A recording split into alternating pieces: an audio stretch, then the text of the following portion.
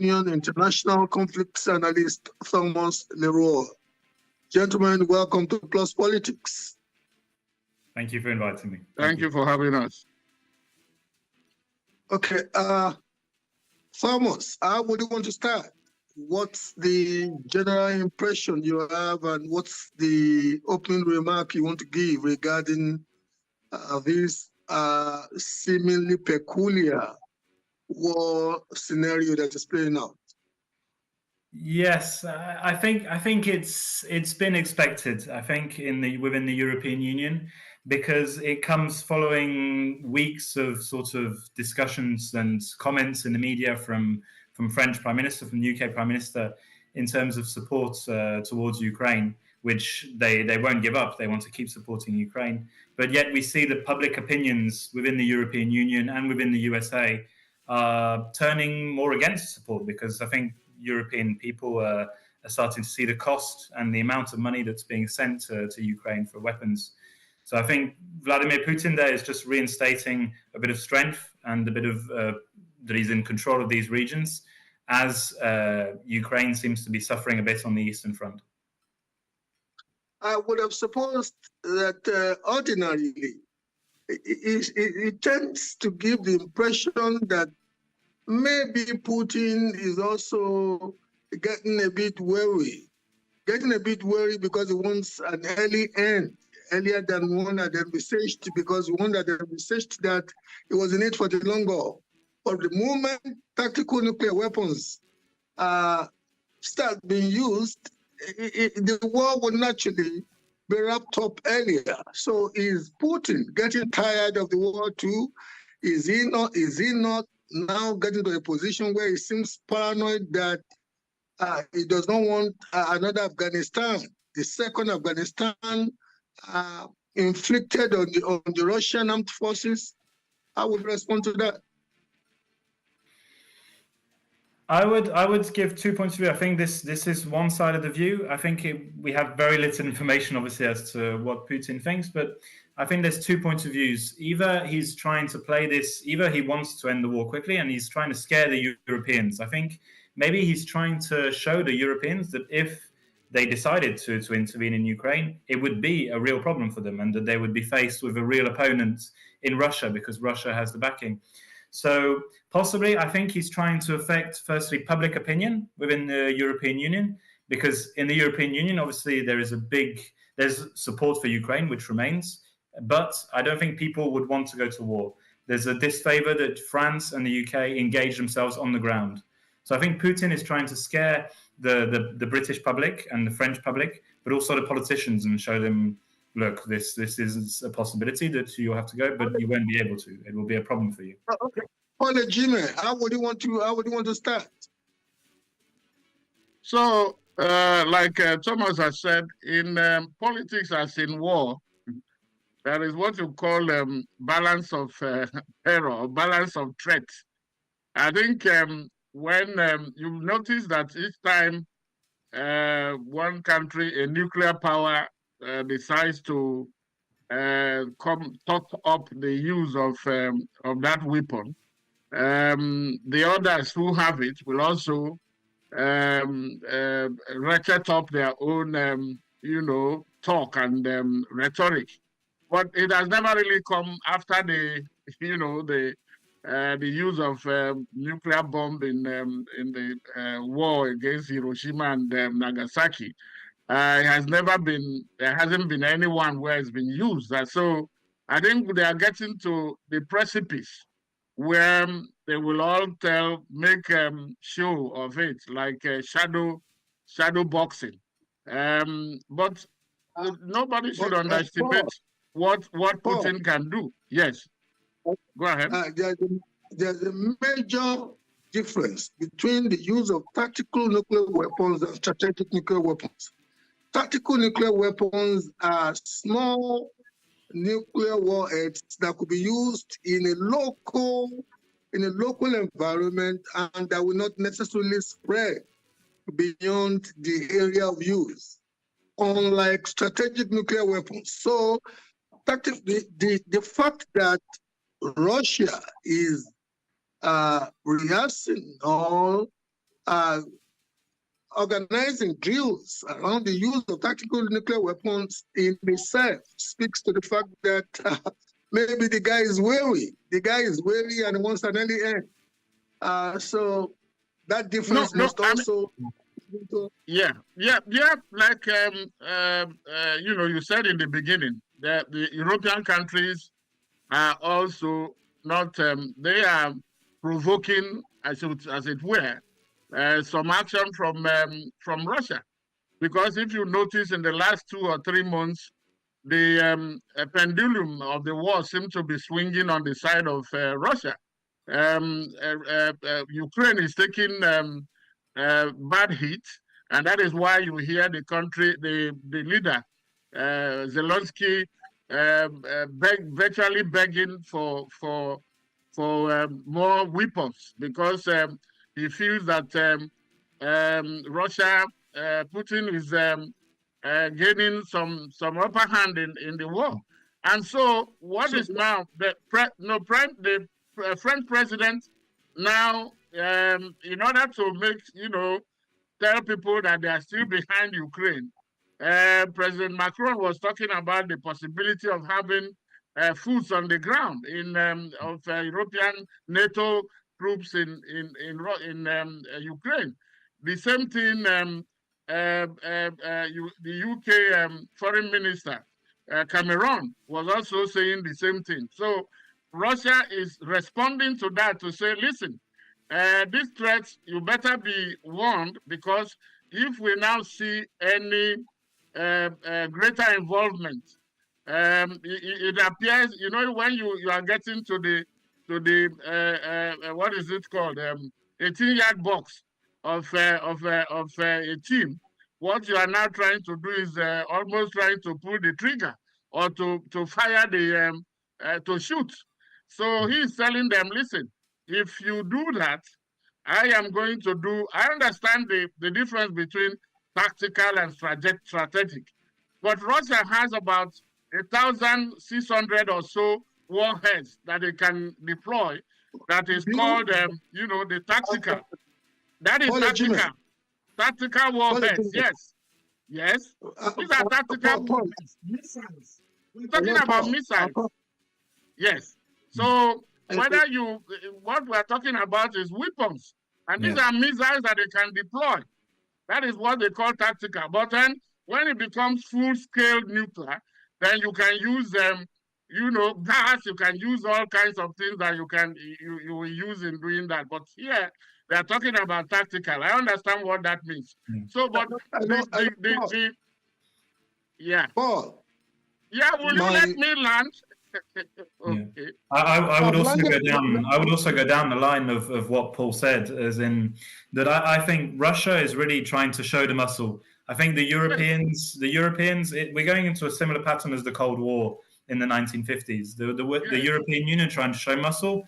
They're saying, look, we're ready to go the extra mile if you're winning this war. And so Russia is responding in a similar way. Look, we're ready to use nuclear weapons. I don't think, I hope and I believe that as such that none will use them, but they're both showing their muscle. They're both showing their strength at the same time. Paul and Leroy, listen to me, gentlemen, so that you will not only educate me, but then educate the viewing public. Now, I had earlier accentuated the difference between tactical and strategic nuclear weapons. Now, given the reasoning that the two of you are positing, the seeming incoherence in that reasoning is that ordinarily, if Putin wants to scare France, Britain, and even the United States of America, he shouldn't or he wouldn't have been emphasizing the drills on tactical weapons, because tactical weapons will not reach France. Tactical weapons will not get to United Kingdom. Tactical weapons will not get to United States of America. Yeah. So, I think it's more of a counter as to ground troops. I think it would be more, so for example, France said that they would send ground troops. So I think it's more as a threat as, look, if you send ground troops, you're going to have 10,000 French people on the ground. I'm going to use a nuclear weapon against them in eastern Ukraine. And I think European countries are very scared because they're in Europe, as democracy works, people would not vote for a president that send 10,000 French people to get slaughtered in eastern Ukraine. So I think it's a direct response to what Macron said. Let me let Paul respond to this. Paul, the point as we speak is that the deals are coming after the approval after the delays in the US Congress. The deals are coming after the approval of the 60+ billion US dollars. And this is speaking to the fact, to me, is speaking before the approval, Ukraine was running short of ammunition and weapons, and Russia was gaining ground. But immediately that fund was approved, now you have Putin authorizing drills in the use of tactical weapons. Is that not telling the world that this man is scared now that there are more resources for Ukraine to rearm and elongate the war? How would you want to respond to that? Paul? Let's put it in context, like Thomas and I are emphasizing. It is the immediate cause of what Putin is doing is the fact that the French president has talked about the fact that they can send ground troops. And then the British Prime Minister, Cameron, was also, no, not Prime Minister, Foreign Minister or Foreign Secretary, was also making a similar statement, which means that it is no longer European or NATO countries staying very far off, but they now want to come very close. They are bringing the war to Russian doorsteps. And now Putin is telling them, listen, well, I'm going to give you a bloody nose because your troops on the ground will not are reachable with you don't need long range missiles to get them. And also remember that there are countries that are neighboring Russia that are NATO countries. Those ones, for instance, Estonia, Latvia, Poland, all of them are getting jittery, and they will rather will tell the other countries that are far off that, listen, if you do this, we are going to be, we're going to get the direct hits from this. So that will deter them. And Putin knows that very well, that he's a strategist, let's put it that way. You have seen how long it has taken him. Russia has taken casualties in this war, but they are just waiting at certain time to move on and to launch. And that is what has happened. And it's now hurting Ukraine. And that is why their president is crying to say, give us weapons. But getting that weapons that you talked about is not enough. People have to operate these weapons. And so the allies of Ukraine are saying, well, we may have now to come with troops to help you, both to learn how to use these weapons. And then Russia is saying, if you do that, this is the consequence. Yes. I think that is virtually wrong. The only country that has mouthed putting boots on the theater of war in Western Europe has been France, Macron. All other European countries, indeed, NATO members, lambasted him. The Germans, that's the most powerful economy in Western Europe, were openly saying that was Macron's opinion that was not signed up to by them and other European countries.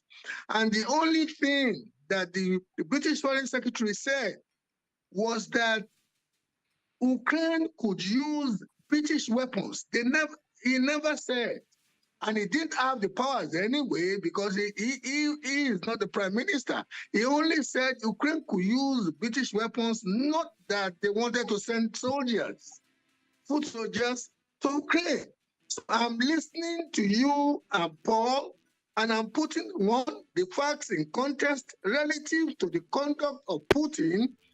And I'm sitting there now thinking, okay, let's just be a bit distant from this and look at things from the fact, from the angle of the facts.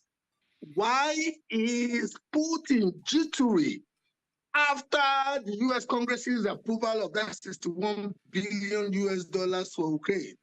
Why is Putin jittery when it's becoming obvious that the recent gains he had made may, even if it's not reversed, may be stalled because of the rearming, of Ukraine?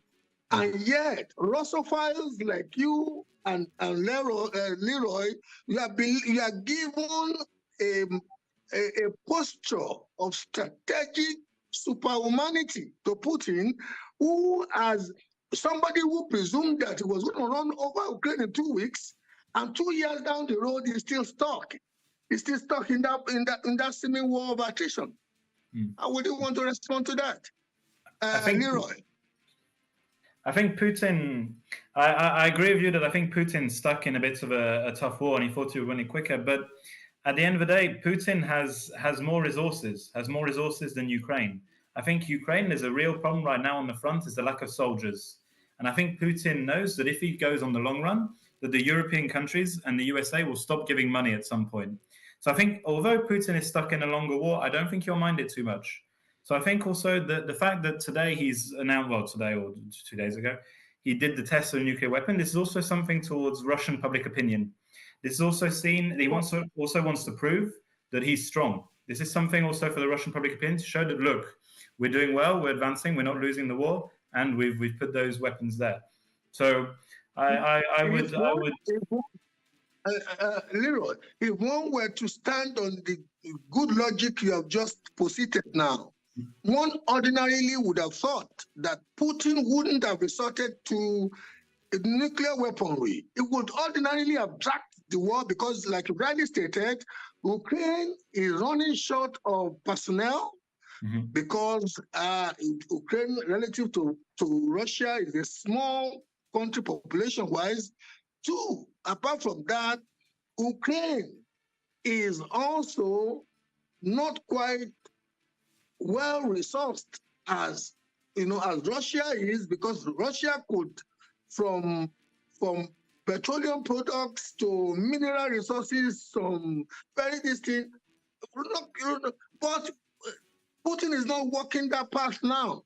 Putin is walking a path that will inevitably, if used, tactical nuclear weapons, that will inevitably put the war to an early end.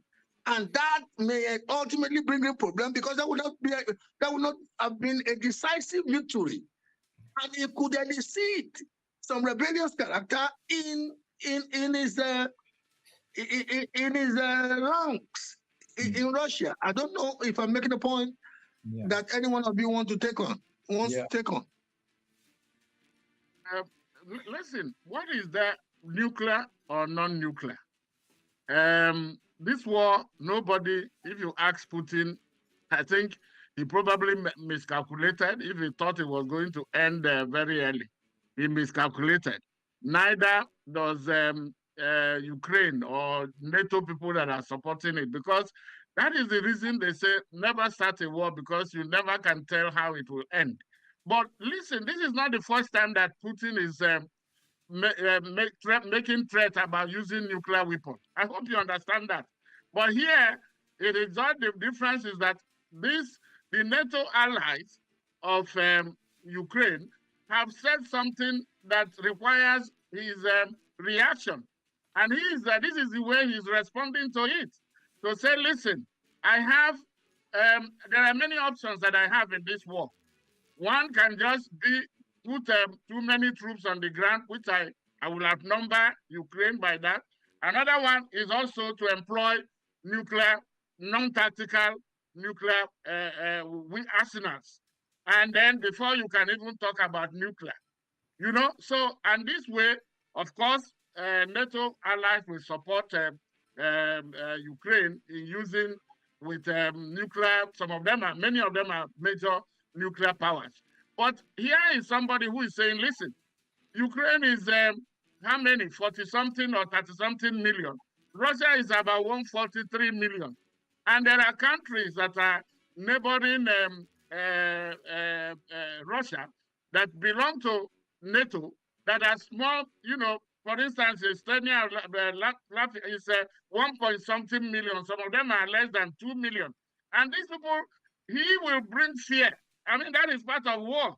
You have to make sure that you use what you have to get what you want. And that is what he's using to be strategic about what he's doing, to say, listen, and he has about 1,558 warheads of these missiles, these ones that you now call tactical or non-strategic, which he can deploy. And they are very devastating. Forget the fact that they are not nuclear. They are devastating because they reach where the distance where they are programmed to get, and it will get to the people that are close by. These are neighbors, and then those, if allies of Ukraine decide to bring their soldiers, these weapons or missiles will not separate. They won't tell a British soldier from an American soldier. So this is what Putin is telling them, that if you can do that, then I will roll on this and then get to, it will be destructive. It will be more lethal than what we are seeing now. But I can tell you that they will get to a point where they get what I call the balance of threats. All of them will do this to say we are going to do this, we'll use that, Okay. but you probably will never come to that. Yeah. There's also another. Somebody will get tired, and this war will end on the table, like all war. Okay. Going to be end on the negotiating table. Just for to make sure that our viewers get the facts right. Tactical nuclear weapons are nuclear weapons. It's just that they are tactical nuclear weapons, unlike strategic nuclear weapons, are nuclear weapons that are small nuclear warheads to be used in an enclosed environment, a local war theater or a local environment. Yeah. They are as devastating within the limited area where it is used. I think we're saying the same thing. That's what I have said. No, you were having maybe a Freudian slip by saying that although it's not nuclear weapon, so I needed to correct that. I didn't say it's not nuclear. That is, it may not be as devastating as the main. Okay, I categorized it by saying the main. I said Freudian slip. It could be slip of tongue. So you said it about twice. I felt I wanted you to learn before I make that correction. Right. Paul, Thomas. Yes. Okay. We are where we are now. We are where we are now. And let's be very honest with ourselves. The story is not looking good. It's not looking good because in so much as one wants to believe that Putin, as an ex-intelligence officer, knows that the mad concept, that is mutual assured destruction, is still a principle of war between, even after the Cold War. If he uses tactical nuclear warheads, he may also get what he never bargained for. So what would be your closing remark on the direction that this war may go? For me, I think for now it seems to be just a game of words. And I think also we have to consider, I didn't add, but from a European point of view, we have the European elections coming up in 2 weeks' time, and we have a divided EU parliament. So we have Hungary, we have Poland, there used to be, we had Slovakia, we have Italy, who are a bit more divided on the Russian question. So I think this is also a war of words, in light of timing with the European election, to divide a bit more Europe and to fight the EU from the inside from a political point of view.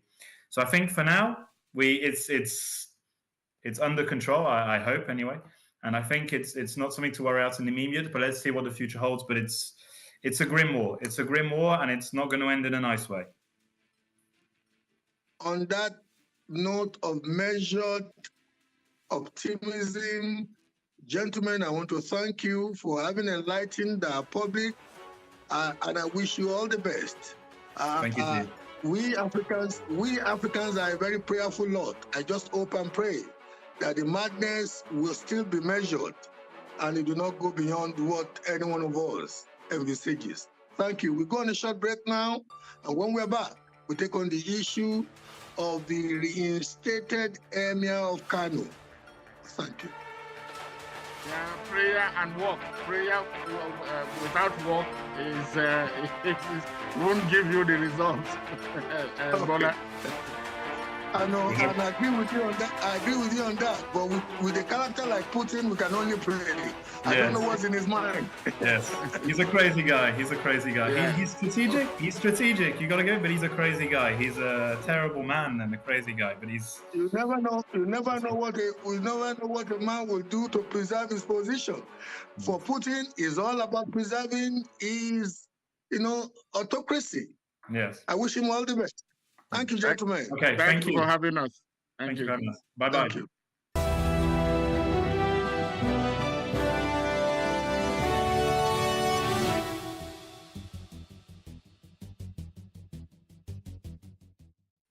It's been a show. We're trying to connect with Kano. Things are still very febrile in Kano. Resource persons are a bit itchy. At this juncture, we have decided to move the topic to tomorrow. So, ladies and gentlemen, we are sorry that the show has to end at this juncture, and the Kano issue will be better discussed tomorrow. This is where the show wraps up. I am Bola Oba. Have a good evening.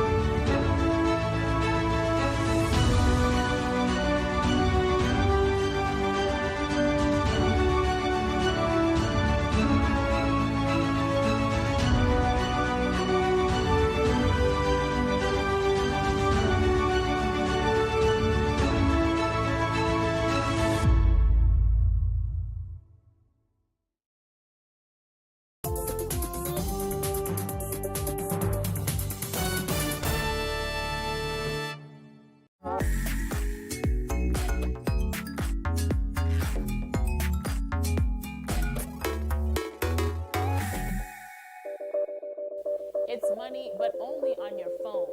In 2019, the world had over 1 billion registered mobile money accounts, and 50 million of those registrations happened in sub-Saharan Africa. With over $456 billion in transactions, Africa is the largest market for mobile money. But what does this all mean?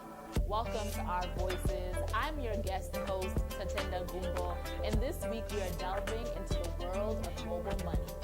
Many of you have used your mobile phone to send money or make a payment. How about waiting at your local vendor kiosk to top up your funds on your cell phone? In this show, we will take a look at how cashless economies look around the continent, why they've emerged, and how they can evolve, especially during a pandemic that has affected the entire world. But first, a startup from Nigeria. Paystack became the talk of the tech world last year when it was acquired by US-based payment app Stripe. Stripe acquired Paystack for a reported $200 million, expanding their reach into the African continent. Paystack CEO Shola Akinlade explains how this came to be in a video shared when the company was acquired by Stripe.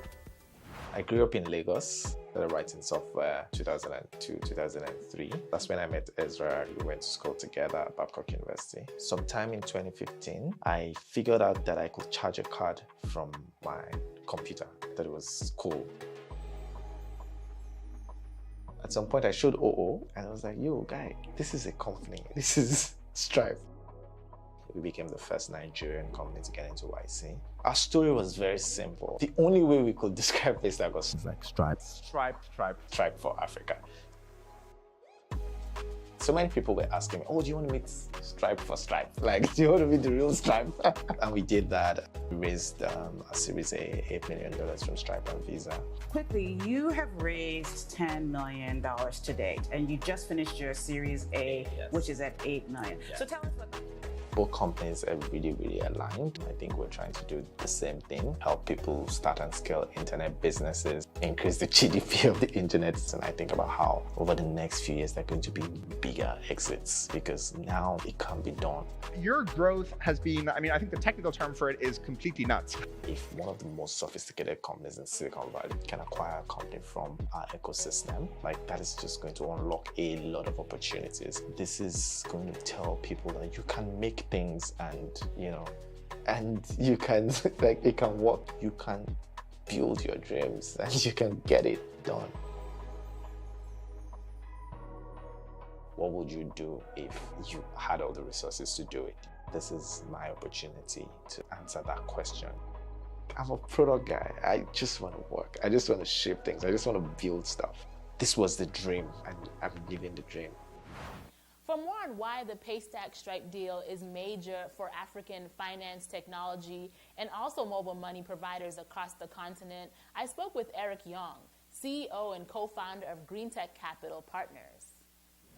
I think that was a confirmation that you can actually have African founder developing solutions and that those solutions can reach a scale that becomes attractive for US large players. And that's kind of the confirmation in terms of the quality of the founder, the quality of the technology, and it's somehow it's a recognition for the ecosystem. Paystack was a startup. Looking at the continent, we have power players in different regions, M-Pesa in East Africa, MTN in South Africa. What does this deal mean for them? What are the benefits of this Stripe deal? Well, I have to say that I had most of the feedback was very positive. I think that obviously the founders community was very proud and very excited about what it means, and also it's opening the door also for. It means that other actors in the US can also come and start engaging with African companies, and maybe we can have other exits happening. And therefore, we had this first feeling that we were very enthusiastic. I had some very limited feedback saying that if that was the company was not in Nigeria, was not in Africa, they would have paid more. So my personal point of view, I think that's a good thing because we need to show and demonstrate the quality to the rest of the world to attract more capital in Africa. And I think that that's for me the most important information that I get from Paystack. We become attractive. We have other organizations that are now coming to look to invest in Africa. And for all the angel investors who are supporting the early stage ecosystem, who are already investing and all that dynamic, it encourages also others to enter earlier. So really, for me, in that case, I have a lot of positive view.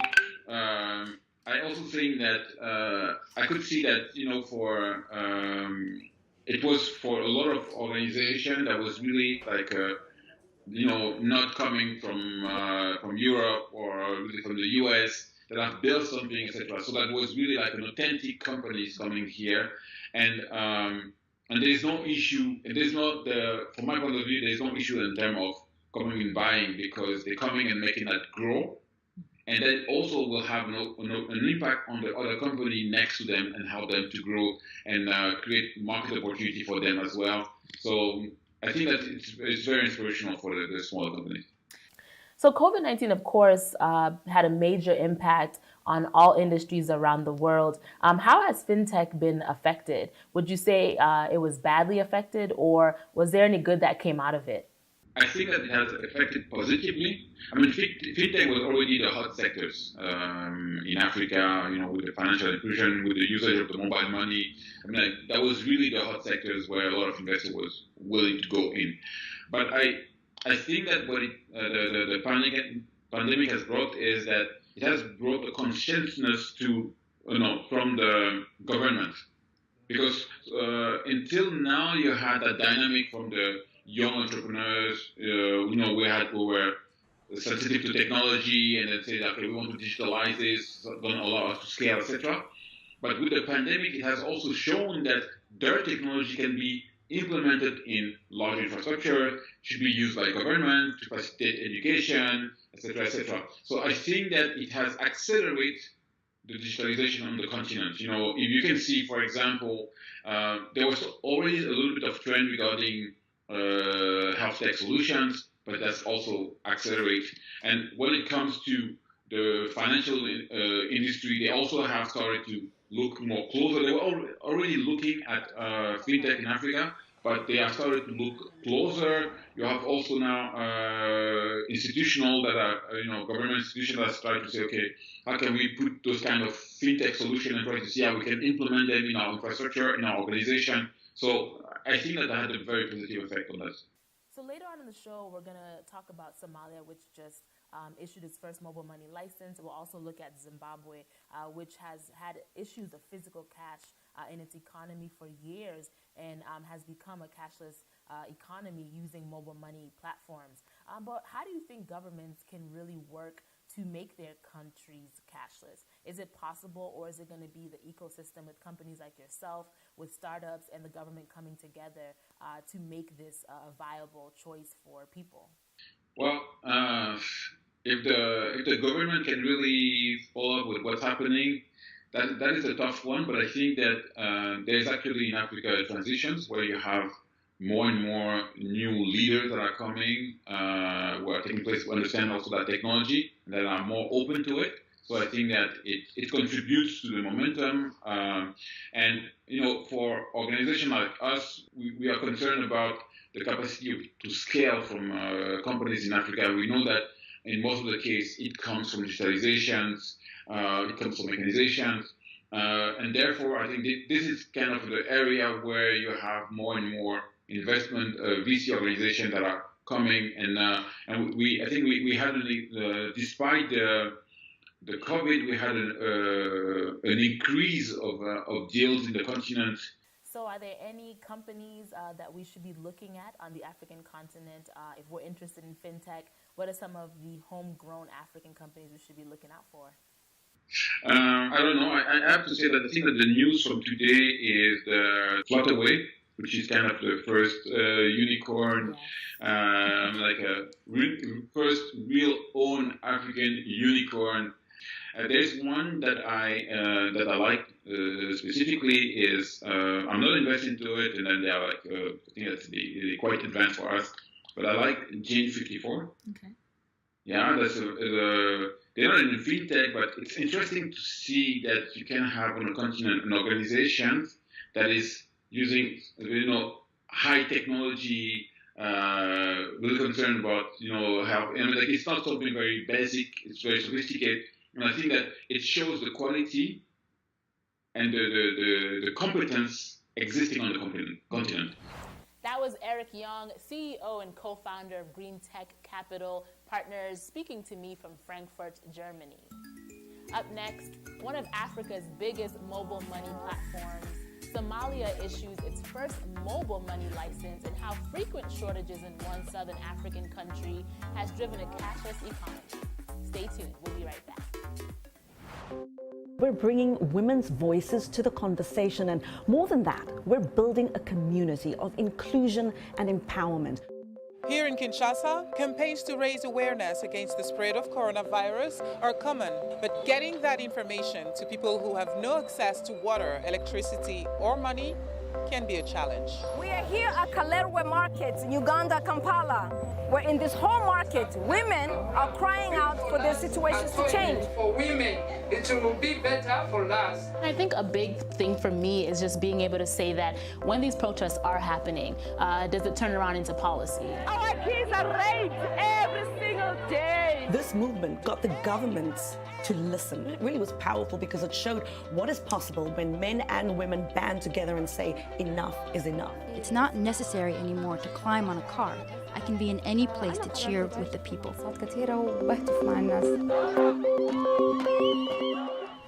Welcome back. Mobile money payment and transfer service M-Pesa is one of the first and largest mobile money platforms in Africa. Active in Kenya, Tanzania, Ghana, and even Afghanistan, M-Pesa was launched 15 years ago as a mobile-based payment system for the unbanked. Our Voices asked Kenyans about M-Pesa and how the COVID-19 pandemic has affected business and transactions. It has been with us, and there's been a lot of uncertainties about it, and I'd really love to say M-Pesa has come in so handy. As you know, COVID is a matter of cleanliness, and once we are handling a lot of cash, the risk is very high. So you find that people really try to embrace the M-Pesa and still trying to embrace M-Pesa, even if the public service vehicles, they've embraced that till number. And we continue to, even as passengers in those vehicles, we continue to tell them to give us till numbers and means of paying, not to handle cash, because many a times when you handle cash, you go greeting people. We are not even greeting currently, but you see that phone transaction is helping us cap down the transmission process of that COVID. So I think it's the best solution. And even if COVID, there's a solution to be found, I think the M-Pesa transaction should still continue. We should now stop the cash transactions and continue with the M-Pesa transactions. It was so strong, and it is still so strong currently, even now. In fact, even as we are talking, I don't have cash. I use, even paying other things, I use M-Pesa, money I use M-Pesa, and payment is easier that way. So I prefer M-Pesa than the cash transactions. Me, I can say the customers are still using M-Pesa as before, like when COVID started. It's still the same because it has helped in stem the, how may I say it, the spread of COVID-19. Pesa kwanza imesaidia vizuri, manake hiyo cash yenye mtu anashikashika. M-Pesa has helped a great deal because there's no direct contact with cash. You make transaction using the phone, because when one coughs and covers the mouth using the hands, the money can be contaminated and help in the spread of the virus. So the spread of the virus is minimized. Anashikashika mahali, so hiyo spread ya virus kidogo inaweza saidia. Pesa is technological innovation in itself. You know, when the pandemic just broke out, we had a lot of talk about, you know, don't do cash transfers, you can do them online via M-Pesa. And so in that kind of sense, then you see technology again coming to save the day. And so I think, yeah, M-Pesa did see a great year when it came to the global pandemic. I was glad to have M-Pesa during the pandemic for safety reasons, because money, the exchange of hands, that's how we transfer drams. So having that electronic method to avoid that process was, yeah, it was really, it helped the mind. Personally, I think M-Pesa was strong, especially because they considered the fact that since most of us are going to be using Git, they would need to reduce the rates to cater to different people and our financial abilities. So yeah, I think it was strong. In February, the Somali government issued the first ever license to mobile money services to the country's largest telecommunication provider, Hormuud Telecom. The company has been privately operating in the Horn of Africa for almost 2 decades. We talked to Abdallah Mohamud, the head of international relations and public affairs for Hormuud Telecom, on what the move means for their nearly 4 million subscribers. We are very proud to be the first company to be issued or given this license, the first mobile money license in Somalia. And this truly means that Somalia was cashless society before, but now it's officially recognized by the government and the international system, monetary system, whatever the financial systems, as a system that can be relied on, fully compliant, and can compete with the rest of the world, and that will ensure more trust from the international business and partners to trust our digital payment systems, and more partners to join us to make Somalia a better place. And what do these regulations entail? What exactly does it mean when we hear that your company has been licensed by the central bank? Before the system was there, it was ensured by, it was a self-regulation before. What does that mean? It meant that the money that's on the system was parked by our company's deposits in our own other bank. But this has changed, whereby now the central bank of Somalia comes in, they take the deposit, they held the deposit equivalent or more than the money that's on the system. What that means is there will be a guarantee from the central bank that no money will be lost or can be lost within the system, the digital system, EVC system. And that's how the license is given. And we complied with all the requirements to fulfill these criteria. And now it means basically more trust for the customers, more trust for the international bankers and NGOs who want to use our digital payment system. And we are fully licensed company, a digital system. And for Somalia, of course, there's been a lot of use of the US dollar in circulation on mobile money, all that cash. What does this mean for the shilling? Do you see it being able to be used within your mobile money app, allowing people all around the country to be able to participate in using digital money? The Somali shillings has been in a bad situation for the last few years. And the confidence of using the Somali shillings has been growing lower and lower, to the extent that some business vendors will reject even using it in some areas. So that can be reversed by the central government, hopefully, and that's what they're planning. The payment digital system that we have prepared, technological-wise, is ready both in dollars and in Somali shillings. So we have been using for the dollars for the last few years, and if the government comes forward and says, well, this is the time to use in shillings, we are ready and go. We're ready to go. Do you think that this will increase your subscribers or users that will join in now that there is this regulation? Certainly, yes. It will give customers more confidence to trust what company we are and who we are, and it will ensure more smooth running within the businesses, because the shilling, the dollars, and the trust, the international partners who were afraid before to use, especially the international NGOs, will be more than ready to trust the system and add more money, and without fearing or having that anxiety of not regulated. With no end of cash shortages in sight in Zimbabwe, the use of mobile money has become the order of the day in the southern African nation. As Columbus Mavunga reports from Harare, the central bank says it is happy with the situation and wants 90% of all transactions to be electronic. For years now, Zimbabwe has faced an acute shortage of cash. That has forced people to switch to mobile money. An informal sector is booming in exchanging foreign currency for the local currency, or in some cases, the other way around. The process is known as RTGS, or real-time gross settlement. So people prefer to use the RTGS for easy movement of doing their business. Yeah, so that's why they're preferring the local currency in RTGS form. Also, it has a better margin when they get it from the streets. The process is profitable for traders, and some people have left their formal jobs, such as teaching, for it. It's a hustle which is technically criminal. That's why some do not want to be identified. Zimbabwe's currency is worthless. That's why people, even those formerly employed, come to us in the streets looking for foreign currency. That's how we survive. In a statement to VOA on Monday, John Panonetsa Mangunja, governor of the Reserve Bank of Zimbabwe, said he was happy with the current setup where around 80% of the country's transactions are conducted electronically. He said, "Our goal is to see Zimbabwe becoming a cash-light society where at least 90% of the monetary transactions are conducted through electronic products that include plastic money, mobile banking, internet banking, and electronic transfer," he said. But not everyone agrees with him. In this era, you want to go 100% cashless. But you need to be very careful when you look at statistics.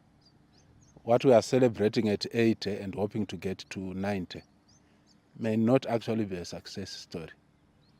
So people still need cash to the extent the electronic money itself is not yet fully acceptable to the transacting public.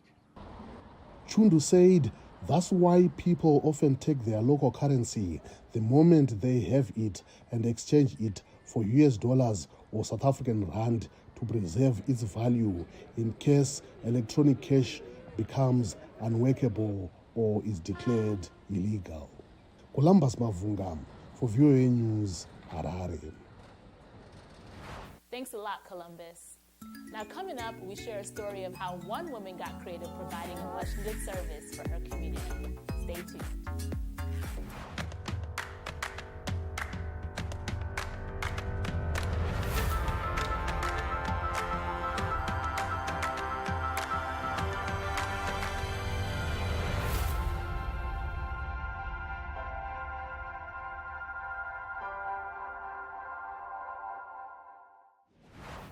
We're back and you're watching Our Voices. Today we've been talking about mobile money on the African continent. But mobile money requires an important component, access to internet. In Rwanda, an innovation firm, ARED, is working to connect the unconnected. Henry Nyakarundi, CEO and founder of ARED Group, spoke to VOA from Kigali on the importance of connecting more than 70% of the population. You know, what we're trying to do is connect the unconnected.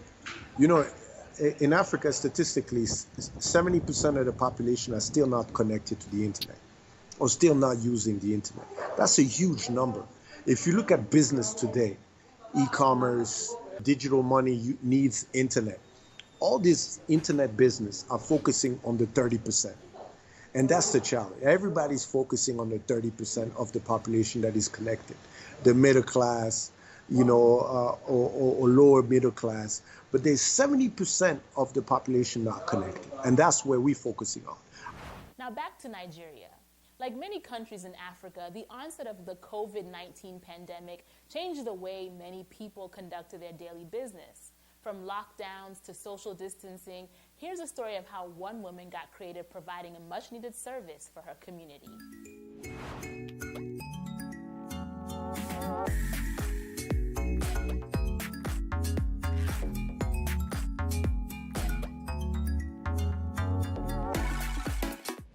Civil servant Ruth Oladimeji signed up with Money Point, a mobile money service on whose behalf she helps customers with services such as opening accounts and withdrawing cash.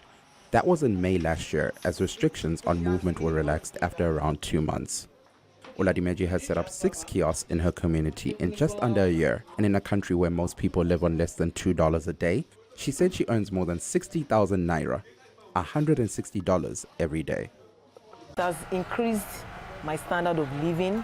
It has made my family, that is my daddy's side, my mother's side, it has given me much respect. So it has helped me to be able to support people financially. Mobile money firms across Africa are ramping up plans to bring banking to millions of people across the continent, after the coronavirus pandemic caused a surge in use of digital financial services. Firms in Nigeria say they have ramped up the number of agents to meet the demand.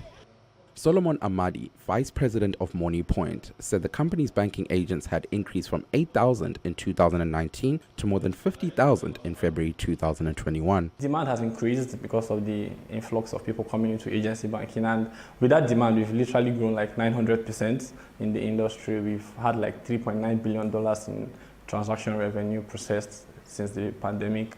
And then we've also grown our agents by, I think we have around 50,000 agents now across the country. However, the preference for cash is deeply entrenched in Nigeria, with long queues into the banking halls, unserviced money dispensing terminals, and imposed COVID-19 safety protocols. Many are unable to visit traditional banking institutions, tagging it tasking and time-consuming.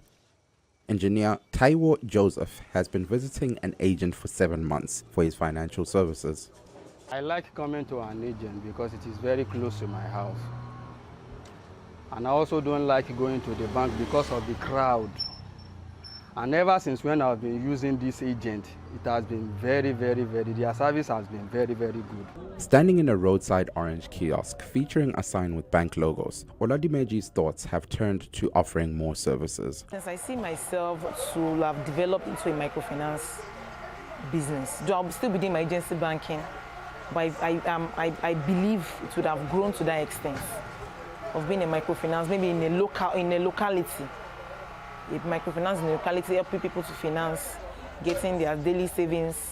Financial experts say there has been a steady increase in digital and mobile financial services driven by the pandemic and success of fintech firms such as local startup Paystack, which was bought by US payments company Strip for $200 million last year. Reporting for VOA News, this is Mike Ove. And that's our show this week. On behalf of my Our Voices colleagues, thank you for watching, and we'll see you next time. Goodbye.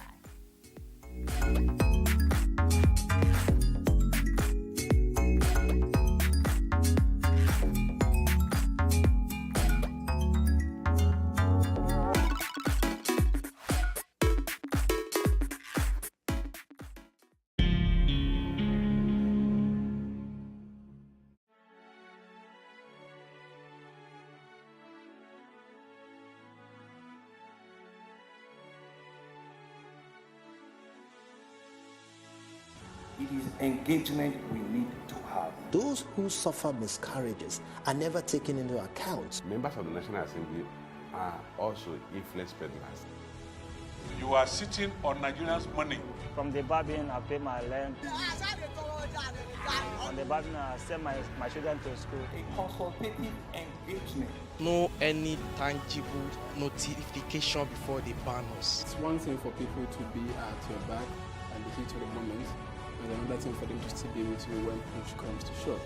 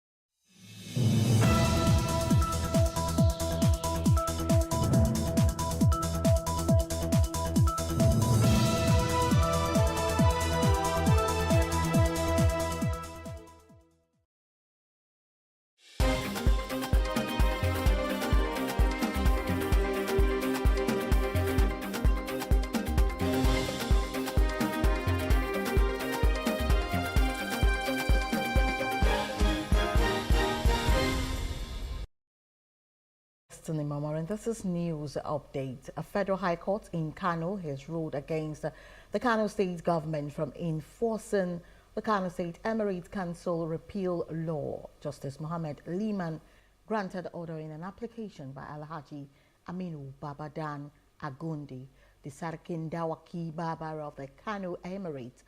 The case has gone viral as the dissolution of the 4 newly created Emirate councils in the state was a result of plenary deliberations. Kano State Governor Abba Yusuf reappointed Lamido Sanusi as the Emir of Kano. Guided by the provisions of the Kano State Chiefs and Emirs Appointment and Deposition Law 1984 and the with full support of the kingmakers, I have approved the reappointment of Malam Sunusi Lami Amin,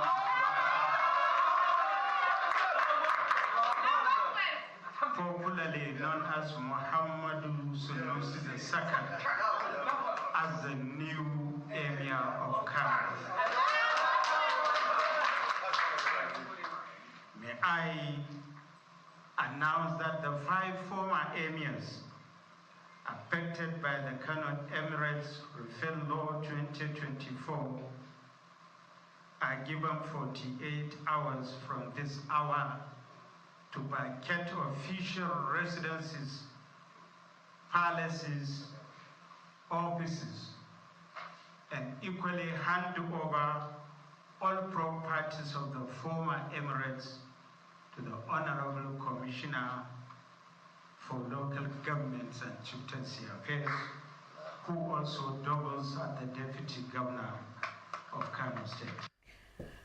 And the Rivers State chapter of the All Progressive Congress APC on Thursday held a 1 million man march to show support for the administration of President Bola Tinubu. The rally was led by Chief Tony Okocha, chairman of the APC Caretaker Committee in the state. Okocha said the reason for the 1 million man march is to reassure President Tinubu of his continued support in Rivers State. They also asked the Minister of the FCT, Nyesom Wike, to officially join the APC. Principal, they asked me, say, why in our banners, some of our banners, His Excellency Nyesom Wike, former governor of Rivers State, why is his picture on our banners? And I answered them clearly. This is not purely APC event.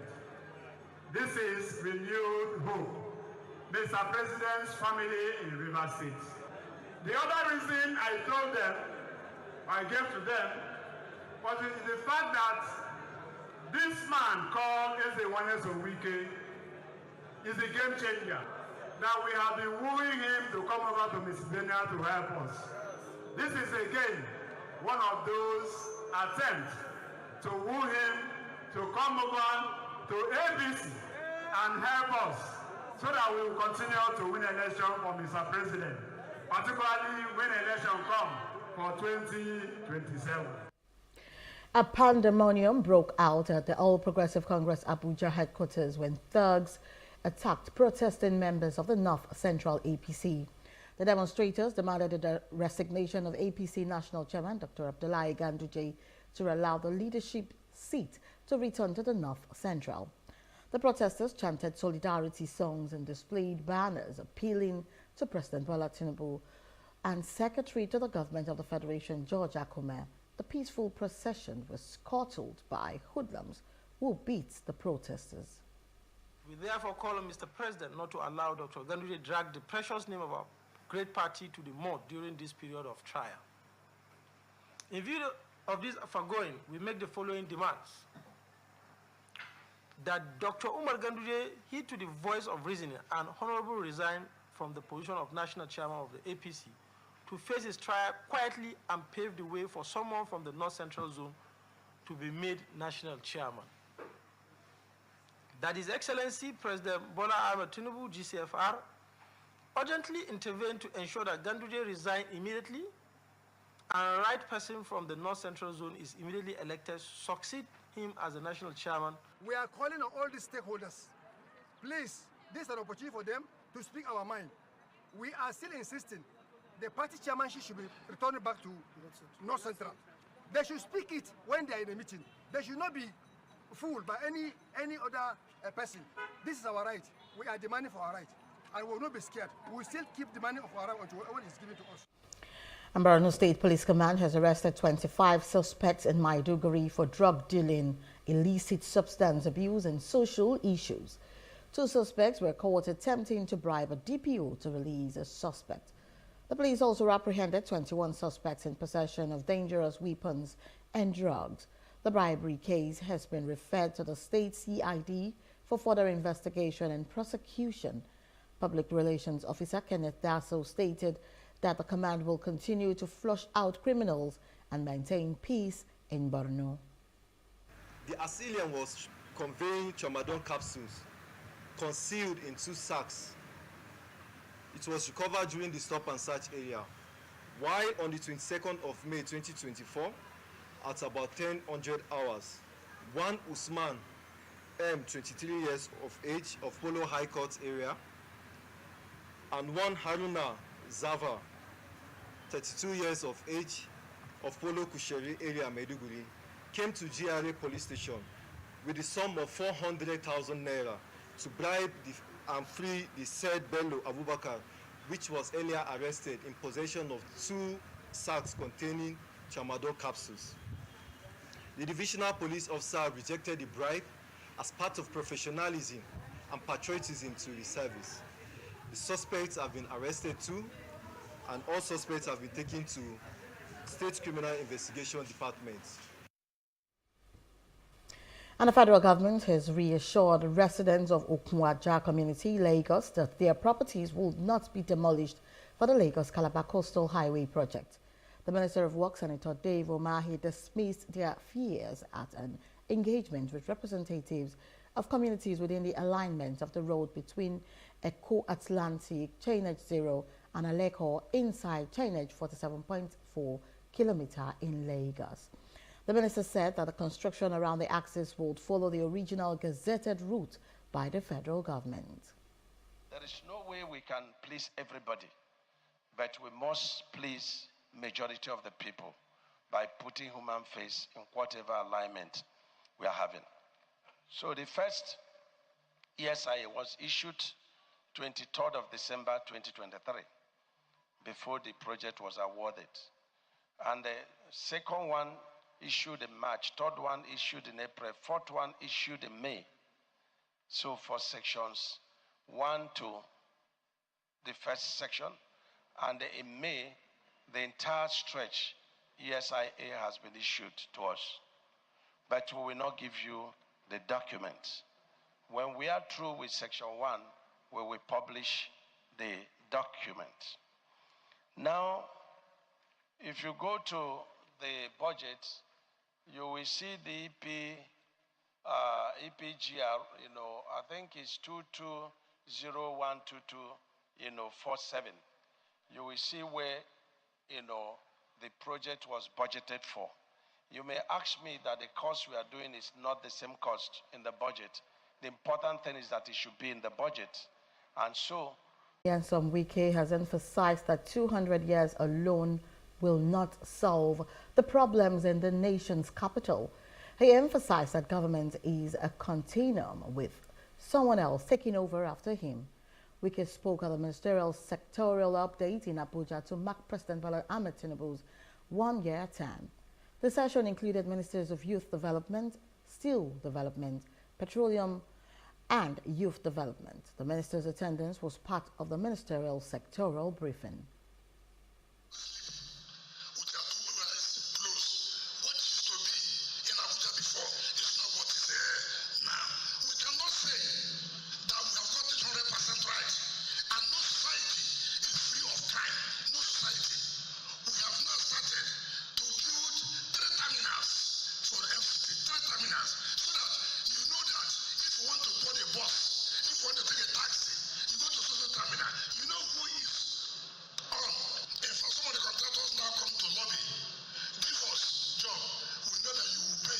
We will continue the disbursement of the Youth Investment Fund to support more youth entrepreneurs, operationalize the Next Gen Bank by August 2024 to provide tailored financial services to youth-led ventures. And I'm moving on to other parts of Africa. Chad swore in Mahamat Deby Itno as the president on Thursday after holding elections earlier this month, completing a disputed transition to democratic rule after he seized power 3 years ago. Deby Itno, also known as Muhammad Idris Deby, took power after his father Idris Deby Itno was killed fighting rebels in 2021 after ruling the country for 3 decades. The long-delayed May 6 election came after 3 years of military rule. His main rival, Sussex Masra, who contested the results earlier this month, resigned from his post as Prime Minister on Wednesday. Masra had been involved in protests against Dabi Itno's decision to extend his time in power and fled the country in 2022. He was allowed to return last year and was appointed Prime Minister. And from news outside Africa, a massive landslide in Papua New Guinea has killed many people after it struck 6 remote villages. The landslide buried over 100 homes in the highlands of Enga north of the island nation. The exact number of casualties has not been officially confirmed, as Enga Governor Peter Iphatus described the landslide as an unprecedented natural disaster. Papua New Guinea's Prime Minister James Marape has sent disaster officials to the site to start relief work, recovery of bodies, and reconstruction of infrastructure. Images show dozens of people climbing onto falling boulders to survey the damage. An emergency response team has been deployed to the site, and care is currently undergoing a situation assessment. Enga is more than 600 kilometers by road from the country's capital, Port Moresby. Moving on to business news, federal government plans to convert 1 million of its 10 million premium motor spirit-powered vehicle into compressed natural gas CNG by 2027 as part of an intervention to reduce transportation costs following the removal of fuel subsidy. And this move is part of the Presidential Compressed Natural Gas Initiative. There are about 10 million PMS-run vehicles in Nigeria out of about 12 million vehicles. About half of them are used for commercial purposes. And they move about 90% of Nigerian population. Mr. President's goal that he has set for us is that in the next 3 years, by 2027, Nigeria should have 1 million vehicles converted to natural gas, and we have begun the work to make sure that happens. And that's the news update. For more stories, please follow us on Facebook, X, and Instagram, and do subscribe to our YouTube channel at Plus TV Africa and Plus TV Africa Lifestyle. You can also view us from Limex on limex.tv and Glow TV apps anywhere in the world.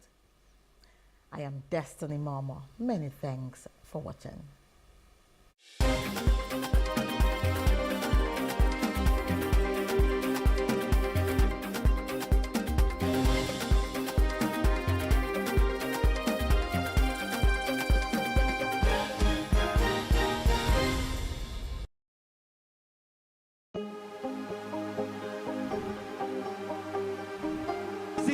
I will take you through this amazingness today.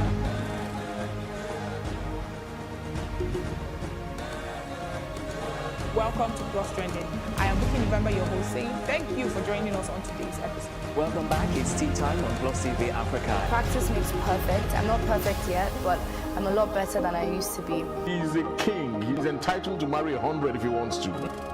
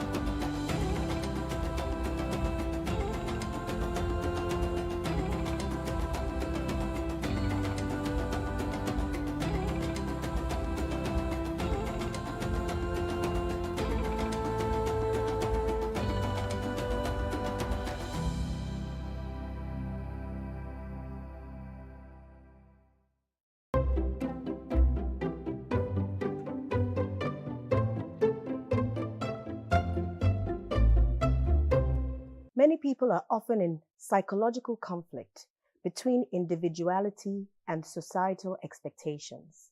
Thus, due to not knowing any better or sometimes out of the audacity of thinking that they do, many tout these norms and expectations as the one single version of the truth. Oftentimes, we are judged by them, driving many to sacrifice the happiness they can attain as unique individuals for the rule of society that do not really matter in the grand scheme of things, and that many do not even sincerely follow themselves. Well, here's what I say. Flout their touts. A wise person once said, "Don't base your decisions on the advice of those who don't have to deal with your issues." The fact that you have remained single for a long time, especially if you're a woman, is often viewed as some kind of stigma in many parts of the world, even in the so-called liberal parts of society. But I'm here to tell you that regardless of what your relationship status is, and in fact, and now I'm ad-libbing, irrespective of what your status, your age, your phase of life is, you are in an enviable position because you have the opportunity to write a new script for yourself, to create a beautiful, wonderful, and fulfilling life. So no, do not keep your head down. That is the last thing that you should do. Do not compare your life to others. You have no idea what their journey is all about, Woody Hayes said. My name is Adefunke Adeyemi, or Funke for short. I'm an advocate and I'm the regional director for the International Air Transport Association in Africa, looking after external affairs and sustainability.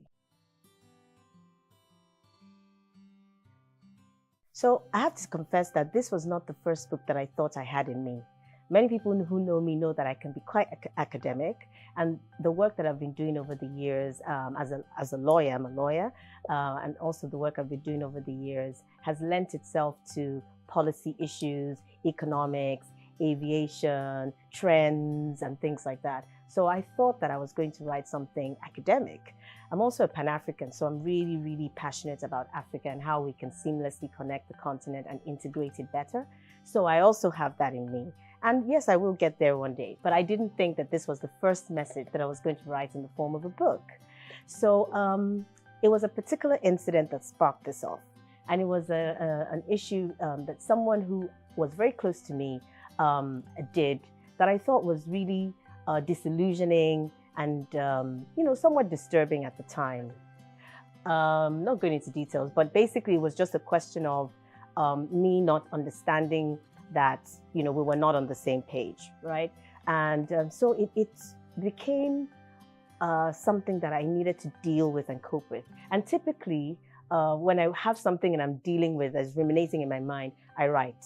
I've always loved words, and I've been reading voraciously since the age of 5. I read everything in my father's library, including encyclopedias and things like that. So I've always loved words. I love the power of words. I love the way that they evoke emotion, the way that they can make you escape, the way they can transport you to different places. And so, the natural home for me to cope with the emotions I was dealing with from that incident was to write something down. It also coincided with the time that I was traveling on a business trip. And so once I got on the plane, I just started dumping my thoughts, just started putting stuff down on my laptop. So it started out as a dump, right? Just to cope with a particular incident. But then as I was on that business trip, I started to think about it more and more as a message that the world needed to hear. And so on that trip, within 36 hours, I had banged out the first 3 chapters of the book. Now that was in 2016. So this has been a 5-year journey. I launched it, I finished it in 2021 and launched, the first few days in 2022. So it took 5 years. So I have to tell you, it's been overwhelming and very, very surprising. And I know the question you're asking, I'm going to answer that.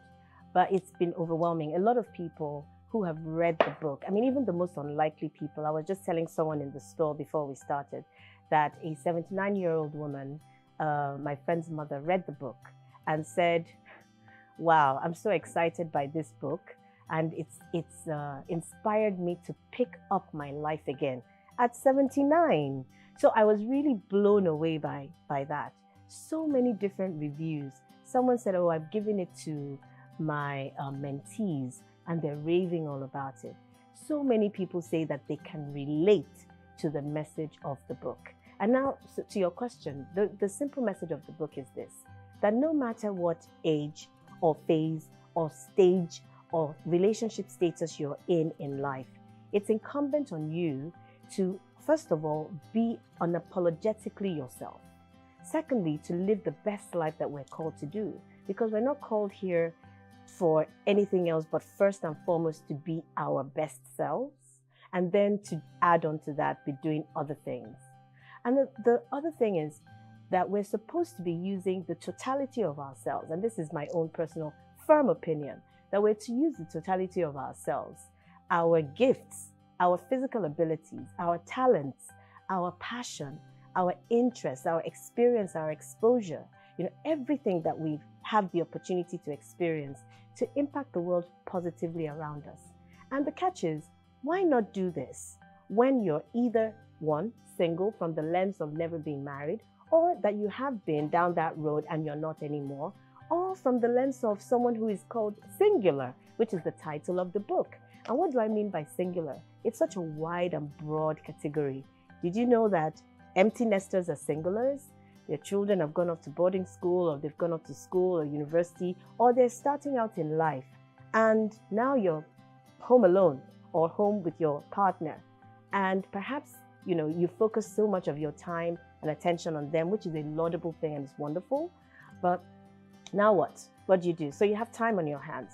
And so perhaps you've put off some of your dreams, your own personal objectives and goals for your own life in order to do that.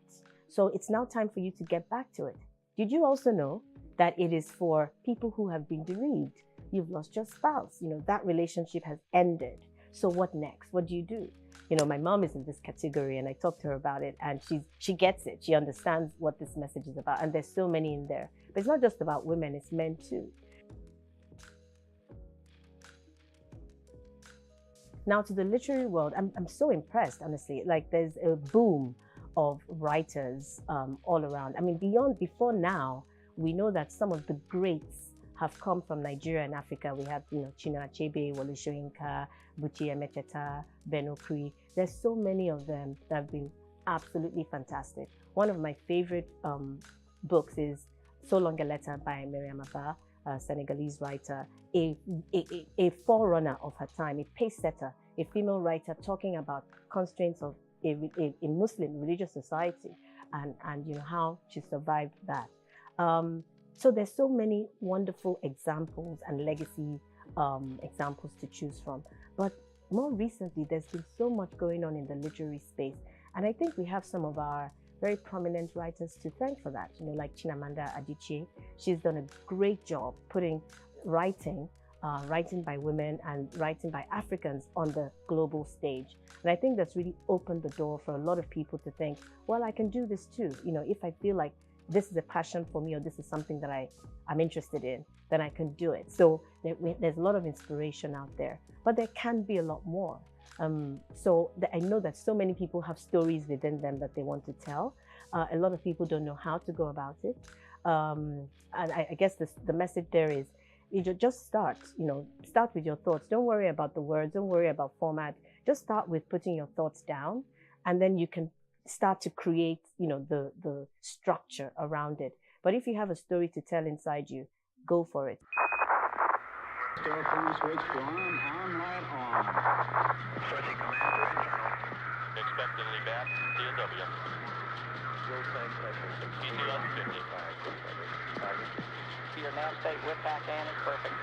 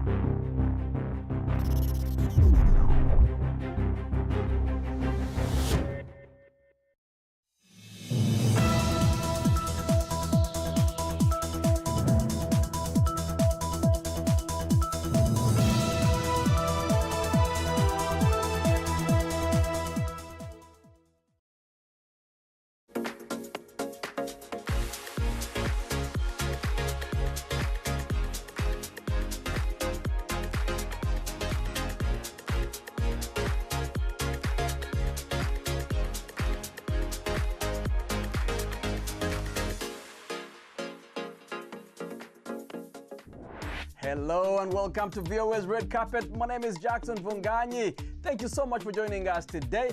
On the show today, we visit the set of Ugandan hit television series Junior Drama Club, and we check out a battle on the soccer field in Washington, D.C. with lawmakers and diplomats. In Willa, Angola, teenagers and young people have found a way to express themselves in theater. We have those stories, plus Rwandan-Scottish actor Nshuti Gatwa talks about making history as the first black actor to take over the iconic role of Doctor Who right here on the red carpet. Let's go.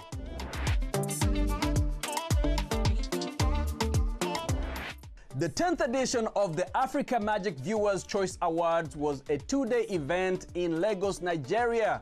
This year's edition had 28 categories with 17 non-voting and 9 audience voting categories, and the winners were selected by a jury. The film Breath of Life had 5 wins, including Best Movie. Wale Ojo won as Best Lead Actor for his role in the movie. Demola Adedoyin and Genoveva Ume as Best Supporting Actor and Actress, and Bibi Sasori as Best Director. Kehinde Bankole won Best Lead Actress, making it the second time she has won this award. Rwandan-Scottish actor Nshuti Gatwa made history as the first black actor to take over the iconic role of Doctor Who full-time, ushering in a new era for the popular British sci-fi series. The show, which first aired in 1963, is about a time-traveling alien, has had 14 different actors, all white and majority male. Gatwa says that he hopes that taking on the role inspires young black people around the world. It's something of note. Like I can't shake the fact that it's now, for the first time, little black kids are going to be like, I can be the Doctor, or they've been able to do that before, but I guess there's now more of a window of access. So that feels amazing, and it feels right, I guess, it does feel right for Doctor Who, because it's one that lends itself to inclusion. It's about a shape-shifting alien that is traveling throughout the universe. And so, me personally, I feel like narratively it makes sense that we are in an era that where the Doctor can be anyone, played by anyone. American music icon Stevie Wonder has become a Ghanaian citizen. He took the oath of allegiance and received his certificate of citizenship this week at a ceremony in Jubilee House, the presidential palace in the capital, Accra.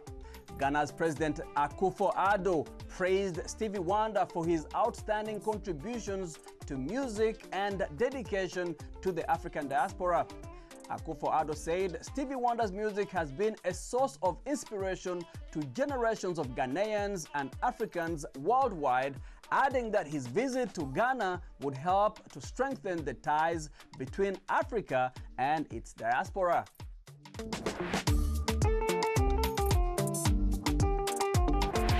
U.S. lawmakers, Capitol Hill staffers, famous athletes, and international diplomats came together for a full day of soccer activities in Washington.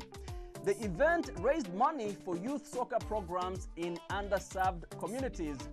Saqib-ul-Islam has more from the Audi Field in Washington. They call it the Mini World Cup.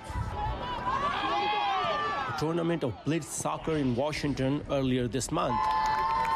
12-minute-long matches played among 15 embassy teams and the U.S. State Department team.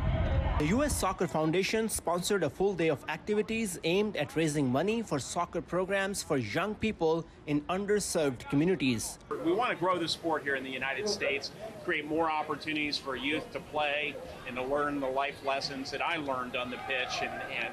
So this event is about that. It's about raising money. It's also about fun.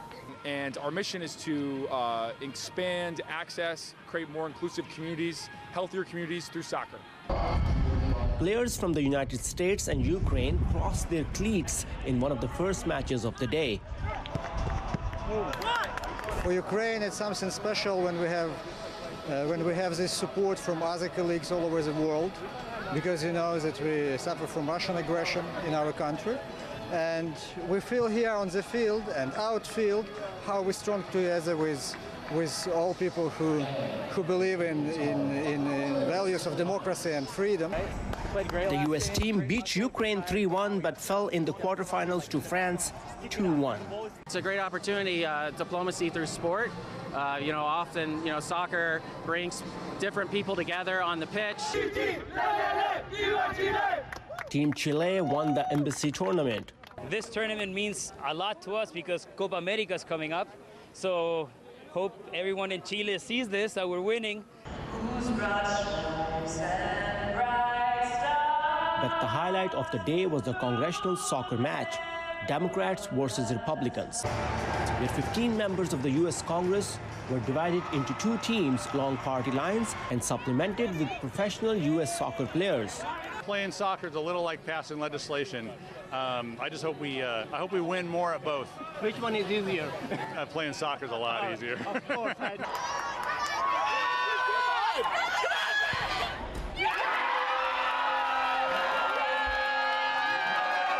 Each team played with fervor, but it was the defending champions, the Republicans, who prevailed 4-3. Saqib al-Islam, VOA News, Washington.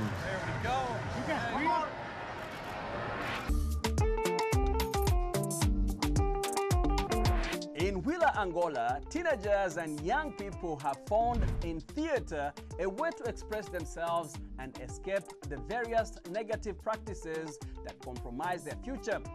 They are divided into more than 22 groups that bring art to life. They recognize that the road is long, but the dream of shining internationally is stronger. Teodoro Albano has the story. Attracted by the dream of shining in the theater, around 300 teenagers and young people in the city of Lubangu are taking their first steps towards affirmation. They know very well that the journey is long, but setting their eyes on success in the horizon inspires them to dream. Wagner Jr. knows what he wants. I want to shine. I have the opportunity to show what I can do, and I'm here showing that I can do it. I'll do anything to make it. I want to be one of the best in the world.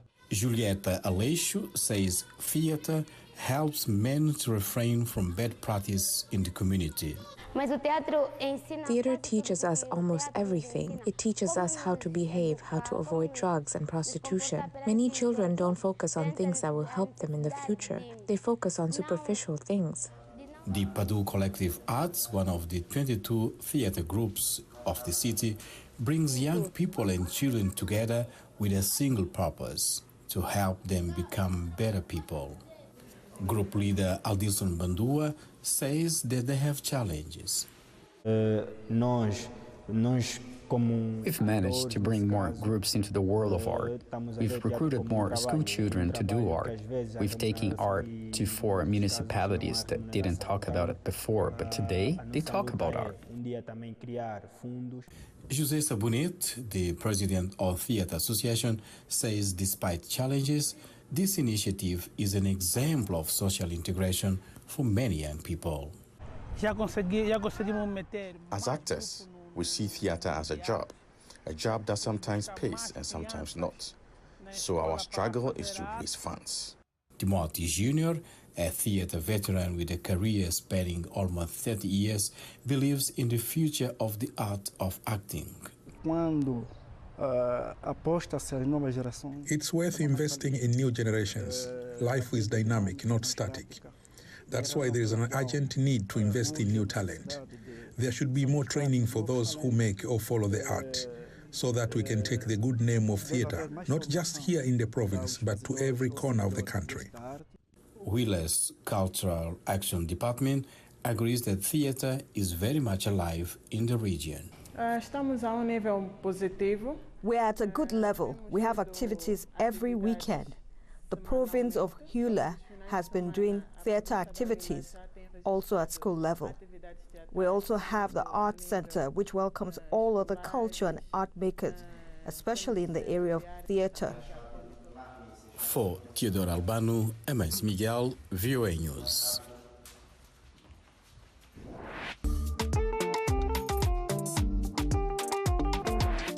Ugandan film producer and filmmaker Alan Manzi says that the film industry in Uganda is moving in the right direction. After winning an award for the best series, Manzi, who produces Uganda's drama series Juniors Drama Club, commonly known by its acronym JDC, a heartwarming kids TV series, says that he's proud of how far the film industry has come in the country. Let's check it out. JDC Season 2, Episode 28, Scene 6, Alpha Take 1. Filmmaker Alan Manzi is a busy man. Despite creating an extra role of a child caretaker who must supervise young actors whenever they come on set, Manzi has to keep a keen eye on the children.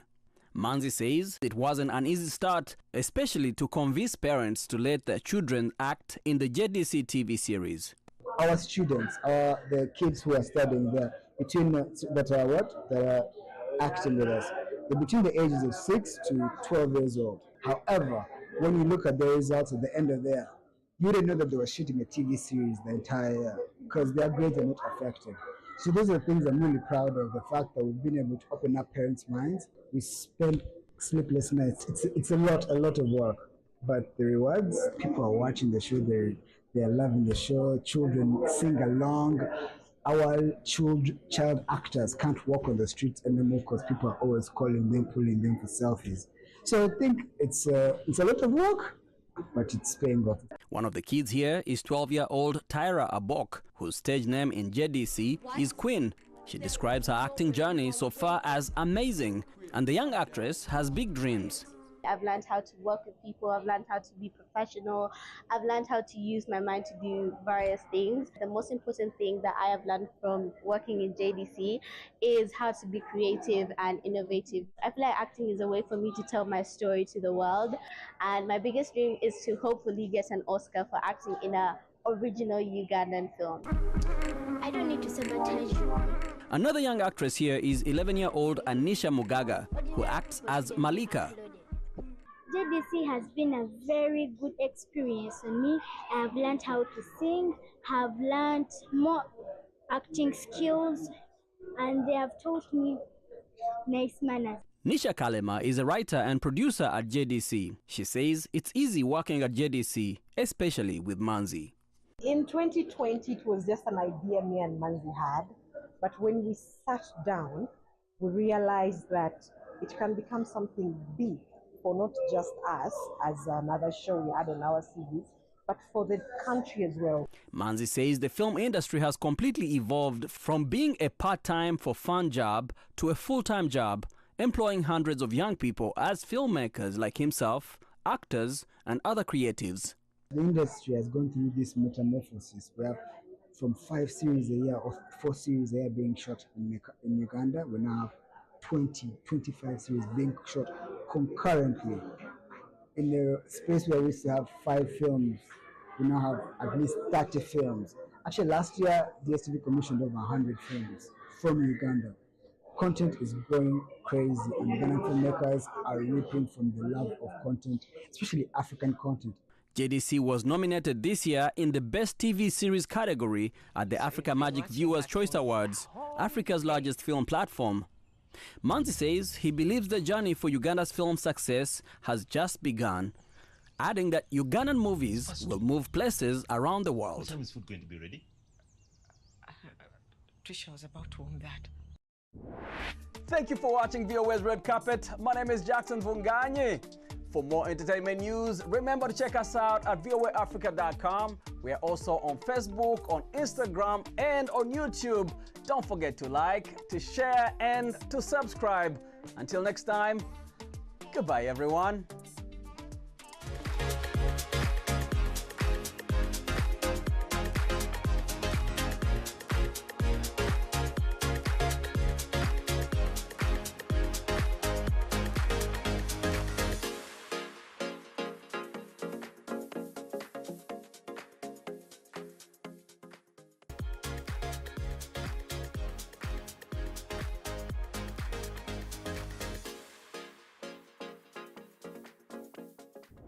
Hello and welcome to VOA's Red Carpet. I'm Jackson Vunganyi. On today's red carpet, NBA Africa CEO talks to us about a new accelerator program for African startups. And in northern Nigeria, Hausa traditional boxing is making a gradual comeback, and Guinean designer Queen Titini is breaking new ground in fashion. We have those stories, plus Malian duo Amadou and Mariam have announced a new compilation album they are calling La Vie est Belle. Let's get on with the show.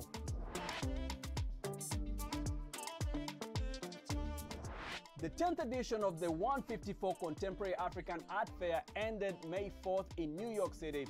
Named for the 54 countries in Africa, the fair was the largest New York iteration since 154 was first held there in 2015. Known as the leading fair for contemporary art of its kind, it is centered on artists both from the continent and its diaspora. As they celebrate a career that spans over 20 years, Malian singers Amadou and Mariam have announced a new compilation album they're calling La Vie est Belle. The new project follows an earlier release of the album Mon Amour, Mon Chéri, a compilation of the duo's greatest love songs. They accompanied the news with a new music video, Mogolu. It's Met Gala time, which means it is time for some of the most stylish celebrities to show off their most unique outfits. And this year's gala theme is Sleeping Beauties, Reawakening Fashion. Here are some of the top looks of the evening.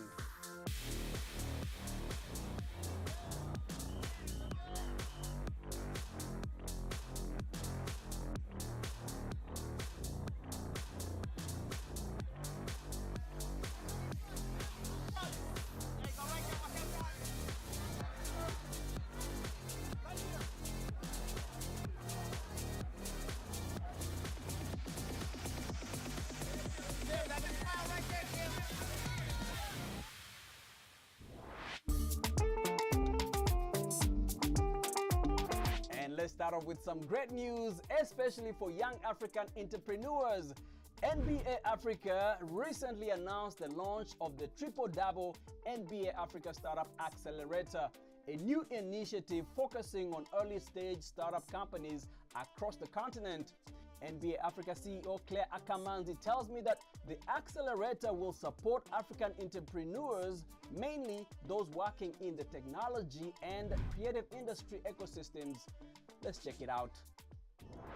We know, as we've seen in the US with the NBA, that technology and digital inclusion is part of improving the experience of basketball or sports in general. And so building on what we've seen in the US, but also building on the strength of the African continent youth that are very strong on tech startups, we said, why don't we initiate an accelerator that really helps to grow something Africa is strong in, which is innovation, but helping to take innovation to market. And so this is a Triple Double accelerator where we will collect. We already have 52 applications, by the way, since we launched it a few days ago. So the response is really good. And we expect to reach hundreds of applications. And then we shall narrow that down finally to 10 and then to the top 4. The ones that win, we shall give them a cash prize, but we shall also give them mentorship. I think the big difference is that this is being done with the NBA, leveraging on the strength that the global brand of NBA brings on board.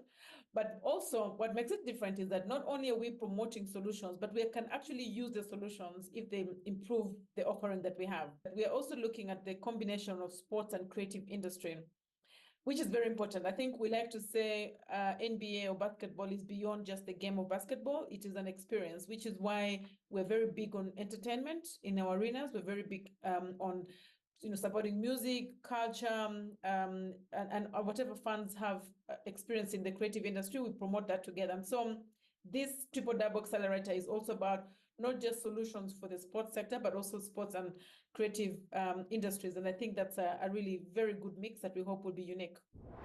And continuing with sports, let's check out Dambe.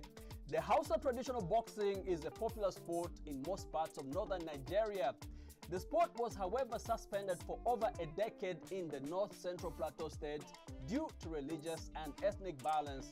And now, Dambe enthusiasts are excited with the gradual return of the game to the city of Jos. Ilyasu Kasimu has the report. Dreaded for his ferocity, Dogo Bohakwensani is getting charged by the boxing drummers before entering into the arena for the day's fight. This is his much-awaited encounter with Autan Kudawa, another boxing warrior that has been brought from another area to face Sani, who has been unbeatable in most encounters. Sadly for Sani, his winning streak finally comes to an end when he is knocked down by Kudawa. I am pleased with this defeat because this is the first time I have lost a fight, and they had to hire a fighter from a different place to come and face me. I have nothing to say. I am ever ready to face him again. This is a game. I can defeat and be defeated. To these fighters, the Dembe boxing is both a game as well as a profession. Dembe is an occupation. God has helped all of us here for being in this profession, through which we support our parents. We buy clothes, and some of us have even built houses. Every day at sunset, Dembe fans throng this arena in Jos Township Stadium to get the thrill of watching young gladiators who come from different parts of Nigeria to fight in one of their cherished traditional sports. We have realized that neglecting our traditions is to our own peril. The chaos and turmoil we go through as a people are all because of that.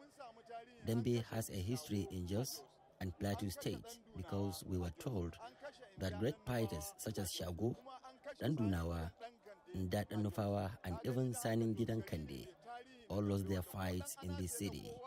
Therefore, Jos has a rich history of Dembe, so we thank Allah for restoring peace to our city.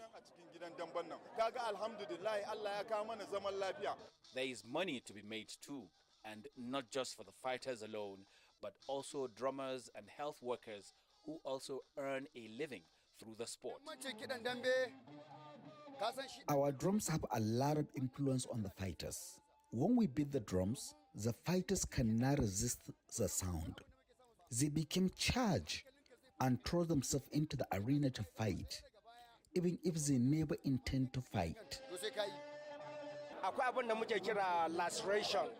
There is what we call laceration, second or third degree laceration that comes due to a very powerful punch that causes the skin to tear and cave in. So anytime we have that, we give out a first aid treatment.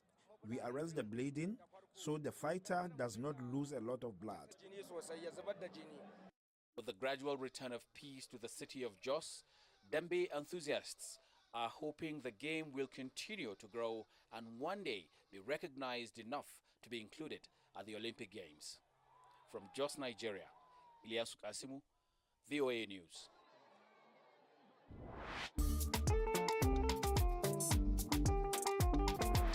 Guinean designer Queen Titini is breaking new ground in fashion, showcasing the fabrics of Guinea-Bissau through her designs. Titini wants to empower young people from her homeland to believe in and pursue their dreams and to see African fabric and style normalized and worn by everyone. Our Portuguese colleague Mayra de la Salette spoke to her in New York. This is Queen Titini, a Guinean fashion designer based in the Spanish island of Ibiza. During a conversation in New York, the designer explained how difficult it is to make it in a world of men. But the word give up doesn't exist in her dictionary. Between dreams and goals, she wants to empower young Guineans to follow their dreams in fashion and wants African patterns to travel the world and dress everyone regardless of the color of their skin or their culture. Tem sido fascinante, tem sido incrível, né, com as suas dificuldades. It's been fascinating and incredible despite difficulties because I've lived and still live on an island, a very cosmopolitan island, where the whole world goes. But there are many people who don't know about African patterns and are fascinated by it. So that gives me an opportunity to explain. People are fascinated and love to buy clothes. We've used canvases that are painted clothes from Guinea. These canvases have energy, it's handmade, it's detailed work, it's the work of people who are artists, but they don't even know that they're artists. It's incredible. É incrível. Então, Esta é uma paixão para mim. It's a passion for me. It's not easy for a woman in a world of men, which it always has been. But there's always a time for everyone to make their own way. And I encourage women. My duty, my mission is to make myself feel empowered. It's always been a long road for me. Now I feel empowered and I want to pass this on to other women. Step by step, I'm taking this with love. Because you can't go into a man's world and say, look, I'm here. You can because it's complicated. Find your way, get in where you can, but get in, go. Crianças, adolescentes, jovens do meu país. Women, but above all children, teenagers, young people in my country. If you want to be a designer or stylist, go for it and you can do it. There's room, you just have to be persistent. You have to be tough enough to deal with rejection or other unexpected situations. Idealizado. Se queremos que a nossa cultura vá para frente, que seja vista. If we want our culture to go forward, let it be seen. Do we want to be the only ones using our culture? If we allow others to use our culture, it's a way of paying homage to it. My point is that it should be normal and natural to see people wearing African clothes. Let them start consuming it instead of worrying about wearing it. People wear it because it's beautiful. I like to see people who aren't African wearing African clothes. It's a way of sending our culture even further, and it looks good all over the world. De mandar a nossa cultura mais longe ainda. E fica bem a todo mundo.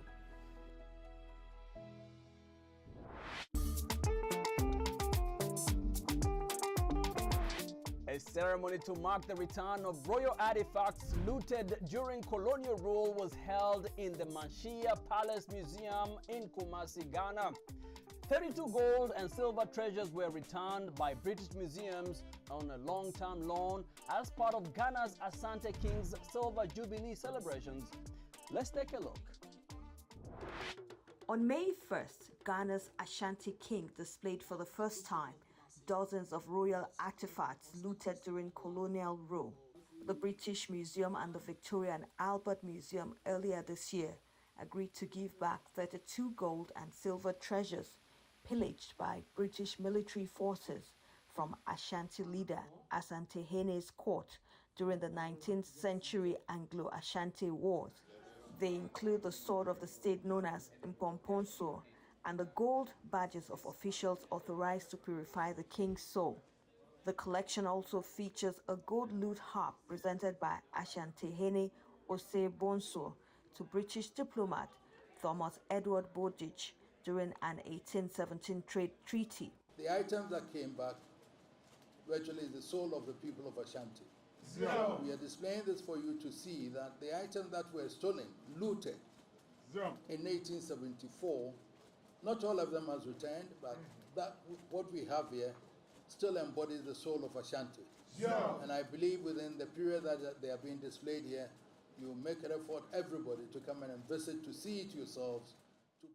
The Ghanaian king showcased the items in the refurbished Manshia Palace Museum in Kumasi, the seat of the Asante Hene Kingdom. Each item offered visitors a rare glimpse into the splendor of Ashanti history and culture. The Fowler Museum in the United States also returned 7 royal artifacts to the Ghanaian Ashanti king, making the Manshia Palace Museum now home to 39 artifacts which were lost to colonial powers. The exhibition is now open to the public.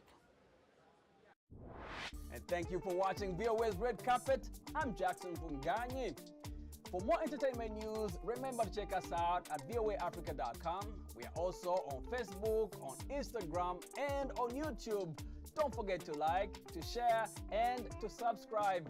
Until next time, goodbye everyone.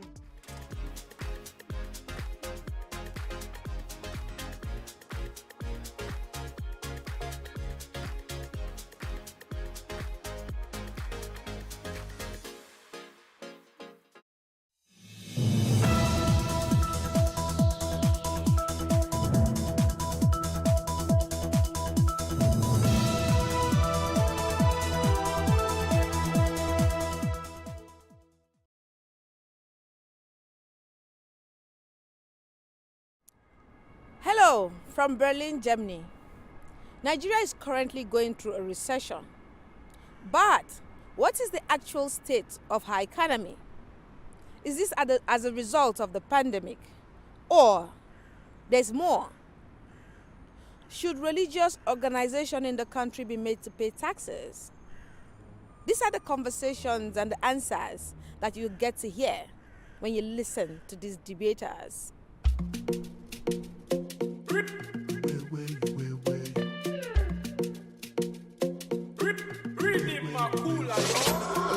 Hello, I welcome you to today's episode of Matasada Imani. We're going to be talking about religion, youth, and money as it concerns the Nigerian people. My name is Mercy Aband. Nigeria has the 5th largest Christian population and the 6th largest Muslim population in the world. Pretty impressive figures. So what are the economic aspects of this fact? Let's talk about this in today's episode. I am not physically present with the guests at the studio because I was in close proximity with someone who tested positive to COVID. Even though I tested negative, I had to stay away for the safety of everyone in the studio. But I'd like to introduce our guest. I'll start with Timothy Imogere, who is a proud Nigerian student living in Germany. Hello, Timothy, welcome. Hi, Messi. Thank you for having me here. My next guest is Kumbi Oshinoiki. She runs a business in Germany. Hello, Kumbi, welcome. Hello, nice to see you. And Ada Anene is involved with data management, also living in Berlin. Hello, Ada, pleased to see you again. Hello, Messi. Nice to meet you. And we have Ebuka Valentine Okeke. He's a Nigerian student in Potsdam, also living in Germany. Hello, Ebuka. Hello, Messi. Nice to meet you. And finally, and not, as part of the guest in the studio, Tolulope Adefunke Omadara, another Nigerian student. Welcome.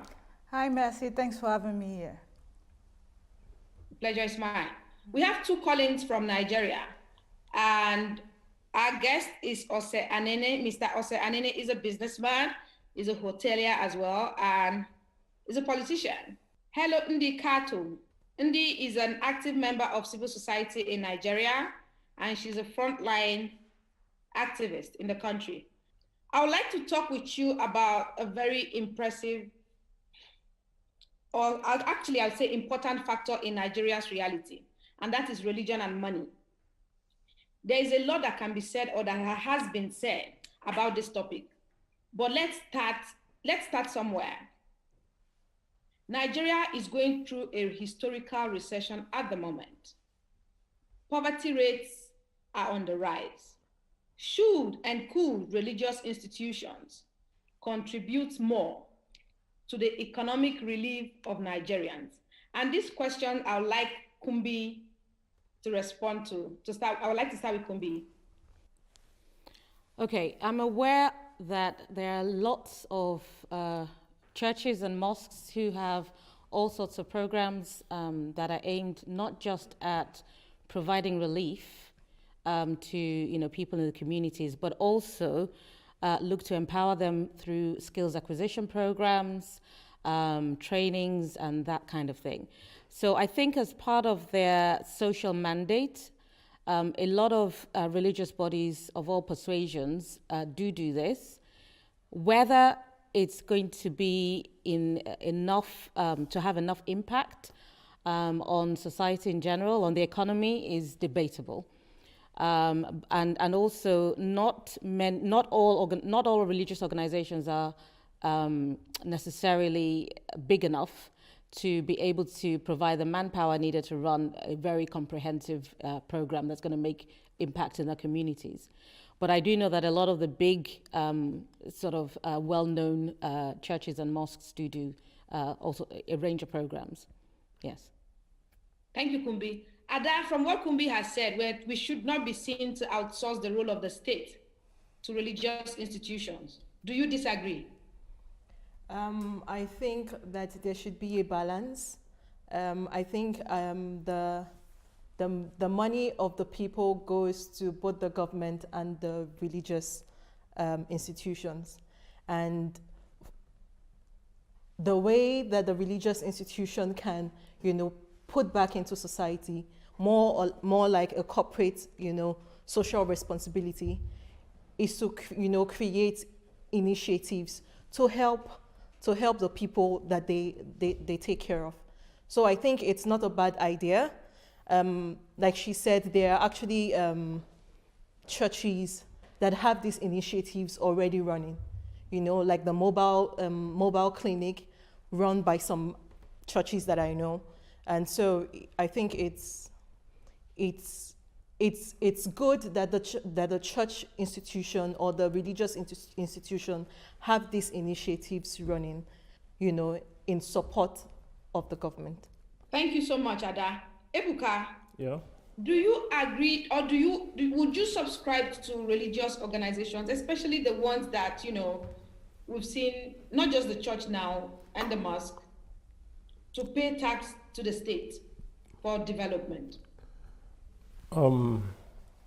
I beg to disagree with such assumption, because as far as I'm concerned, is a kind of suggestion that is geared towards probably helping Nigeria escape the net of recession. But the truth remains that churches originally are agents of socialization, and as far as I'm concerned, they should continue to play that role as agent of socialization. Their participation into economic activity of any kind should be a kind of mandatory, should be optional and not mandatory. Taxes should not be imposed on churches, because doing that have a lot to do in the area of churches carrying out their social responsibility of educating the people, inculcating the required national values in the people. Now, imposing taxes on them, I don't think it will have much to do with, or can in any way have a serious contribution to saving Nigeria from economic recession. So churches or religion should be detached totally from the economic mess that we find ourselves in. Thank you, Ebuka. Tolu, I would like to ask you this. In the UK and other countries of the world, churches are known, these same churches that are in Nigeria are known to pay taxes. But when they get to Nigeria, they do not pay tax. And there's a conversation right now, and there's lobbying before the National Assembly, where people are saying, if these churches are making billions and millions of dollars, why should the state not take part in that? What would you say? I think religion should remain separated from politics. If you compare maybe European countries to Nigeria, you will notice that there is a decline in the number of people that go to churches, because once religion is connected to politics, what we have is compulsion, whereby forcing people to do some particular things, and that is not good for religion. There should be competition, there should be freedom of religion and all that. If you look at countries where religion is not separated from politics, it's either religion is used for conflict reasons, or you see people not going to church anymore because they have to pay taxes. And it would discourage people from going to church, and they would before you know what, people won't learn the religious virtues that are very important for the society. Because let's take tithe for example. If the government says everybody should pay tithes, if it's a matter of compulsion, then it's also against the religion, because when you are doing something, you should do it out of joy, you should do it out of willingness and all that. So I think religion and politics should not be connected. Meanwhile, there might be religious bodies to check what the church is doing with the money. How are they helping How are they helping the people, the church members and all that? but not the religion. Thank you. I would like to call in politics. at this point. I'd like to call in Ose to come into this conversation. Hello, Ose, can you hear me? Hi, Mercy. Yes, pleased to have you join. Glad to be here again. You're a businessman, so I'd like to hear your take from this. Do you think churches should be responsive and responsible in societies like Nigeria? I'll also try to answer as a politician. And so in the first instance, I heard the previous speaker talk about a separation between the state and the church or the mosque. And what you do find is that in developed countries, that separation does exist and they pay taxes. But in Nigeria, for instance, there is an unholy marriage between religion and politics. So when campaign season comes around, for instance, if you're a serious politician, you will talk to the church and you talk to Muslim clerics. When the state needs to speak to society, maybe to tackle security or whatever issues, we find that religious leaders are co-opted very deeply into these discussions to try to intervene in resolving these issues.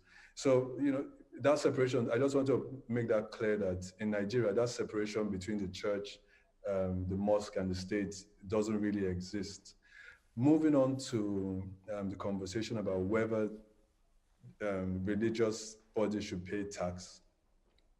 I also want to make it clear that the discussion isn't that members of churches should be compelled to pay tax. It's that if you have a church, for instance, where the senior pastor has 1 or 2 private jets, where he has private schools, where he sells merchandise, and he's making money as a business enterprise outside of, regular church activities, away from ministering and healing and preaching, then I think it only makes sense that the religious bodies should be made to pay tax. That's my personal opinion. I don't see the reason why. I like that you talked about education, because it's also part of the conversation that we're supposed to have today. We've seen churches, big churches, I wouldn't want to call the names, and we're saying churches more because they're the ones that are involved with most of the projects when it comes to churches, when it comes to schools, hospitals, etc., in the country. We've seen huge churches where school fees in some of these churches are not within the reach of even the middle class. And I'm sure you can correct me on this. How then would you support the argument that these churches or these organizations owned by religious bodies, be it the mosque or the church, makes huge sums from school fees and the state should not be seen to earn from it? Well, so I'll speak. So for instance, Christians are supposed to pay 10% tithe. If you tithe as a Christian, it's 10%. In Nigeria, the VAT rate is 7.5%. So even if you were to tax a church, they would still be left with a 2.5% untaxed amount.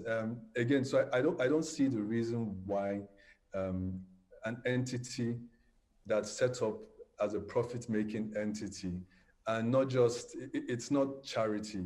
My kids probably are unable to attend some of the more elite church school establishments. So it doesn't make sense to me that churches make money. You fall under the Nigerian elite. I'm going to fact check you. You fall under the Nigerian elite. So to say that your children are unable to afford some of the schools by churches is, I mean, you started this conversation by talking about a recession. So maybe 4 or 5 years ago, this statement would have been true. But Nigeria is currently the poverty capital of the world.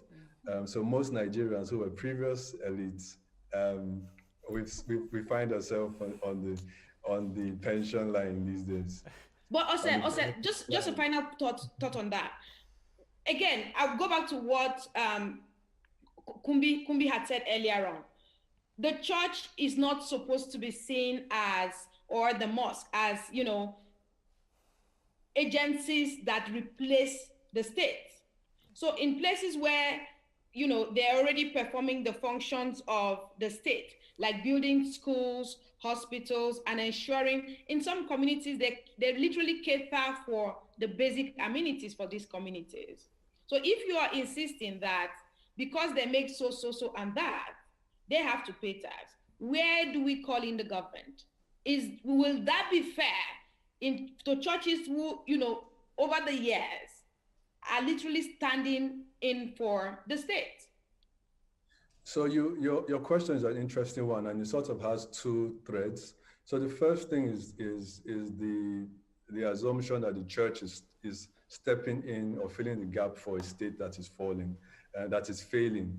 And that is sort of correct. There are pockets in the country where government and governance is absent, and churches, and not just churches, I'm happy Indy's on the call, civil society actually also stepping into the gap. But civil society is accountable. Civil society is accountable to donors, civil society is accountable to government, civil society is accountable to the people.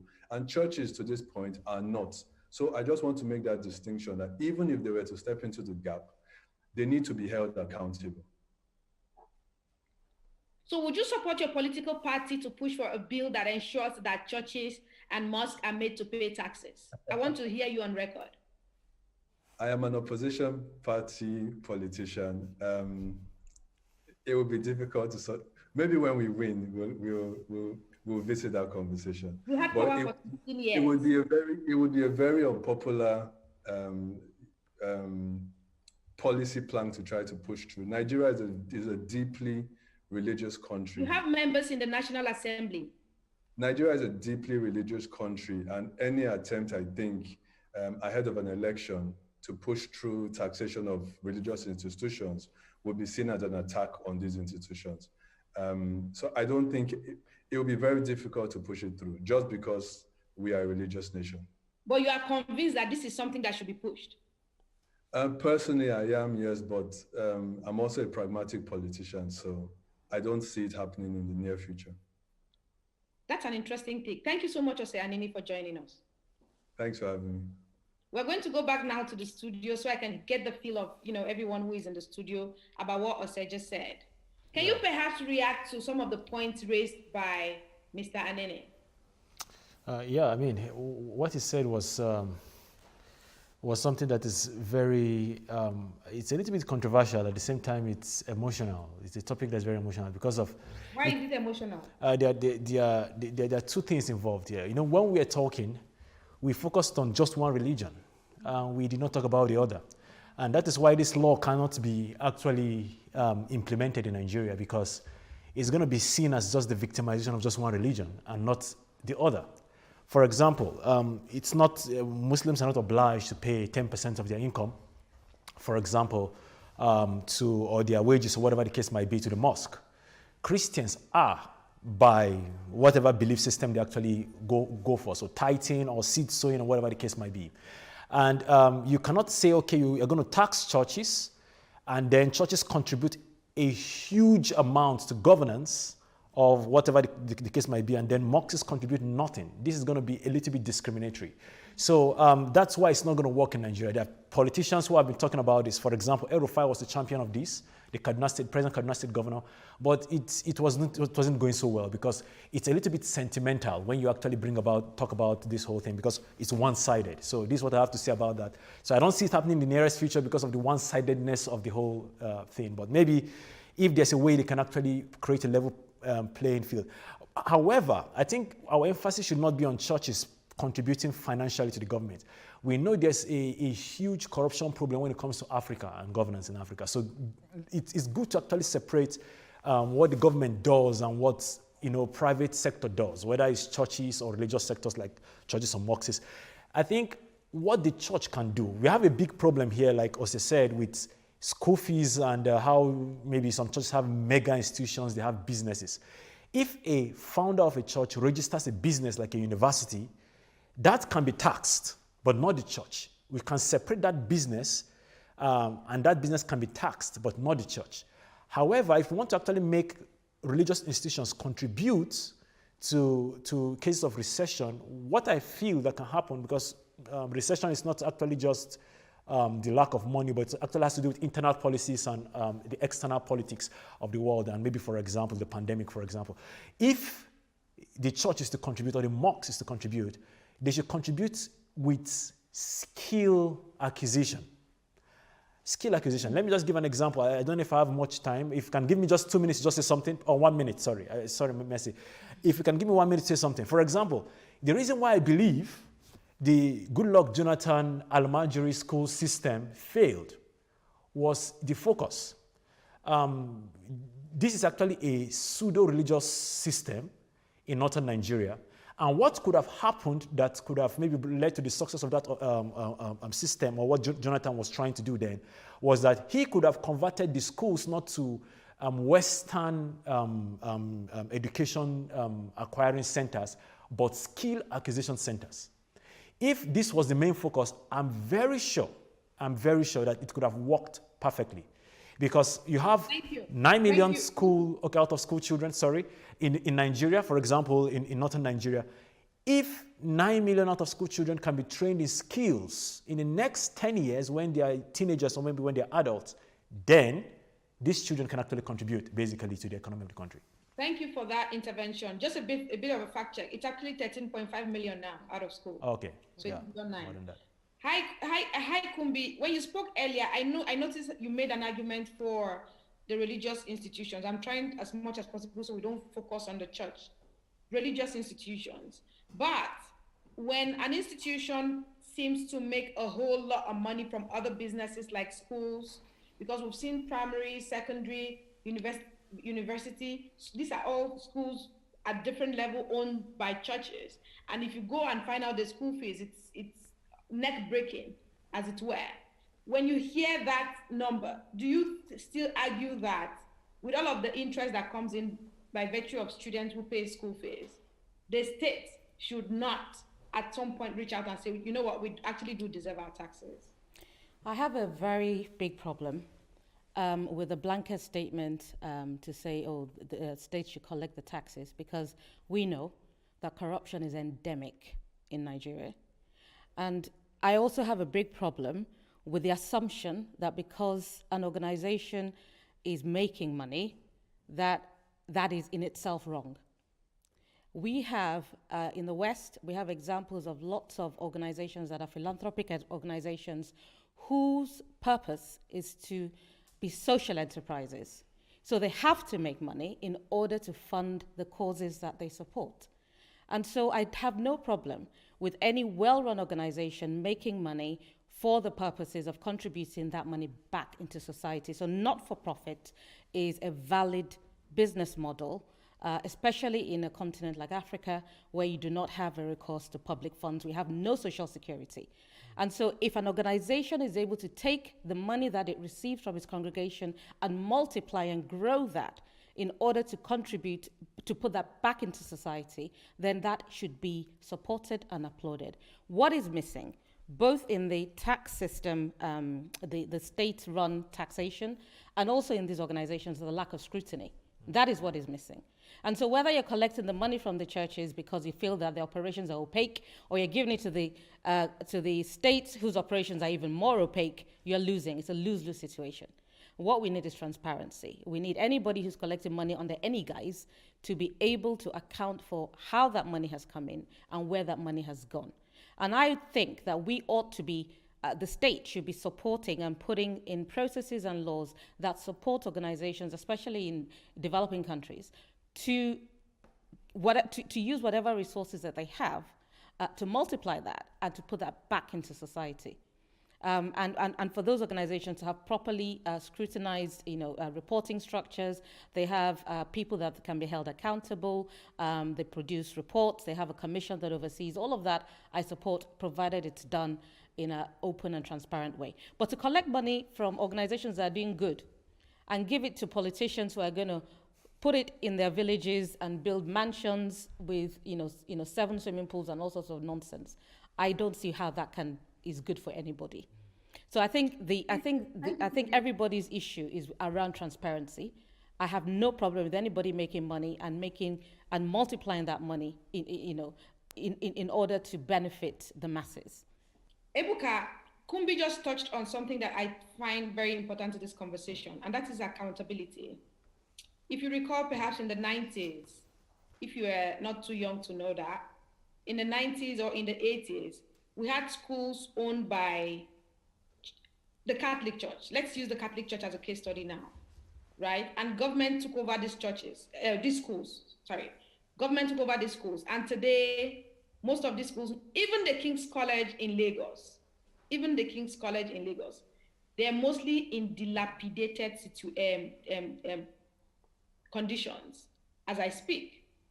Do you then think that most of the Pentecostal churches now and some religious organizations stepping in to set up schools and stand in the gap and increasing school fees and, like we had rightly pointed out, do you think the point made by Kumbi that, accountability is an issue that we should not dismiss? Hence, the churches should not be seen to send the monies they're literally trying to raise to help the communities back to the state, especially knowing that these same states are yet to account for even the schools that were handed over to them by the missionaries. Okay, I think one of the basic problems facing Nigeria's socio-economic development is lack of accountability. Now, coming to schools, before now, when schools was under the church, there has been a good record of efficiency, seriousness, because it seems privatized enterprise in Nigeria function more than the ones that are under government.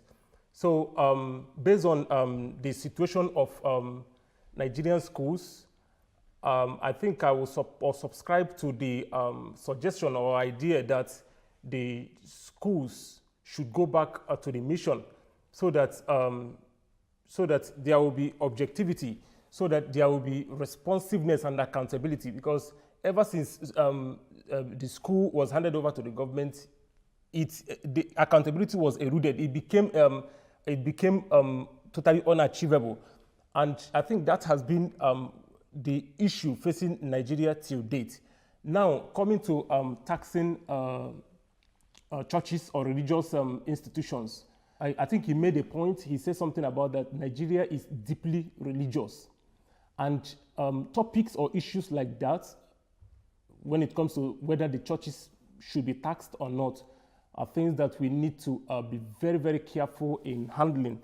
If not... Thank you, Ebuka. I would like to call in Ndi Kato to join us. Hello, Ndi. Can you hear me?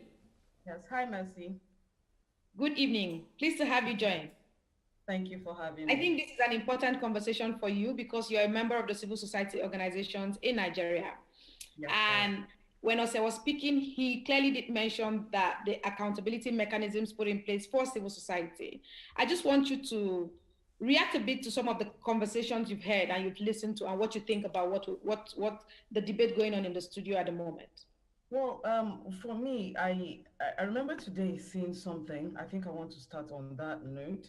A pastor, and you do know that with Nigeria, you can't put, a limit on how many or what people preach or how many religious organizations or bodies, preachers, Muslims or Christians, you can't really put anything on that. They keep going. So this pastor says, in this harsh economy, giving 10 naira as an offering is wickedness before God. And I remember my reaction to that was, I find it amusing that the Nigerian God cannot stabilize his own personal naira. I mean, if you cannot help us, can you at least not, equal your own personal naira to the dollar? One of the things I find back and forth with religion is that, the Nigerian gods outsource things to the Nigerians and the Nigerians outsource back to their gods, and we don't have any responsibility in between. And it's very upsetting. So for me, taxing the church is not so much about, will the government take care of the money or keep the money? What would happen to it? What is happening to my own tax? But it is a responsibility that we have to do. And some of these freedoms that we give religious organizations, we give to mosques, we give to, traditional worshippers at this point are nearly non-existent, but let's put them in there. And churches, some of these freedoms make them untouchable. And for me, I need institutions that would hold more Nigerians. I need processes that would hold more Nigerians accountable. And when we talk about how well they have functioned, still that sense of accountability is not there. When we talk about how good these schools were and all of that, if you look back at the process and everything that happened at the time when these schools held sway, even until today, there is no accountability. If students get rusticated, you can ask questions. If a child drowns in a bucket or in a drum from a religious school, you can't ask questions. You can ask questions in a school owned by non-religious organizations. If a child gets raped and get justice, you can really get that on this hand. These are untouchables. And for me, again, the process, this conversation about taxation for me is about responsibility, is about reducing the number of untouchables in Nigeria. And, you know, with Ose's conversation, Mercy, with Ose's conversation, you brought something about the government. I can't really remember it word for word, but I feel like, you know, these things are not mutually exclusive. That you can hold the government accountable. You can accept that they are failing, they have failed, they are stealing, this is not right. And we can do this with religious houses too. And all of these steps actually come together to make a better Nigerian society. I just don't live for any society where anybody is untouchable or we think Andy, I am happy you're reacting. I am happy you're reacting to this because you have an academic background. Your mother is a professor. You literally had to grow up in an entire academic environment when you were growing up as a child. At least I know that history. But I want you to respond honestly to this. Would you say that government has been responsive and responsible when it comes to education in Nigeria? Of course not. Totally not. The Nigerian government has not been responsible with anything. I mean, I would try to wrap my head here and we'll be here the entire time. The Nigerian government is completely irresponsible. There's not a single step. So why then should the church, you know, pay taxes to an institution that has not shown accountability? Well, Mercy, this is the point with the untouchables. Why aren't you asking that question for me? Because I pay taxes and the government still steals. But we've not had the conversation about why not Nigerians? Why are Nigerians still paying tax? Why are we still wasting our time seeing as the government steals it? We don't give exceptions for the average Nigerian. So that conversation for me doesn't really come up, because if it is because the government steals, then nobody should pay tax. If it is because the government steals, we should keep advocating for further, you know, destruction of the Nigerian state, or further, what would I call this thing now? Further breakdown of everything. Like, okay, let's all rule ourselves, let's do everything, scatter it all to the ground. We should continue to advocate for that and say nobody should obey laws because the government is irresponsible. Wake up and do as you feel because the government is irresponsible. Now, if we don't make that excuse for the average Nigerian or for the average Nigerian institution, knowing very well that these processes are also put in place for a state to function, and that we are hoping and we're working actively towards the government getting better. We're fighting for human rights. We're fighting for electoral reforms. We're fighting for processes that would strengthen institutions within Nigeria. And now in the process of this fight, we can't wait. We can't say, oh, because this hasn't happened, then this shouldn't happen.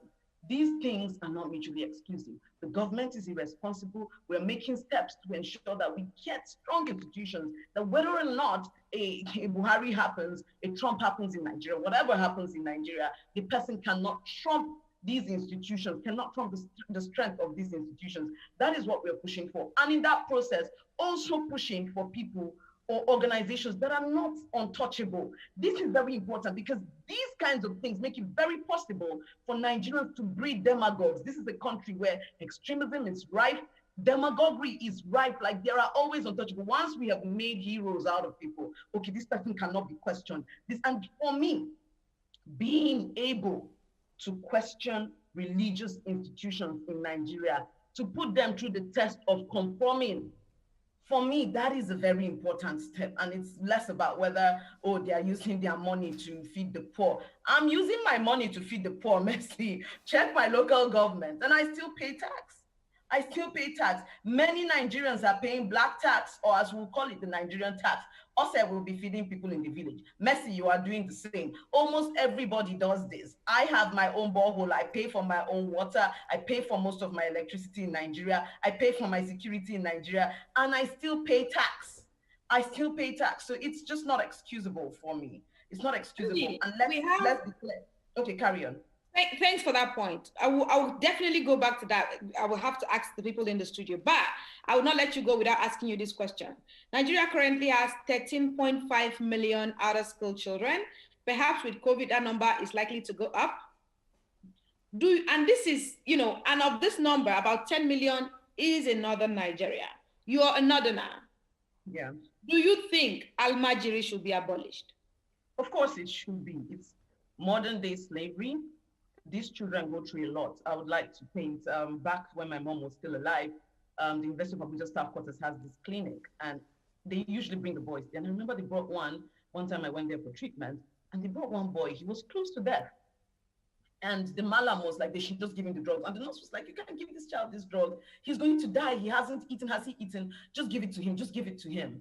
And we learned that that boy died. We learned a couple of days later he died. There's no accountability for that, nothing. I've also seen the sister of that same malam, sexually exploiting those boys, asking them to fan her, everything. The process for the Almajiri around University of Abuja, the children around there, was that they had to go beg for money and bring a certain amount daily. And if they failed to bring that amount daily, they had to go and fetch firewood and bring to the malam's place. Now, the original thing behind Almajirinchi is that, these children are supposed to learn the Quran under this person and be itinerant preachers.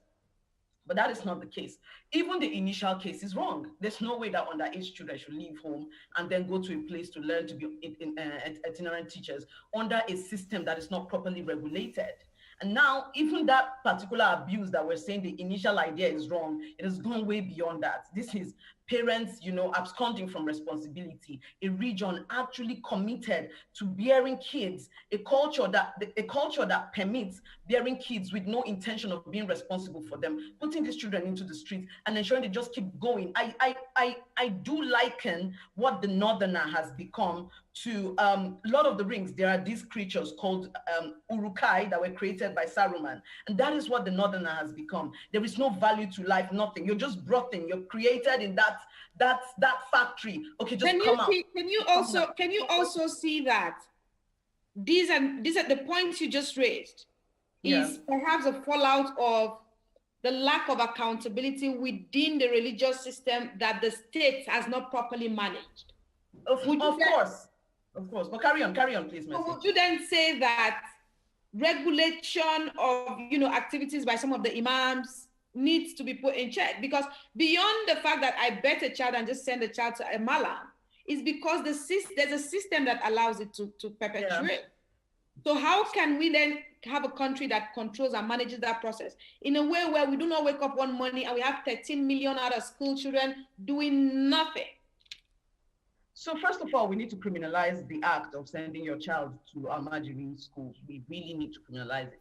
The first step for me is the parents. The parents have to bear responsibility. But also, first of all, Northern Nigeria needs to accept that it has a problem and that some of the cultural practices within Northern Nigeria are very harmful to the nation, harmful to the North. Whether we think or there was a thought initially that this was going to be beneficial, we're no longer at that point. When people say we're sitting on a keg of gunpowder, no, the keg has exploded. Northern Nigeria is thinking and, of course, carrying Nigeria down with it. So at this point, after accepting that point, the first thing is to criminalize this and criminalize it on the side of the parents and on the side of the malams. We're seeing that, this is not being done. And yes, you are right. It is part of that thing of not holding religious groups responsible. Even for that, you saw how it was difficult for us to make a definite statement about taxing the church. It's the same way it's kind of difficult to make a definite statement about these malams. But the more you allow it, the more it continues to fester. And any group of people can actually carry any group of boys, indoctrinate them, and release them onto the streets. We are seeing the result of that in Northern Nigeria. Nobody asks that when the Almajiri goes, where does he go? Nobody asks those questions. So the Northern example is enough for Nigeria to know that at this point, everything must be questioned. And it's not just the religious organizations themselves, it is the religious idea. Nigerians must learn to question and hold accountable everything, from ideas to the bodies that perpetuate these ideas. And I do hope that I'm quoted anywhere. I will run for office. I have run for office. I'm also a politician, but somebody has to say these things. Thank you so much, Ndi, for your time. Thank you for having me, Mercy. Ndi said, if you listen to what Ndi's argument is clearly the fact that there's been no, at best, actual accountability from the state does not mean the role of the state should not, the state should not be strengthened, from what I got from what Ndi said. Do you think she has a point? I think Ndi said something that was very important, and she said these things are not competing, and we need reform, full stop. Okay, we need reform in the way the state is being run. We need reform in the way religious organizations are overseen and supervised. We just need root and branch reform to get rid of the rot. The rot is deep, okay, and it's pervasive. All right. So I don't think, again, I'll come back to my point. The issue is not accountability. I don't think anybody who's responsible is not going to have any problem with being accountable. Okay, I have a problem where one party is demanding accountability of another, where they themselves are not, they're not following the rules that they have written. Do you understand what I'm trying to say? So I think you can do more harm than good if you don't find a balance. And the problem in Nigeria is that there's so many chicken and egg situations. It's difficult to work out where to break that cycle.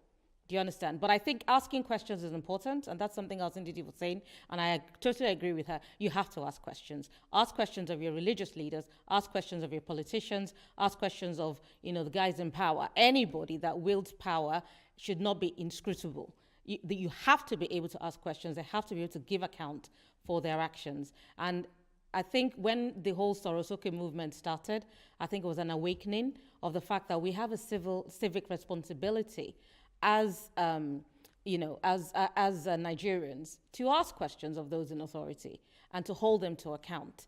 And people are only beginning to wake up to the powers that they have to recall their senators and to petition their parliaments and all this stuff that we haven't been doing. We're very good at sitting at home, wringing our hands and complaining, and we're very good at going on Twitter and shouting. But to use the powers that we already have to hold our politicians and our religious leaders to account. We're not doing it, and I think we need to start doing so. And in the process of doing that, we need to have the reforms we're looking for. Yeah. Thank you so much. I noticed Ose raised his hand. Ose, are you with us? I am. Yes. I just wanted to throw the fox into the hen coop. In northern Nigeria or in Nigerian politics, and in democracies everywhere, it's supposed to be, a game of numbers. The majority has their way. And, one benefit the North, enjoys over the rest of the country is that as a voting bloc, they are the largest, almost homogeneous voting bloc, almost to the point where the North decides who becomes the president of Nigeria, and any other section can only, or the impression is that you can only get it if the North cedes it to you. So there appears to be a strategic, argument behind, the population, drive that we see happen in the North, because those little kids you see are voters. So whilst the South might be more prosperous, the North is more powerful politically at this point in time, and asking them to give up that power is something I don't see them doing. Perhaps can I just get a reaction from Tolulope before we get back to Ndi, because I noticed Ndi is raising her hands as well. Tolu? Okay, what I have to say about this is we should ask ourselves who is normally responsible for economic development in the country. It's the government. And another question is, have they really done their role in this as well? The problem is the corruption rate in Nigeria is too much, and we see that the religious organization is developed more, they are more active than the government. They provide for their people and all that. I think that is why they are so active in matters that concerns the state. I know that they have indirectly a role to play, but at the same time, we need a state that is able to develop the country, and there should be uniform. There should be uniform laws that govern the north and the south. But there's a lot of contradictions with what you said. Okay. At some point, I find you, agreeing within yourself about the same issue. Okay, but maybe I don't understand your question. I'll go to Ndi. Okay. Ndi wanted to say something. Thank you, Tolulope. Okay. Okay. I'll get to Tolulope's point, but I don't want to lose the point which I'm trying to make. Just throwing in another fox with Osses Fox in the fire at this point is that, these complaints or this conversation we're having is that one part of the nation actually operates that decentralized system that we're talking about, but does not come out to say it. So, for example, Northern Nigeria has the penal code. As gender activists, when we're pushing for women's rights, you do know that in Northern Nigeria, the penal code permits that women can be beaten. Your husband can be, and that law is different from what obtains in the South. So the North has laws that are for it. The North has the police. We talked about the Hisba police, and it's just now like Yoruba land, for example, is trying to catch on with Amotekun. The North has specific things that they put to ensure that this region runs differently. We're looking at the Zamfara issue with the gold. They have the rules. What we are aiming for as a nation is happening there. The restructuring we're talking about, we have a part of the nation that has restructured to benefit the monolith it wants to exist as, which is primarily 2 tribes and 1 religion, right? They have created that system, and then we're all living like that system does not exist. We're all living like, anybody who suggests that such a system should happen in Nigeria is strange, but it's not. I want us to accept that some of these strange things that you're feeling like, I can't seem to find the answer to this. This is like this. It looks like, wait, what? It looks odd. No, it is happening. It is happening that a part of Nigeria is doing its own, it has restructured, but it's functioning with the illusion of no restructuring, benefiting from no restructuring at the federal level while acting as a restructured body at this level. This side does not tolerate alcohol, but this side will benefit. So some of these things, we have to look at them closely. Perhaps there is another time for conversation for that. But that is a really, really important conversation we need to have with respect to Nigeria, because every time you're talking and you see that something is missing, perhaps these links should come and we should discuss those. And with respect to the church does not get the scrutiny the government gets. The church is not in the news every day. None of your big churches gets this scrutiny that, Buhari's government, for example, or let's say the mosque. None of your big mosques get the scrutiny that Buhari's government gets daily. Every day we're like, this is what the economy looks like today. They're fetching from pension funds. And yes, they're fetching from pension funds, almost all of it. So you guys should check into that. But we're doing all of that. But nobody's really looking at it and saying, well, today the pastor withdrew another big chunk of money. These are the number of people. This is the theft going on in here. None of those checks are going on in there. So we tend to just let them run free.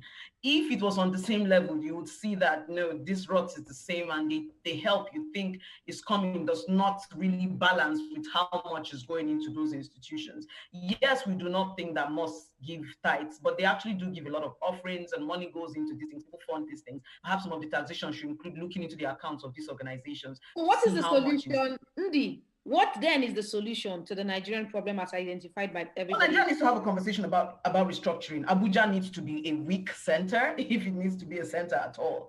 Nigeria needs to be restructured. We are too heterogeneous to run the way we're running. Every Nigerian state or region has to be competitive and provide for itself. What we have right now is a rent-seeking state. So with a rent-seeking state, there is no responsibility. If, for example, Zamfara needs to cater for itself without collecting money from Port Harcourt's coffers or from the oil from that place, people will have a proper conversation about dropping a lot of children. They won't be dropping children and thinking of them as numbers for elections. If you had to provide for yourself, you would have to start having the conversation. Okay, we want to have these numbers up. We are thinking of Almajiri and not saying anything about it, but we need to provide the funds and figure it out on how to balance this out. If that is the situation Nigeria finds itself, most of these things will not be happening. And so when the restructuring conversation comes up, we tend to make it look like, oh, these people don't like the North, these people don't like the South. No, it's actually going to enable a Nigeria that is more responsible. Because as a state, if you know that your state is not functional and no Port Harcourt oil, no Bielsa oil is coming to save you, you will behave yourself. Right now, we have governors who don't have to have any ideas. They have run out of money. They have gone to the pension fund to fetch 6-point-something trillion naira. Where is that money coming from? We know how the whole circle of the oil rent state or the oil state we are dealing with here is. So we have governors who are not going to have to think up any great ideas for their state. What are these governors going to do? They are just managers. Money comes in, they do. Money comes in, they do. And that is why we're having no ideas, nothing. You have our president. Our president, what did they commissioned 104 buses the other day. And I laughed. I said, I come from Jama'ah local government. What is 104 buses? Even for Jama'ah local government in Kaduna State, that is not enough. And so this oil state, this petrol state has made everyone lazy. It is a business arrangement. Everybody feels like they can just come in and benefit from this state and go. Nobody has any ideas and it's not working. Nigeria must restructure. Thank you, Ndikatu. Let's get a closing statement from Timothy, Kumbi, Ada, Ebuka, and Tolulope, so we can wrap this up. Thank you so much indeed. Hello, Timothy. Can we get a closing remarks? I think what Indy said is very, very, very true. I mean, it's very, very crazy. I'm from the southern part of Nigeria, but I was born and bred in the north. I lived in Kaduna State. I know quite a lot about Jama'ah local government in Kaduna State. I live in Zamfara State also, so I was there when the whole Sharia thing started in year 2000, 2001, etc. And it's quite crazy to actually see that a state benefits so much from taxes from Guinness and etc., Heineken and the rest of them, and then you destroy beers that are coming into your state. This thing it's not happening right now. It has been happening in year 2000. Lorries were burnt. A lot of stuff were destroyed. So this is actually quite crazy. And like what she said, the northern part of Nigeria is actually running a different system from the southern part of Nigeria. The southern part of Nigeria is secular. The whole thing that pertains to the governance of that section of the country is different from, for example, the north that runs a kind of pseudo-fiscal federalism, whereby each region controls their resources. Each region has control over their police, the Hizbah police. They have their own kind of laws, etc. So this has to change, and restructuring is actually the only answer. And finally, as regards the whole thing about, she talked about taxing the church and the rest of them. I still don't agree with what she says completely, because I would say you can tax the church when it starts doing business. So you can target the business of a church, for example, when they begin to collect school fees, for example, when they have universities. That should be taxed. But the tithes that people pay to the church should not be taxed. This is a religious obligation that people have to fulfill. It's not a business. Thank you, Timothy. And it should not be taxed. Okay, so I just want to say that Indy is absolutely right. We have to restructure. And I think actually that decision is going to be made for us. Because the one thing that we have been relying on and all these years, oil, the demand for it all over the world is rapidly declining. In 10 years' time, nobody's going to be manufacturing cars that are driven by petrol. So we have to restructure. When the money dries up and nobody can rely on the money from Bielsa or whatever state, everybody should be living off their IGRs. Okay? Those state governors should find a way of generating revenues internally and living off that. And when we start to do that, I think we'll see that some of the changes we're looking for. At the end of the day, it falls down to making that separation. What the government should handle and what the religious institutions can do.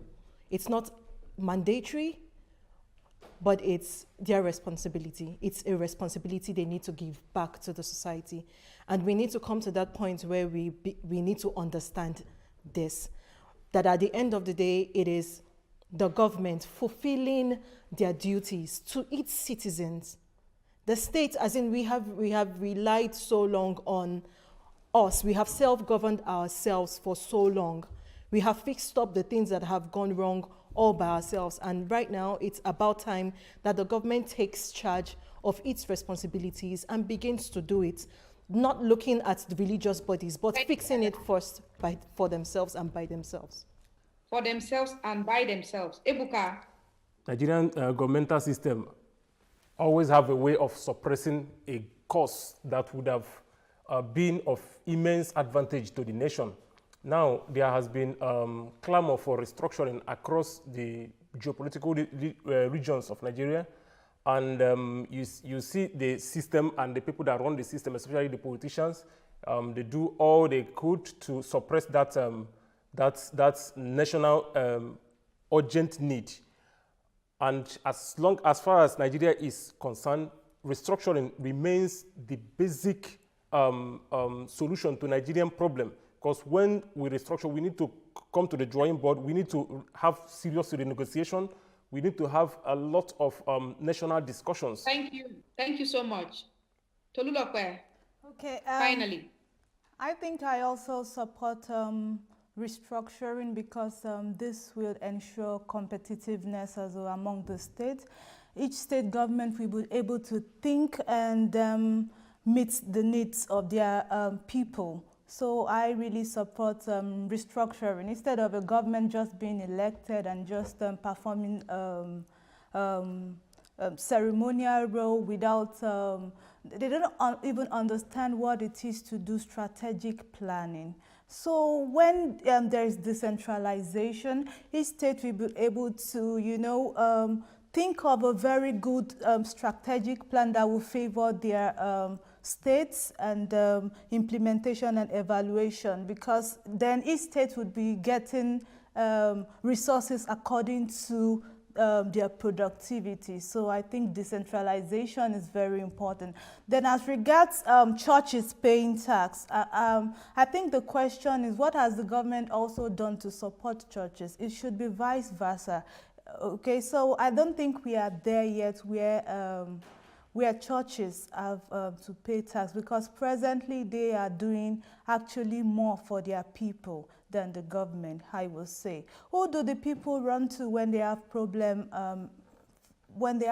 Most times it's churches that help people get through their emotional needs and some of the needs that they have. Thank you, Tolu, for your input. I want to say thank you again to our guests. Ose Anene Ndikato, your inputs, brilliant inputs. Kumbi, Timothy, Ada, Ebuka, and Tolulope. Thank you to everyone watching and those that are going to watch much later. I want to say goodbye to our viewers from Berlin, Germany. See you next time. My name is Mercy Aban.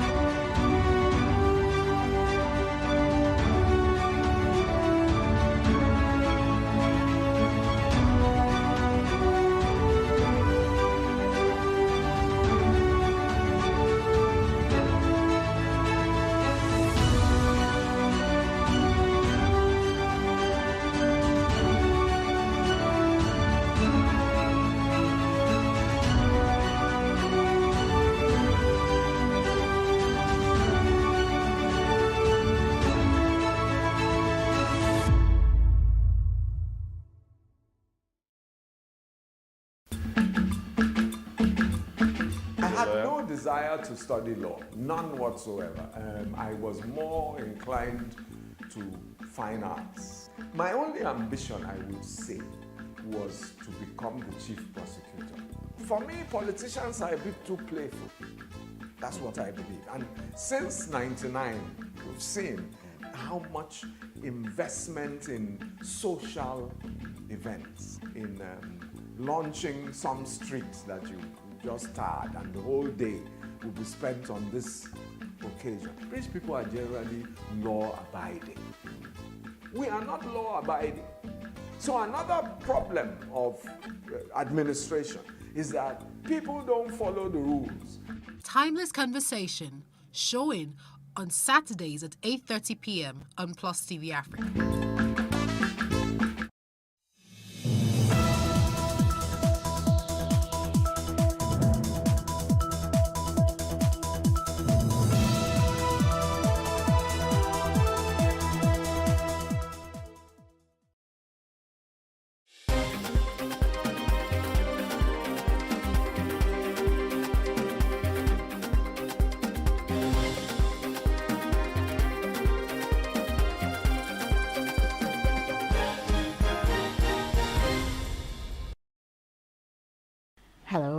welcome to the news. I am Destiny Mama, and this is news update. A federal high court in Kano has ruled against the Kano State government from enforcing the Kano State Emirate Council repeal law. Justice Mohammed Liman granted order in an application by Alhaji Aminu Babadan Agundi, the Sarkin Dawaki Baba of the Kano Emirate.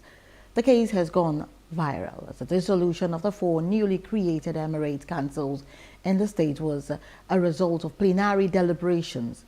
Kano State Governor Abba Yusuf reappointed Lamido Sanusi as the Emir of Kano. Guided by the provisions of the Kano State Chiefs and Emirs Appointment and Deposition Law 1984 and the Kano State Emirate Council Repeal Law 2024, with full support of the Kingmakers, I have approved the reappointment of Malam Sunusi Lami Amin, popularly known as Muhammadu Sunusi II, as the new Emir of Kano.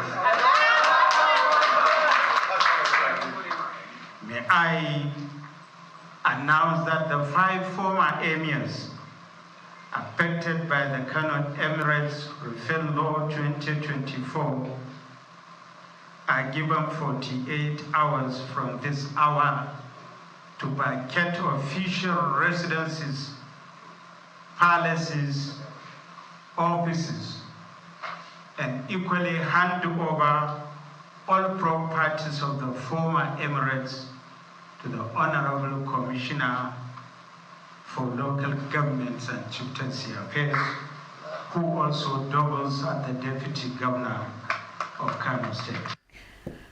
And the Rivers State chapter of the All Progressive Congress APC on Thursday held a 1 million man march to show support for the administration of President Bola Tinubu.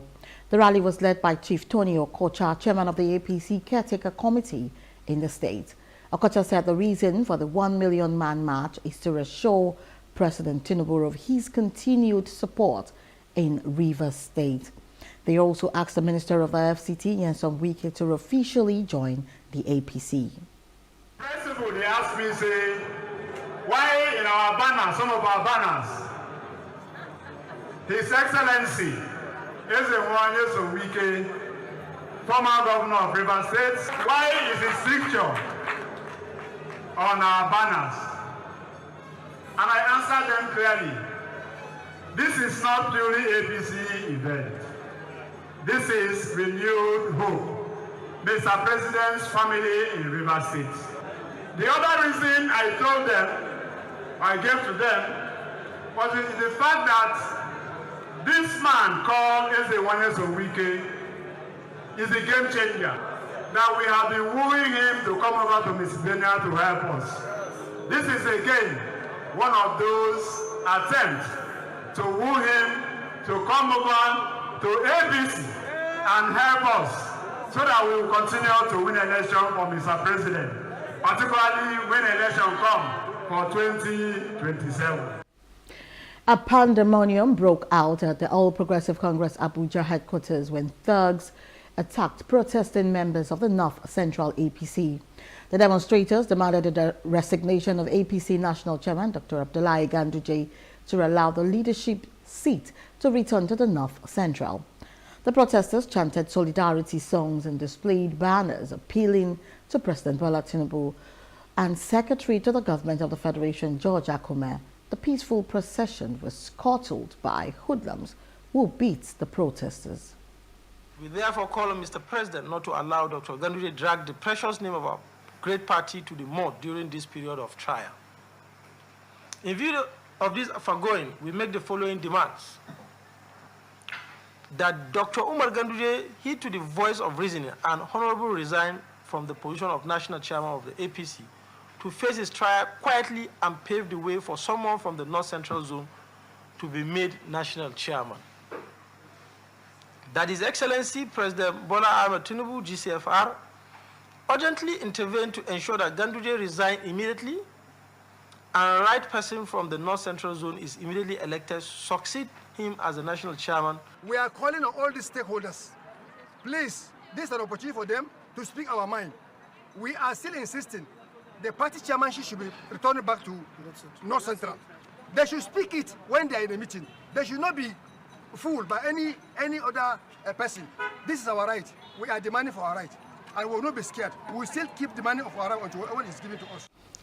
And Borno State Police Command has arrested 25 suspects in Maiduguri for drug dealing, illicit substance abuse and social issues. 2 suspects were caught attempting to bribe a DPO to release a suspect. The police also apprehended 21 suspects in possession of dangerous weapons and drugs. The bribery case has been referred to the state CID for further investigation and prosecution.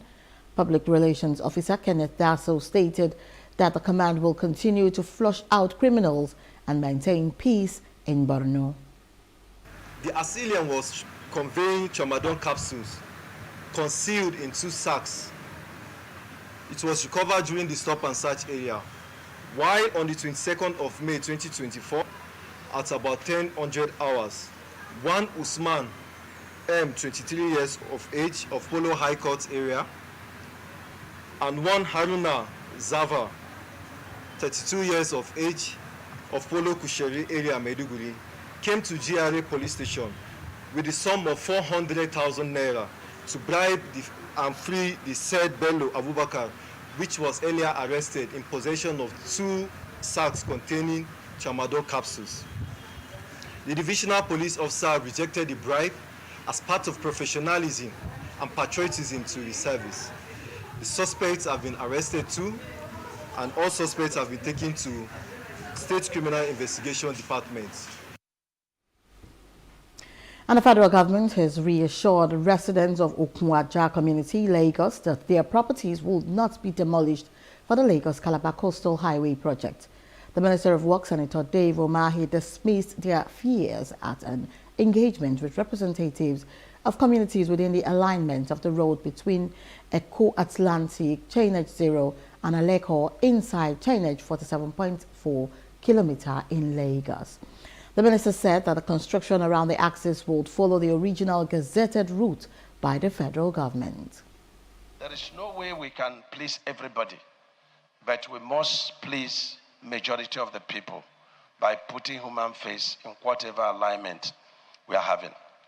So the first ESIA was issued 23rd of December 2023 before the project was awarded. And the second one issued in March, third one issued in April, fourth one issued in May. So for sections 1 to the first section, and in May, the entire stretch ESIA has been issued to us. But we will not give you the document.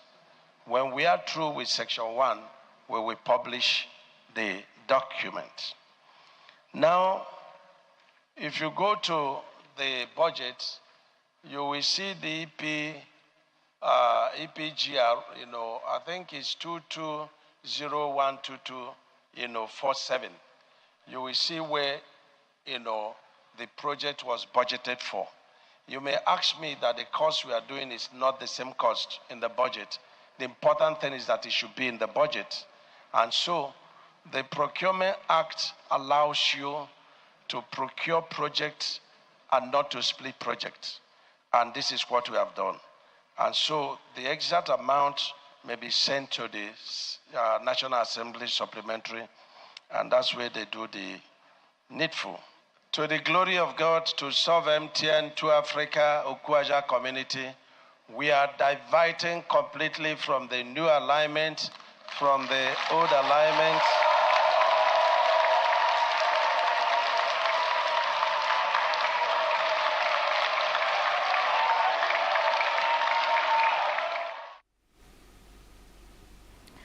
And the Minister of the Federal Capital Territory, Nyesom Wike, has emphasized that 200 years alone will not solve the problems in the nation's capital.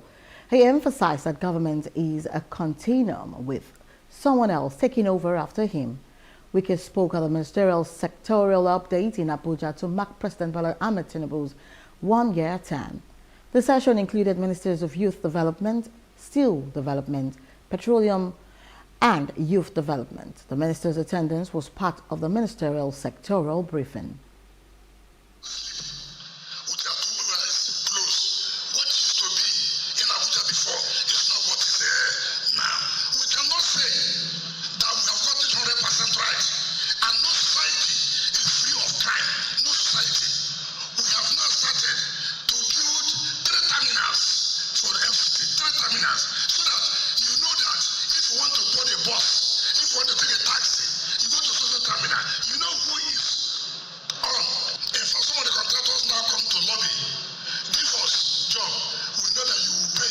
We will continue the disbursement of the Youth Investment Fund to support more youth entrepreneurs, operationalize the Next Gen Bank by August 2024 to provide tailored financial services to youth-led ventures. And I'm moving on to other parts of Africa. Chad swore in Mahamat Deby Itno as the president on Thursday after holding elections earlier this month, completing a disputed transition to democratic rule after he seized power 3 years ago.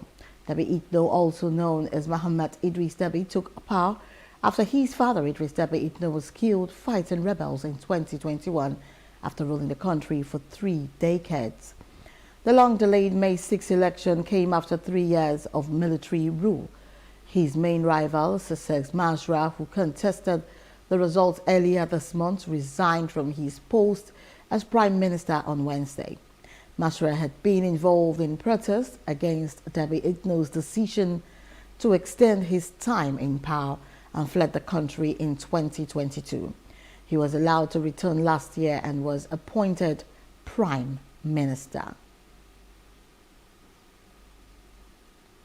And from news outside Africa, a massive landslide in Papua New Guinea has killed many people after it struck 6 remote villages. The landslide buried over 100 homes in the highlands of Enga, north of the island nation. The exact number of casualties has not been officially confirmed, as Enga Governor Peter Ipatus described the landslide as an unprecedented natural disaster.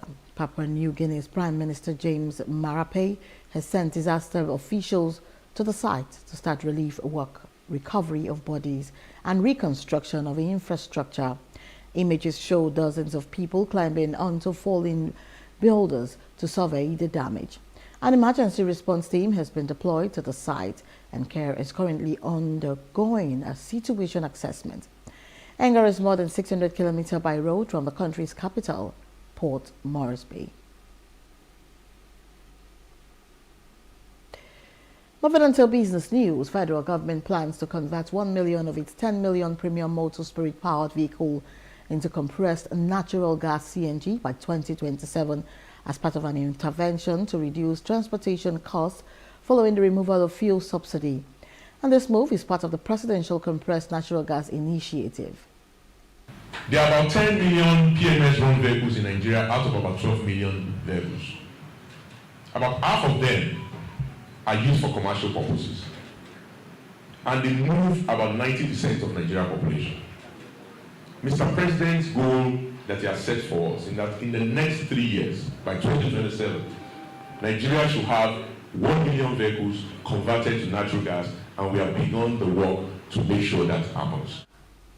And that's the news update. For more stories, please follow us on Facebook, X, and Instagram, and do subscribe to our YouTube channel at Plus TV Africa and Plus TV Africa Lifestyle. You can also view us from Limex on limex.tv and Glow TV apps anywhere in the world.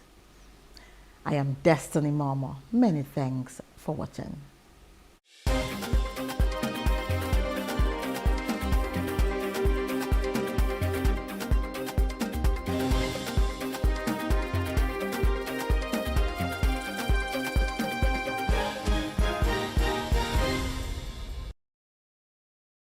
Picture this.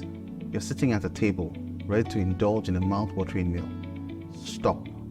For many of us, it is hard to resist the temptation, especially when it comes to enjoying a juicy beef dish. But have you ever stopped to think about the impact of your food choices on the greater good? Our food choices have a great impact on others. The beef industry is one of the leading contributors to deforestation. As trees are cleared to make way for cattle ranching, it not only disrupts the delicate balance of ecosystems, but also contributes to climate change. We can make a difference with our choices. It does not mean we all have to become vegans overnight. Imagine enjoying fish and poultry a few times a week, indulging in beef just once a month, and filling our plates with plenty of plant-based goodness. Every little bit counts, and even small reductions in our intake can make a huge impact on the climate. By making smarter food choices, we're not only taking care of ourselves, but also the planet we call home. Remember, the choices we make today lead to a better tomorrow.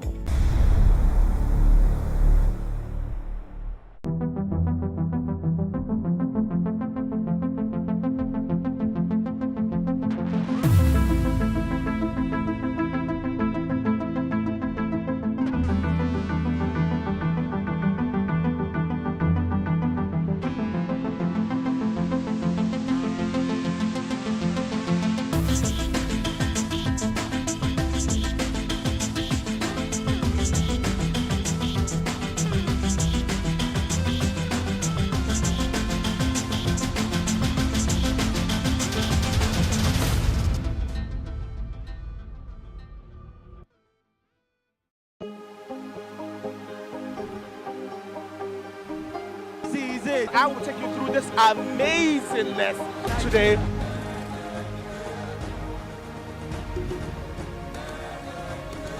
Welcome to Plus Trending. I am Buki November, your host, saying thank you for joining us on today's episode. Welcome back. It's tea time on Plus TV Africa. Practice makes perfect. I'm not perfect yet, but I'm a lot better than I used to be. He's a king. He's entitled to marry 100 if he wants to.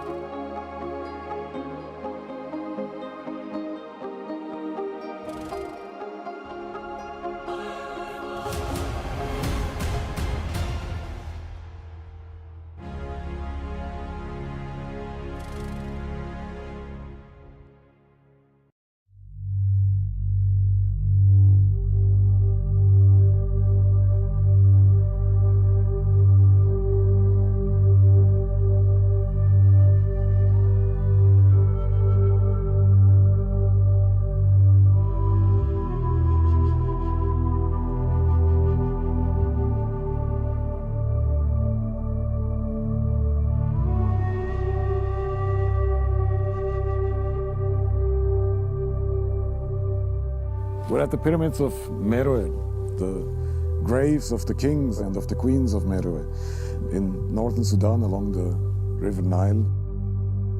An empire which stretched from here in Sudan all the way to Jerusalem, to the southern Lebanon, where the 25th dynasty of the pharaohs was contesting the world with the Assyrians.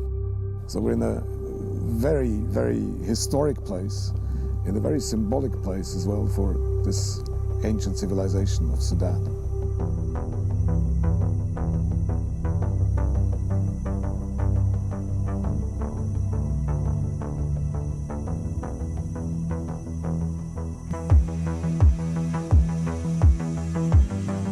What's not obvious is the diversity of the people, first of all, but also the diversity of the landscapes. From a basically tropical, full of water south to a desert, this is one thing. The other thing is also the depth of history.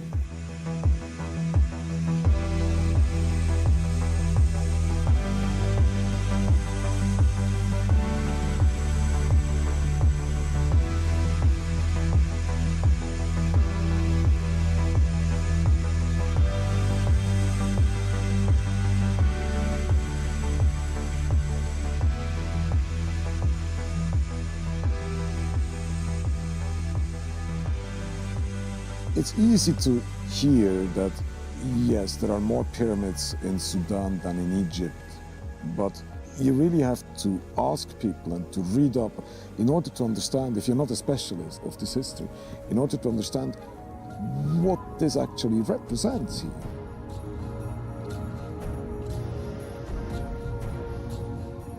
And it's not just the place we are here now at. Simply one of the great civilizations of this world, which has conquered and defended and conquered again and lost and conquered again big swaths of the antique world, and who has measured itself against the other big civilizations at the time, and somehow there is no way this cannot have an impact until today. And I think that's part of it, what you feel simply as you walk around. But you need to dig a little bit, or to travel a little bit to places where hardly ever anybody comes to, like the one we are here, the heart of an ancient super kingdom.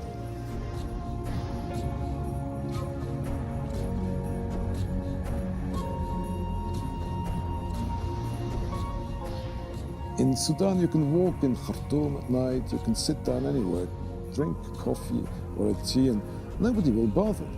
Not because they ignore you or they disrespect you, but they don't bother. You're just part of being there, and that's fine for everybody. It's this incredibly generous, open-hearted atmosphere of people who are just incredibly nice. I have not seen that anywhere else. And it's something I personally have the impression nobody knows who has not been to Sudan. You really have to be here to understand what it means to encounter people who are so at ease with themselves and that they can be so generous with everybody else. It's fascinating. It's absolutely fascinating.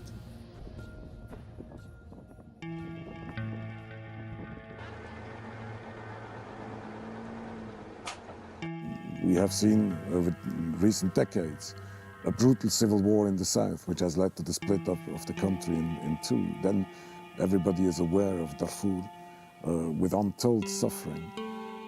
And we are still in a situation where you have, both in Darfur, ongoing remnants of this big conflict. It's smaller now, but it's still there. And where you have, in the south of Sudan, in two states, Blue Nile and South Kordofan particularly, where you have a combination of displacement, refugees, and ongoing fighting, which continues to affect tens and hundreds of thousands of people in this country. Yes, we are assisting with food. Yes, we're assisting with health or education or bringing families back together. But in the end, it's about the dignity of the people. Where you see it maybe most, in the work we're doing here in Sudan, most immediately, is when somebody who cannot walk anymore because he or she lost a leg is then suddenly able to lead a normal life because this limb has been artificially replaced. And it's not artificial dignity, it's real dignity, but through an artificial means. So this giving back some self-respect to people who have gone through the worst in life is something which makes you get up in the morning and want to do more of that.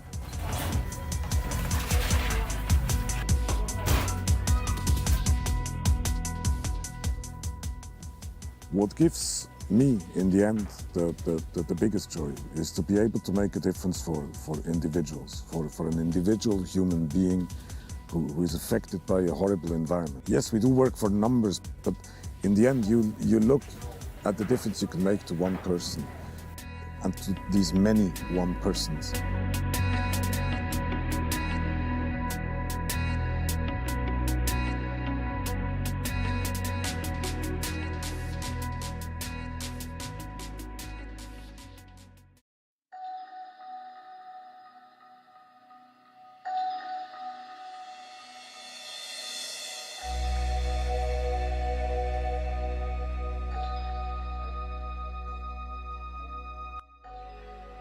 أنا ما اللي أري إن خير إسحاق يلي أري بلتين إسحاق دراسان وحضور أكيد لا لديه حضور أها نتاك كوري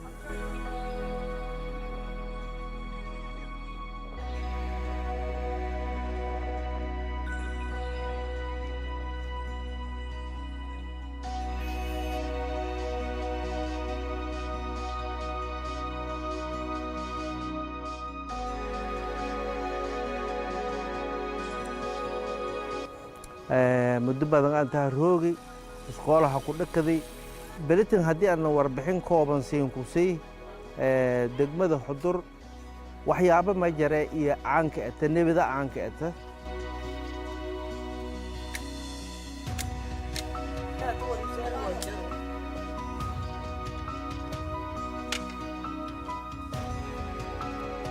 ah taasoo oo soo jireen macnaha muddo badan iyo hahayti dad oo ammaanada ka faylo waaye beerajo beeraley waaye dadka beeraley boqolkiiba boqol beeraley lan hoolan qabnee beer qab wal argeen laakiin lan beeran qabna sidiisba ma jira beera ka noolin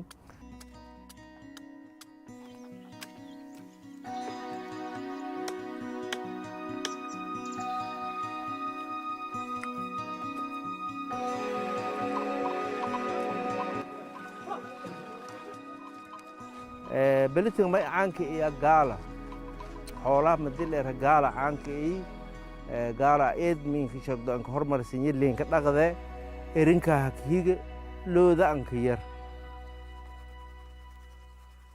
ما يكله لكتلاقة شنير لكتلاقة ودن كان مالبك يسين باركتين أو كونفورتين يوغوي كميلول بلوكو استعماله أو فيو أركتين ودن كان الله كوساره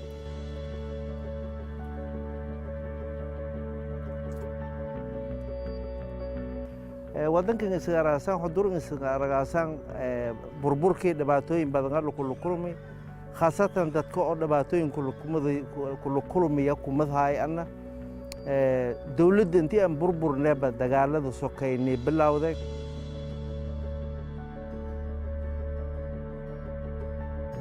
daduna min sheegdo Soomaali oo colaad weligaanayn dhamarna dad soo deginyi daris ana hasta korni ilma adeer dad iyo in oo una markii hore Soomaali la haysanay walaalhayni macnaha isku quracdaan isla qadayani ehelsho madihana weerareen qabiil hanin weerareen maalintaas in ka dhabadanayd oo beledkii aan ka dhaladay ku roori la oo duqdi agaglagay la balagaysadii alaabtay la qaaday gurigay la gubi waxyaabahaas tan ay ka yaab badanaay macnaha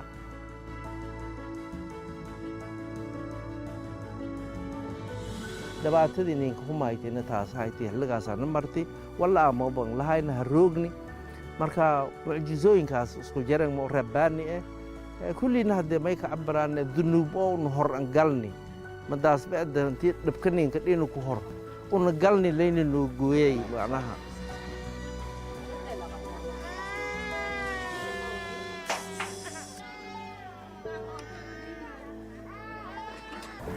xaaladda hudur hadda eedaan faylata waqtigii hadda waqti aan saniyaan dhow waqtinin ku faylaba ma jira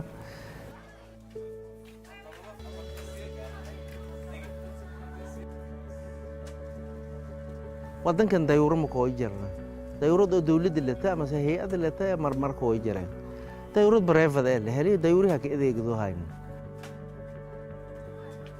ilaa hadda intii oo ha ka nagdeen qof oo dhab la ka deersiyay mas'ala ka dili ma jira oo macnaha amaan humu ku dhiidi male marka alxamdulillah xilligan eedaan faylay walba problema ma jiraan eedaan faylay xilligan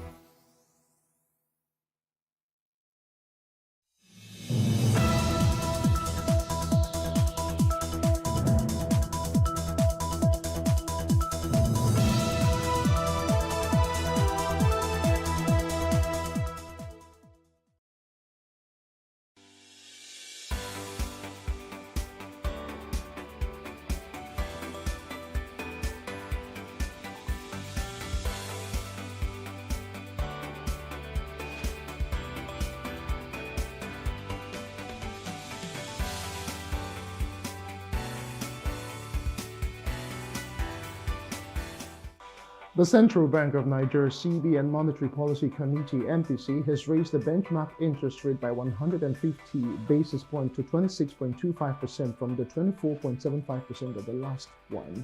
Now, the governor of the CBN, Yemi, had also made this announcement during the press briefing that followed the 295th MPC meeting of the bank. Moreover, the CBN maintained the cash reserve ratio CRR of deposit money banks at 45% and established the asymmetric corridor around the MPR at 100 positive and minus 300 basis points. Additionally, the bank set the liquidity ratio of banks at 30%. Now, the governor of the Apex Bank attributed the third consecutive increase in bank interest rate in 2024 to ongoing efforts to control inflation, which rose to 33.69% in April, according to the National Bureau of Statistics. He highlighted that members of the MPC observed a significant decrease in other inflation indicators, such as food and core inflation, indicating that positive outcomes of the Apex Bank's hawkish monetary policy stance since the beginning of the year. Today on the show, we'll focus on the headline inflation rate and the interest rate and its effects on key sectors, including the real estate development. Welcome to Business Insight on Plus TV Africa. I am Justin Akadonye.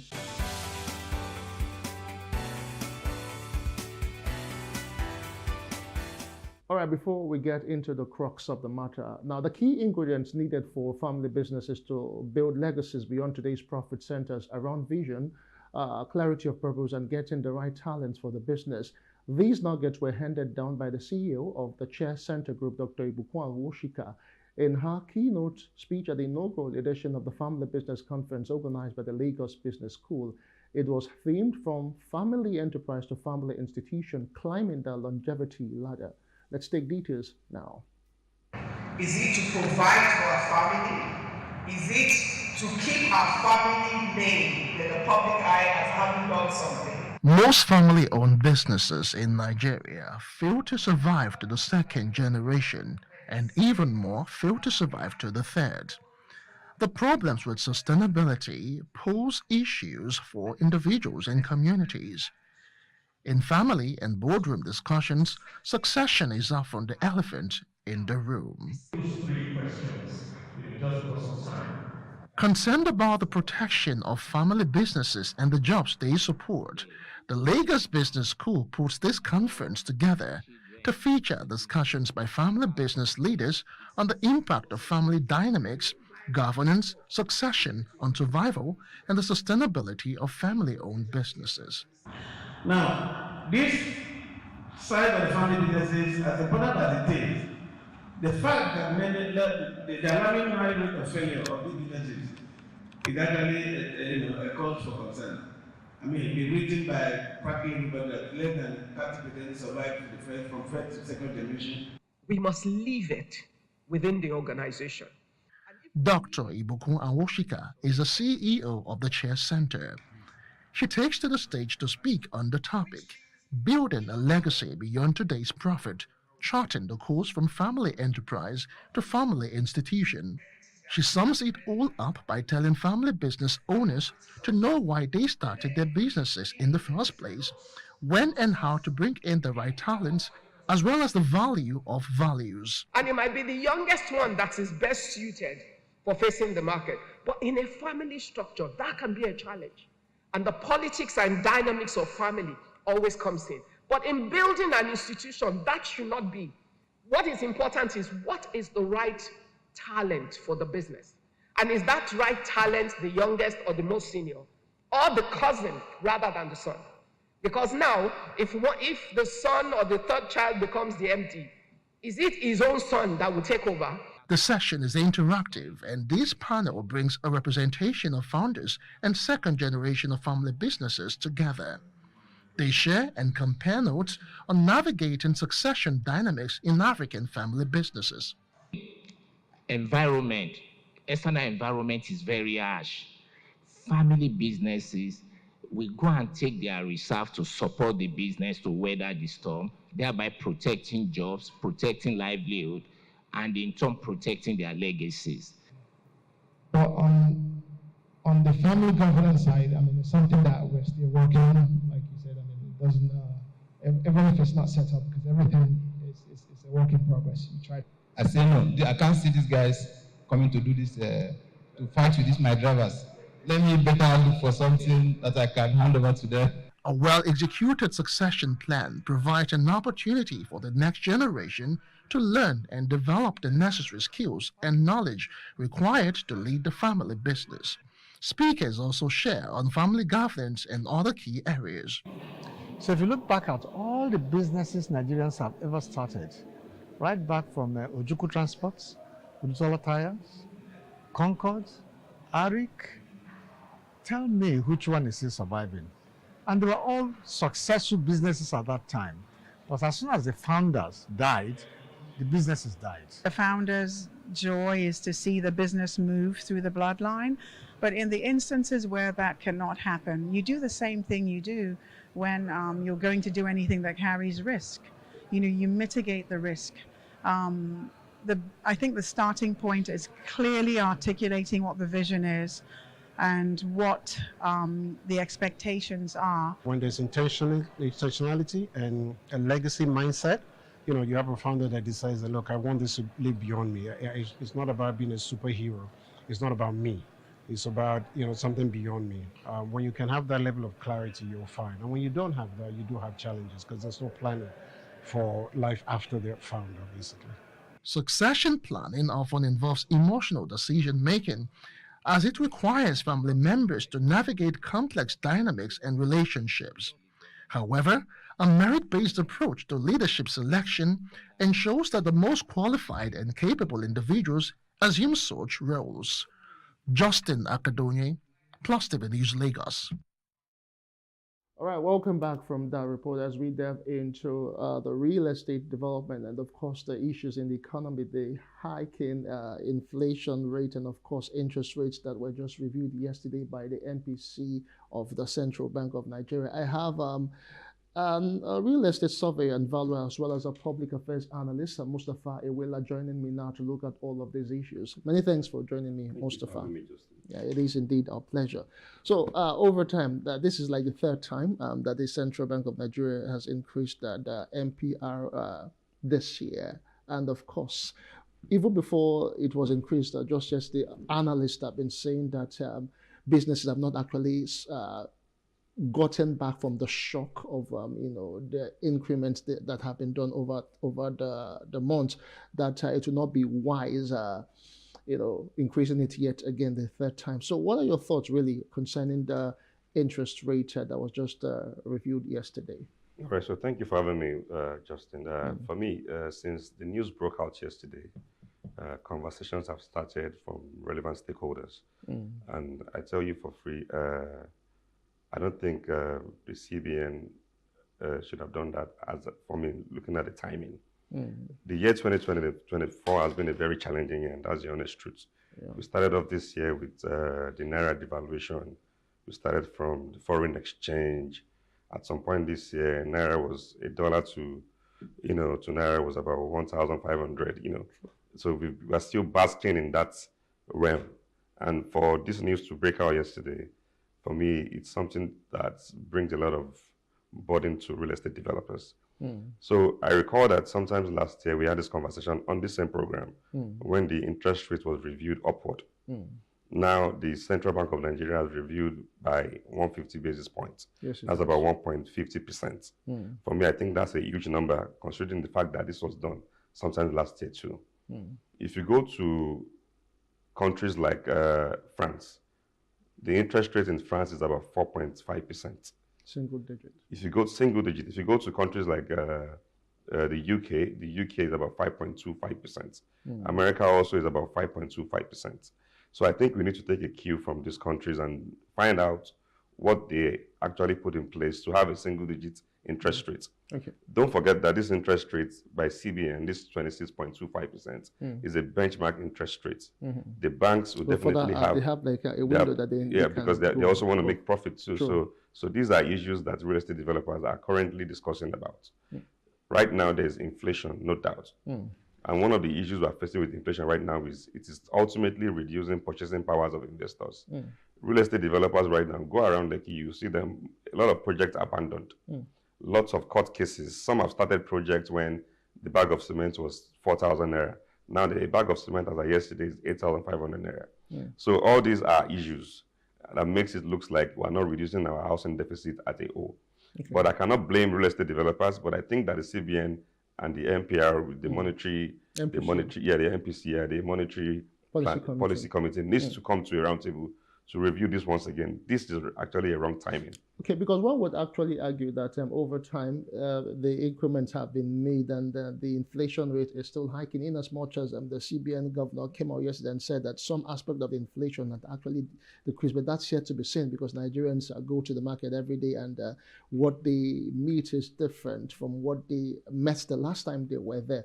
But looking at that, although you have mentioned the impact, so invariably now, before this particular increment, before we talk about the effect that will go forward, how has it really been, for instance, starting a project and fulfilling it to the completion in terms of getting fundings from the bank and from other financial institutions? So funding still appears to be a big challenge for real estate developers.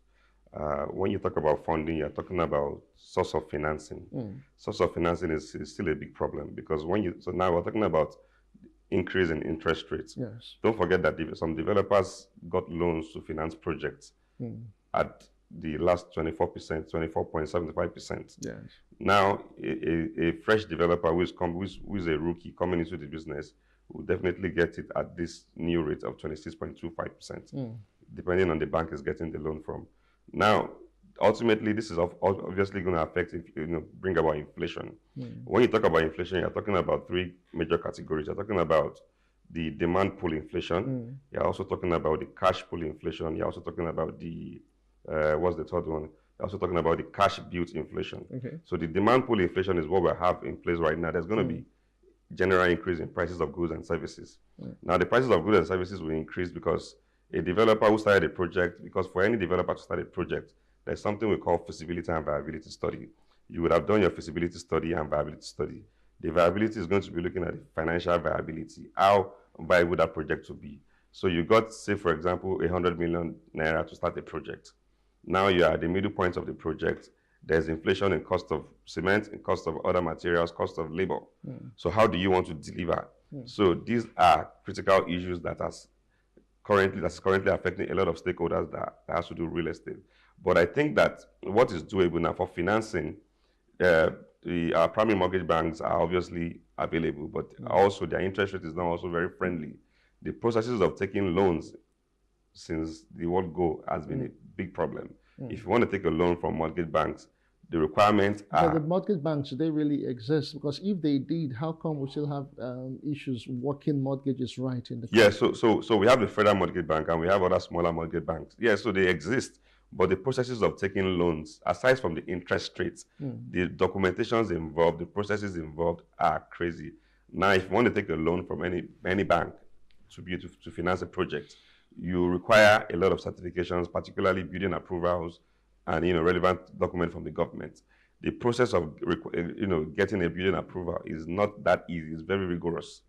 So all these are challenges that developers are currently experiencing. So ultimately, it is going to affecting the purchasing power of investors.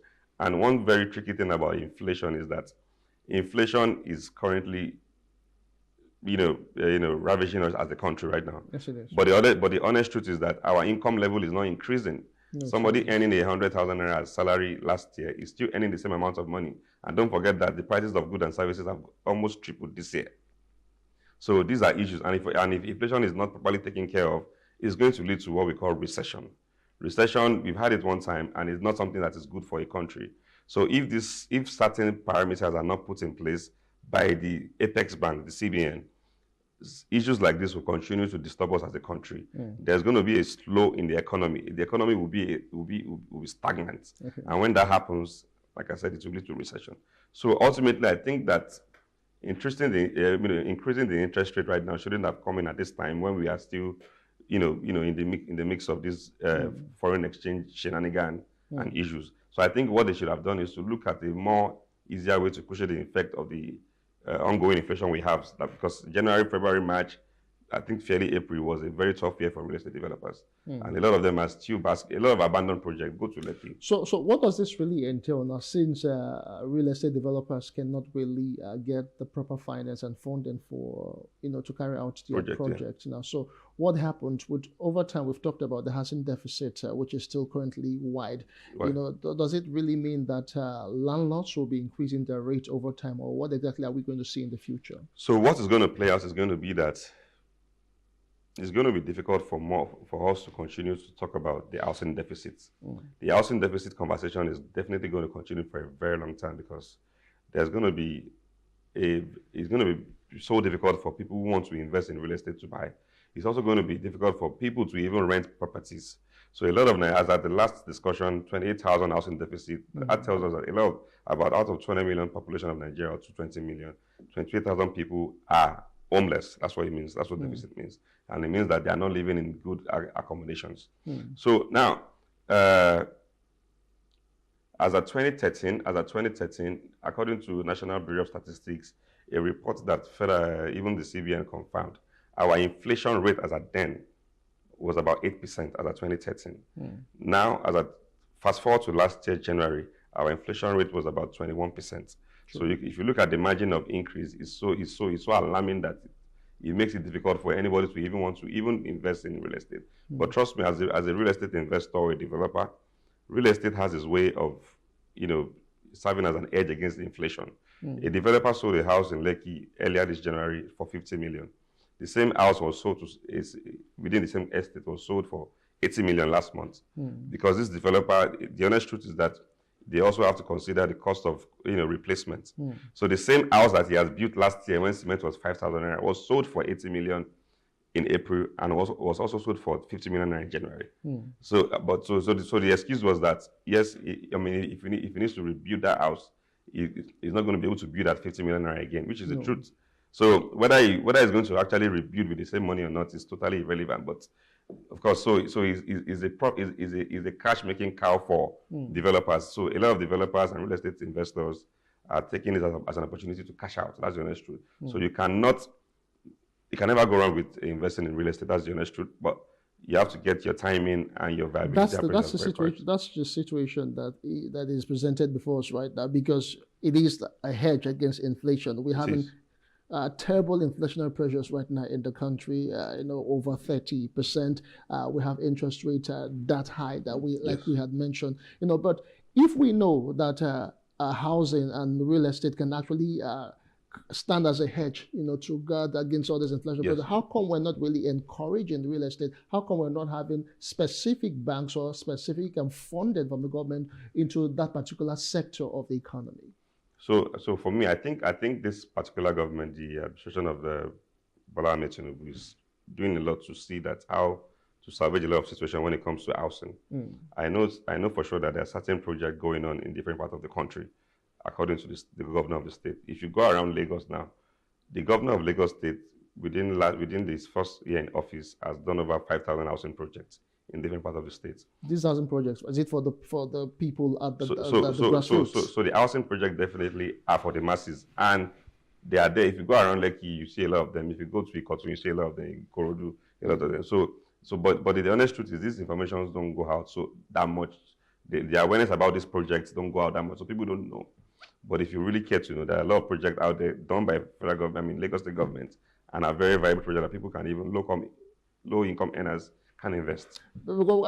Sorry, I'm taking you up on that, because if we talk about all of this housing investment that have been done by the government, of course it is on the part of government to make sure that the people are aware of this project, if they're actually doing it for them. When you talk about low-income earners being able to afford it, at the end of the day, when you go there, you take to put in some initial amount that you cannot even get, except you still try and get funding from this commercial banks. So at the end of the day, it's the big men, in quote, and their cronies and family members who actually get to own this low cost housing estate in the first place. Okay, so the truth is that yes, you are right at some point. You are right, because I know that sometimes when these projects are being executed, the amount of money involved in purchasing them cannot be that easy for a low-income earners. So what the government usually does in that manner is they make the payment very flexible for you to pay.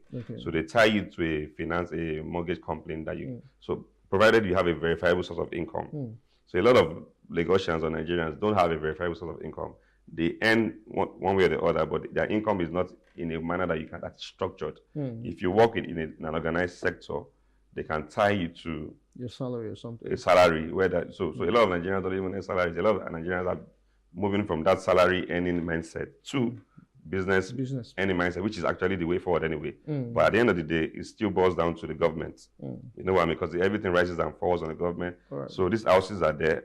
The financing also has to be provided by the government to make these things easy for Nigerians, because I mean that's supposed to be their primary obligation.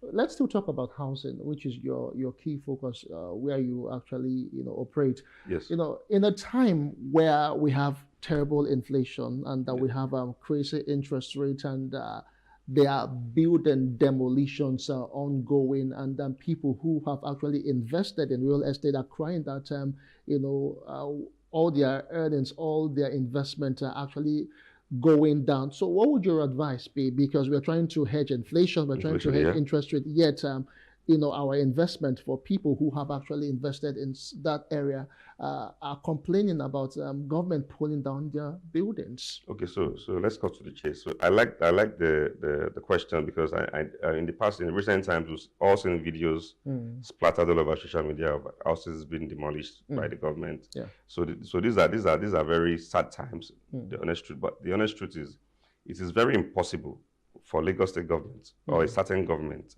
to give you an approval for a building and come back and demolish it if you have actually followed due process. Okay, so due process so due process wasn't followed. So some of them did not, a large chunk of them didn't follow due process. A lot of people just buy land without verifying, and they start putting up structures, gigantic structures, without even getting approvals. According to Lagos State government, about fairly 20% of houses in Lagos State are registered.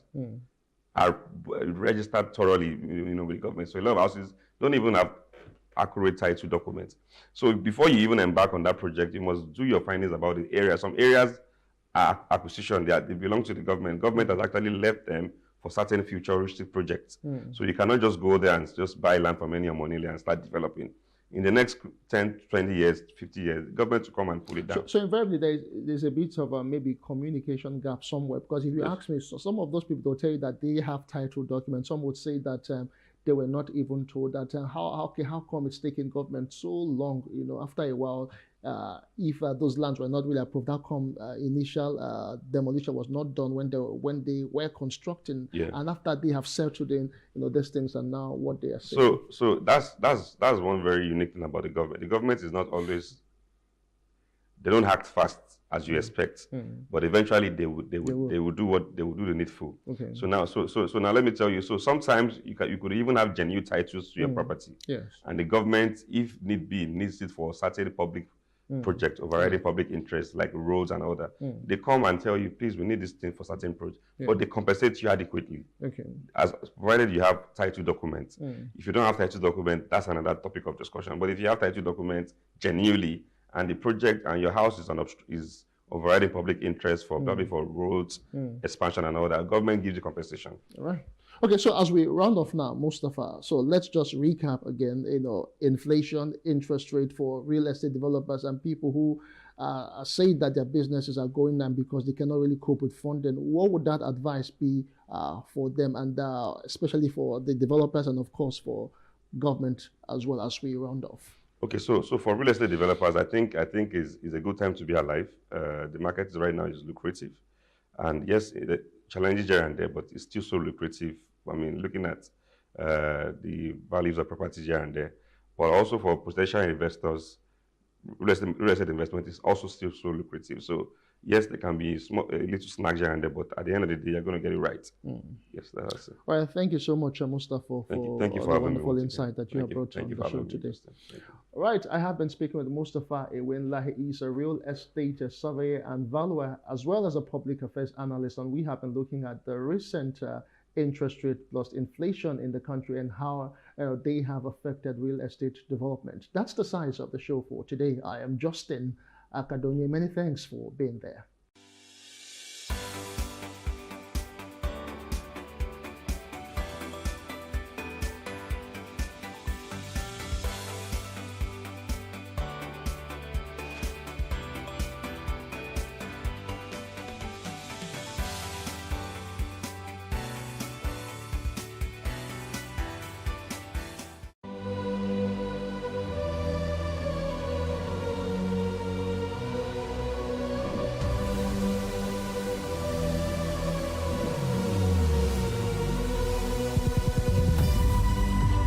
we do not understand, we will stigmatize. What you can see is the remaining of the tanker that exploded. The suspect equally confessed.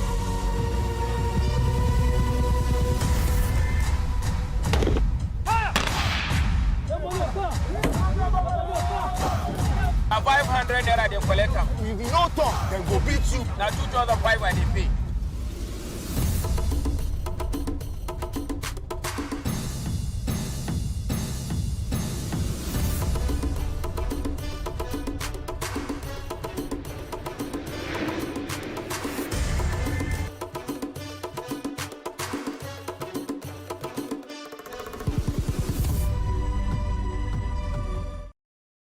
I know if you to wait the money, so I will take and establish myself, start business.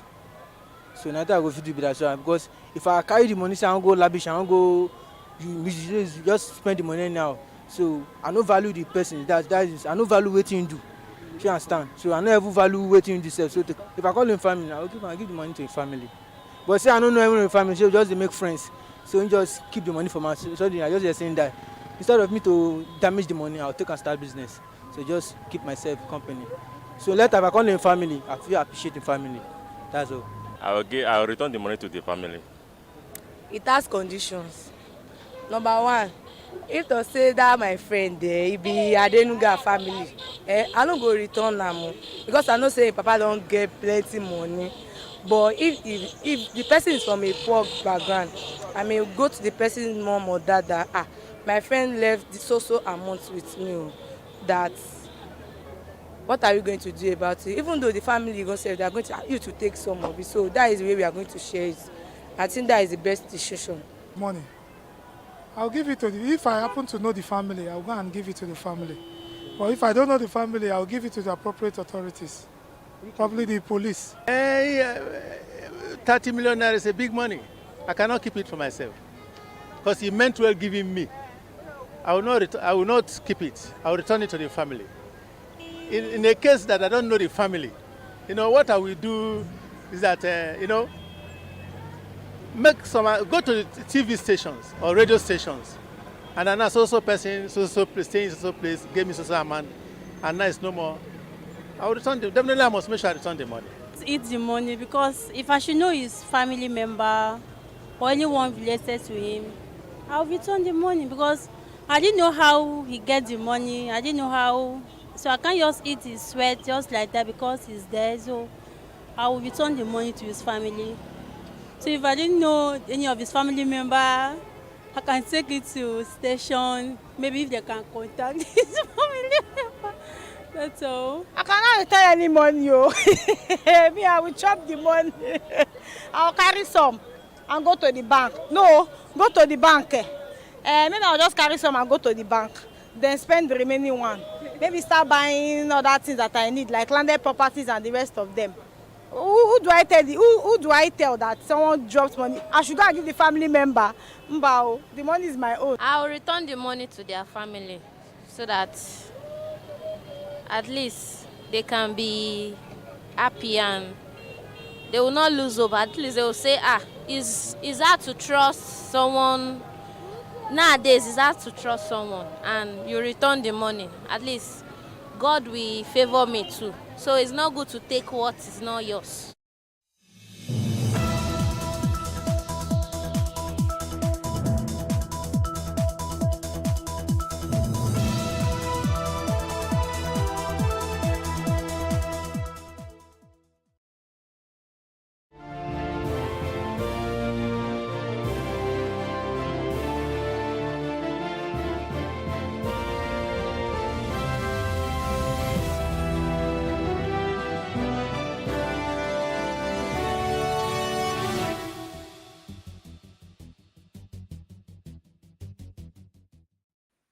Russia-Ukraine war. Russia military begins drills on nuclear weapons over comments by France, UK. Russian forces started military drills near Ukraine, simulating the use of tactical nuclear weapons. This is in response to what Russia from the United States of America, the United Kingdom, and their allies. In a move raising tensions with the West, Russia launched military exercises near Ukraine, simulating the use of tactical nuclear weapons. This comes after comments by leaders from the US, UK, and their allies that Russia views as threats, particularly regarding increased Western involvement in the ongoing conflict. Russia specifically cites comments by French President Macron regarding sending European troops, and UK Foreign Secretary Cameron's remarks on Ukraine using Western weapons inside Russia. Joining us to discuss is an international analyst, Paul Ejime, and European Union international conflicts analyst, Thomas Leroy. Gentlemen, welcome to Plus Politics. Thank you for inviting me. Thank you for having us. Okay, Thomas, how would you want to start? What's the general impression you have, and what's the opening remark you want to give regarding this seemingly peculiar war scenario that is playing out?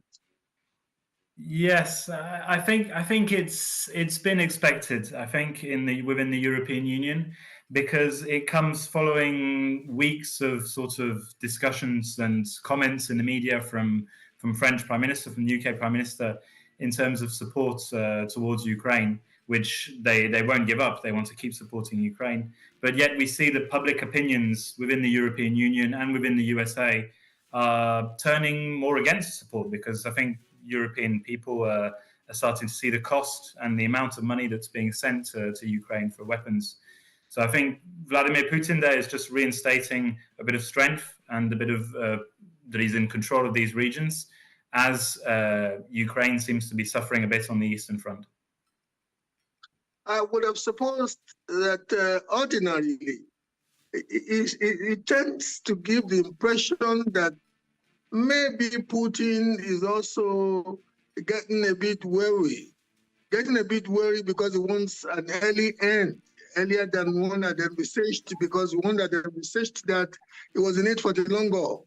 But the moment tactical nuclear weapons start being used, the war will naturally be wrapped up earlier. So is Putin getting tired of the war too? Is he not now getting to a position where he seems paranoid that he does not want another Afghanistan, the second Afghanistan inflicted on the Russian armed forces? How would you respond to that?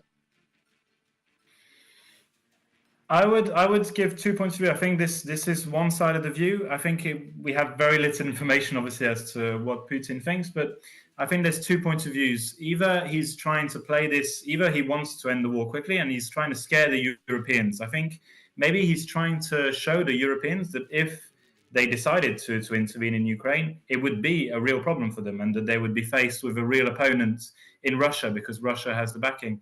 So possibly, I think he's trying to affect, firstly, public opinion within the European Union, because in the European Union, obviously, there's support for Ukraine, which remains, but I don't think people would want to go to war. There's a disfavor that France and the UK engage themselves on the ground. So I think Putin is trying to scare the British public and the French public, but also the politicians, and show them, look, this is a possibility that you'll have to go, but you won't be able to. It will be a problem for you. Okay. Paul Ejime, how would you want to start? So, like Thomas has said, in politics as in war, there is what you call balance of error, or balance of threat. I think when you notice that each time one country, a nuclear power, decides to top up the use of that weapon, the others who have it will also ratchet up their own, talk and rhetoric. But it has never really come after the the use of nuclear bomb in the war against Hiroshima and Nagasaki. It has never been, there hasn't been anyone where it's been used. So I think they are getting to the precipice where they will all make show of it, like shadow boxing. But nobody should underestimate what Putin can do. Yes, go ahead. There's a major difference between the use of tactical nuclear weapons and strategic nuclear weapons. Tactical nuclear weapons are small nuclear warheads that could be used in a local environment and that will not necessarily spread beyond the area of use, unlike strategic nuclear weapons. So the fact that Russia is rehearsing or organizing drills around the use of tactical nuclear weapons in itself speaks to the fact that maybe the guy is wary. The guy is wary and wants an early end. So that difference must also. Yeah. Like you said in the beginning, that the European countries are also not. They are provoking, as it were, some action from Russia, because if you notice in the last 2 or 3 months, the pendulum of the war seems to be swinging on the side of Russia. Ukraine is taking bad hit, and that is why you hear the leader Zelensky virtually begging for more weapons, because he feels that Russia, Putin is gaining some upper hand in the war. And so what is now the French president now, in order to make, tell people that they are still behind Ukraine, President Macron was talking about the possibility of having foods on the ground of European NATO troops in Ukraine. The same thing, the UK foreign minister Cameron was also saying the same thing. So Russia is responding to that to say, listen, these threats, you better be warned, because if we now see any greater involvement, it appears, when you are getting to the what is it called, 18-yard box of a team, what you are now trying to do is almost trying to pull the trigger or to fire to shoot. So he's telling them, listen, if you do that, I am going to do. I understand the difference between tactical and strategic, but Russia has about 1,600 or so warheads that they can deploy. That is called, the tactical. That is tactical. Tactical warheads. Yes. These are tactical missiles. We're talking about missiles. Yes. So what we're talking about is weapons, and these are missiles that they can deploy. That is what they call tactical. But then when it becomes full-scale nuclear, then you can use gas. You can use all kinds of things that you will use in doing that. But here they are talking about tactical. I understand what that means. So, but Paul. Yeah, will you let me land? Okay. I would also go down. I would also go down the line of what Paul said, as in that I think Russia is really trying to show the muscle. I think the Europeans, we're going into a similar pattern as the Cold War in the 1950s. The European Union trying to show muscle. They're saying, look, we're ready to go the extra mile if you're winning this war. And so Russia is responding in a similar way. Look, we're ready to use nuclear weapons. I don't think, I hope and I believe that as such that none will use them. But they're both showing their muscle. They're both showing their strength at the same time. Paul and Leroy, listen to me, gentlemen, so that you will not only educate me, but then educate the viewing public. Now, I had earlier accentuated the difference between tactical and strategic nuclear weapons. Now, given the reasoning that the two of you are positing, the seeming incoherence in that reasoning is that ordinarily, if Putin wants to scare France, Britain, and even the United States of America, he shouldn't or he wouldn't have been emphasizing the drills on tactical weapons, because tactical weapons will not reach France. Tactical weapons will not get to United Kingdom. Tactical weapons will not get to United States of America. Yeah. So, I think it's more of a counter as to ground troops. I think it would be more, so for example, France said that they would send ground troops. So I think it's more as a threat as, look, if you send ground troops, you're going to have 10,000 French people on the ground. I'm going to use a nuclear weapon against them in eastern Ukraine. And I think European countries are very scared because they're in Europe, as democracy works, people would not vote for a president that send 10,000 French people to get slaughtered in eastern Ukraine. So I think it's a direct response to what Macron said. Let me Paul respond to this. Paul, the point as we speak is that the drills are coming after the approval after the delays in the U.S. Congress. The deals are coming after the approval of the $60+ billion US. And this is speaking to the fact, to me, is speaking before the approval, Ukraine was running short of ammunition and weapons, and Russia was gaining ground.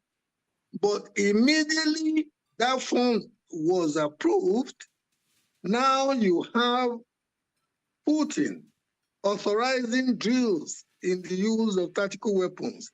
Is that not telling the world that this man is scared now that there are more resources for Ukraine to rearm and elongate the war? How would you want to respond to that? Paul? Let's put it in context, like Thomas and I are emphasizing. It is the immediate cause of what Putin is doing is the fact that the French president has talked about the fact that they can send ground troops. And then the British Prime Minister Cameron was also, no, not Prime Minister, Foreign Minister or Foreign Secretary was also making a similar statement, which means that it is no longer European or NATO countries staying very far off, but they now want to come very close. They are bringing the war to Russian doorsteps. And now Putin is telling them, listen, well, I'm going to give you a bloody nose because your troops on the ground will not are reachable with, you don't need long range missiles to get them. And also, remember that there are countries that are neighboring Russia, that are NATO countries. Those ones, for instance, Estonia, Latvia, Poland, all of them are getting jittery. And they will rather will tell the other countries that are far off that, listen, if you do this, we are going to be, we're going to get the direct hits from this. So that will deter them. And Putin knows that very well, that he's a master, he's a strategist, let's put it that way. You have seen how long it has taken him. Russia has taken casualties in this war, but they are just waiting at certain time to move on and to launch. And that is what has happened. And it's now hurting Ukraine. And that is why their president is crying to say, give us weapons. But getting that weapons that you talked about is not enough. People have to operate these weapons. And so the allies of Ukraine are saying, well, we may have now to come with troops to help you, both to learn how to use these weapons. And then, Russia is saying, if you do that, this is the consequence. Yes. Oh, I think that is virtually wrong. The only country that has mouthed putting boots on the theater of war in Western Europe has been France, Macron. All other European countries, indeed, NATO members, lambasted him. The Germans, that's the most powerful economy in Western Europe, were openly saying that that was Macron's opinion that was not signed up to by them and other European countries. And the only thing that the British Foreign Secretary said was that Ukraine could use British weapons. He never said, and he didn't have the powers anyway because he is not the prime minister. He only said Ukraine could use British weapons, not that they wanted to send soldiers, foot soldiers to Ukraine. So I'm listening to you and Paul, and I'm putting the facts in context relative to the conduct of Putin. And I'm sitting there now thinking, okay, let's just be a bit distant from this and look at things from the fact, from the angle of the facts.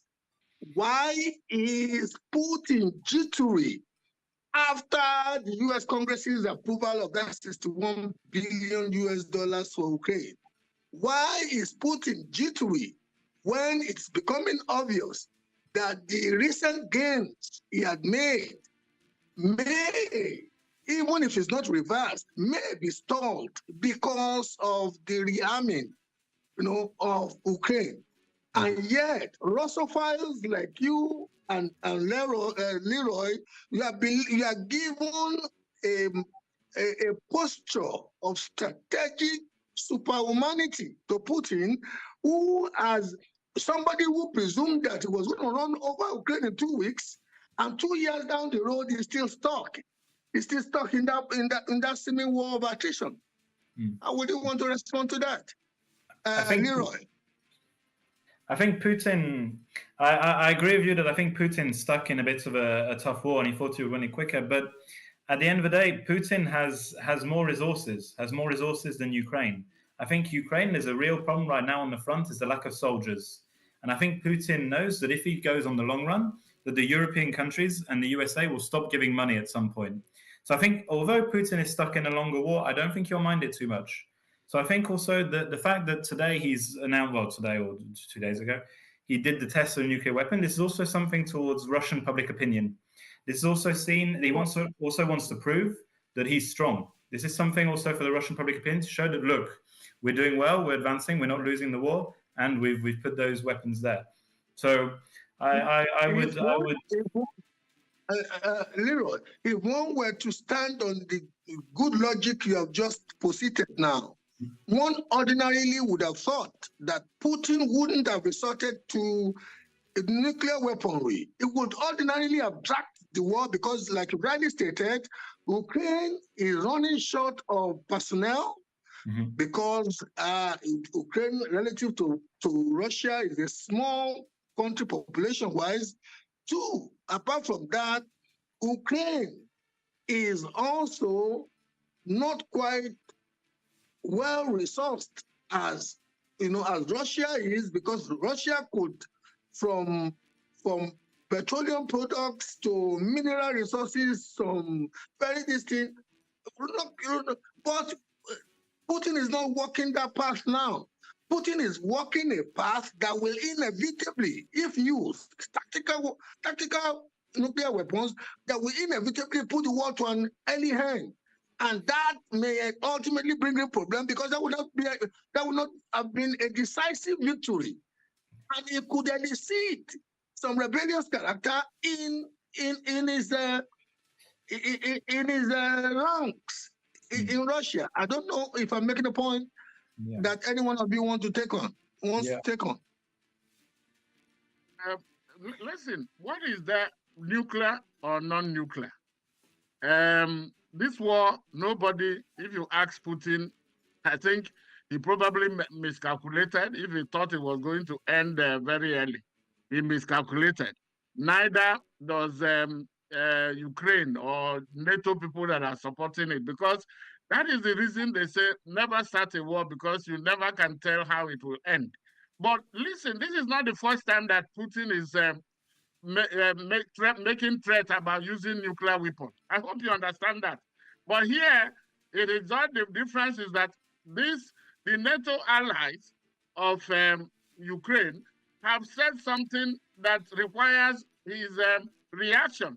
And this is the way he's responding to it. To say, listen, I have, there are many options that I have in this war. One can just put too many troops on the ground, which I will outnumber Ukraine by that. Another one is also to employ nuclear, non-tactical nuclear arsenals. And then before you can even talk about nuclear, you know? So, and this way, of course, NATO allies will support Ukraine in using with nuclear. Many of them are major nuclear powers. But here is somebody who is saying, listen, Ukraine is how many? 40-something or 30-something million. Russia is about 143 million. And there are countries that are neighboring Russia that belong to NATO that are small, you know. For instance, Estonia is 1-point-something million. Some of them are less than 2 million. And these people, he will bring fear. I mean, that is part of war. You have to make sure that you use what you have to get what you want. And that is what he's using to be strategic about what he's doing, to say, listen. And he has about 1,558 warheads of these missiles, these ones that you now call tactical or non-strategic, which he can deploy. And they are very devastating. Forget the fact that they are not nuclear. They are devastating because they reach where the distance where they are programmed to get, and it will get to the people that are close by. These are neighbors, and then those, if allies of Ukraine decide to bring their soldiers, these weapons or missiles will not separate. They won't tell a British soldier from an American soldier. So this is what Putin is telling them, that if you can do that, then I will roll on this and then get to, it will be destructive. It will be more lethal than what we are seeing now. But I can tell you that they will get to a point where they get what I call the balance of threats. All of them will do this to say we are going to do this, we'll use that, but you probably will never come to that. Yeah. There's also another.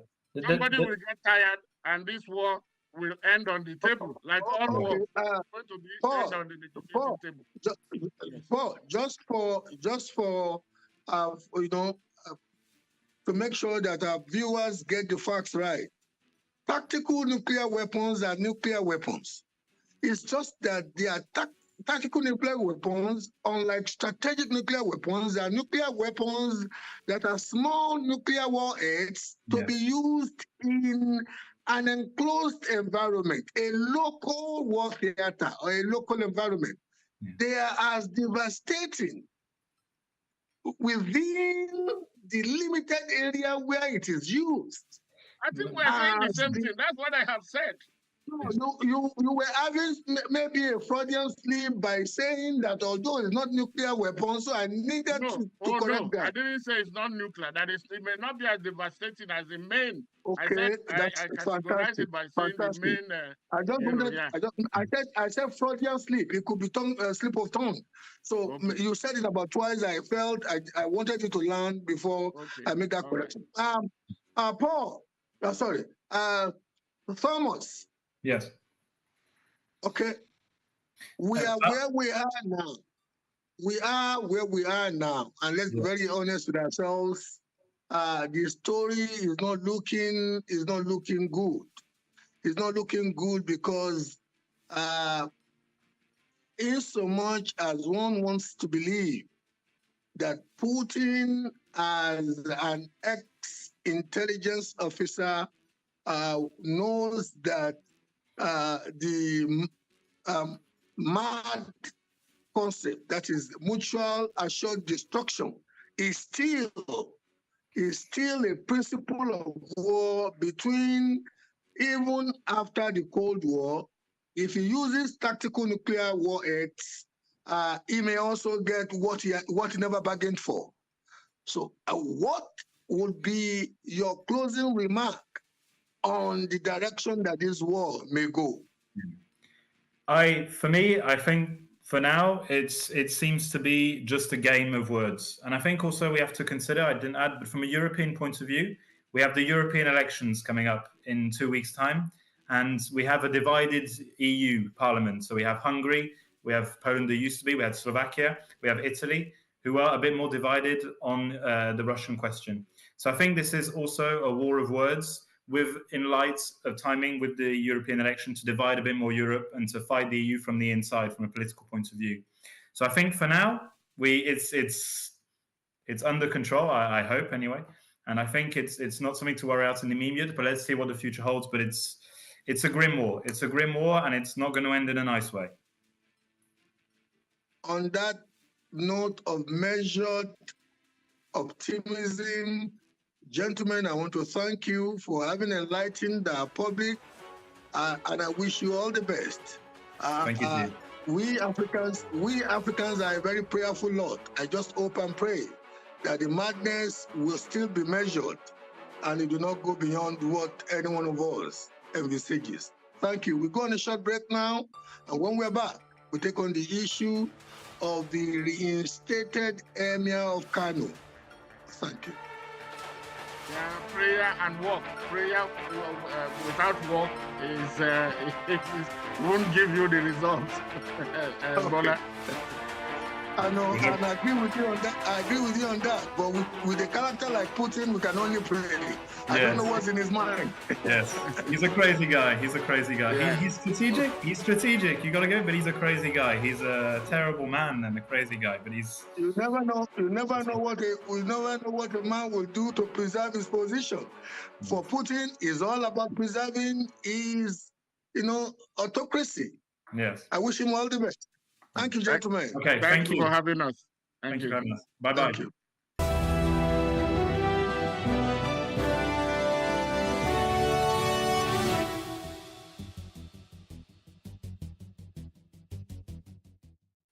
It's been a show. We're trying to connect with Kano. Things are still very febrile in Kano. Resource persons are a bit itchy. At this juncture, we have decided to move the topic to tomorrow.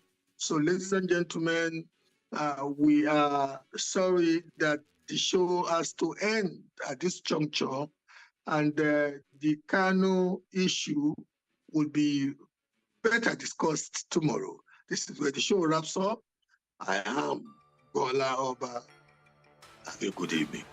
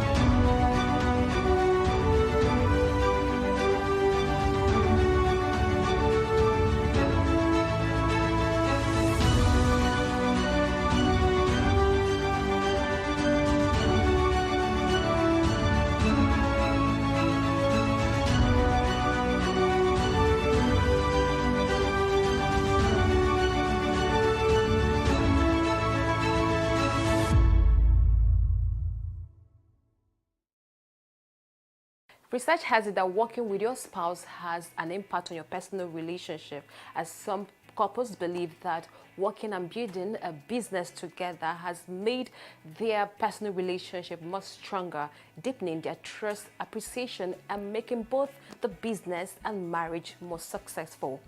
But the question is it healthy for couples to work together?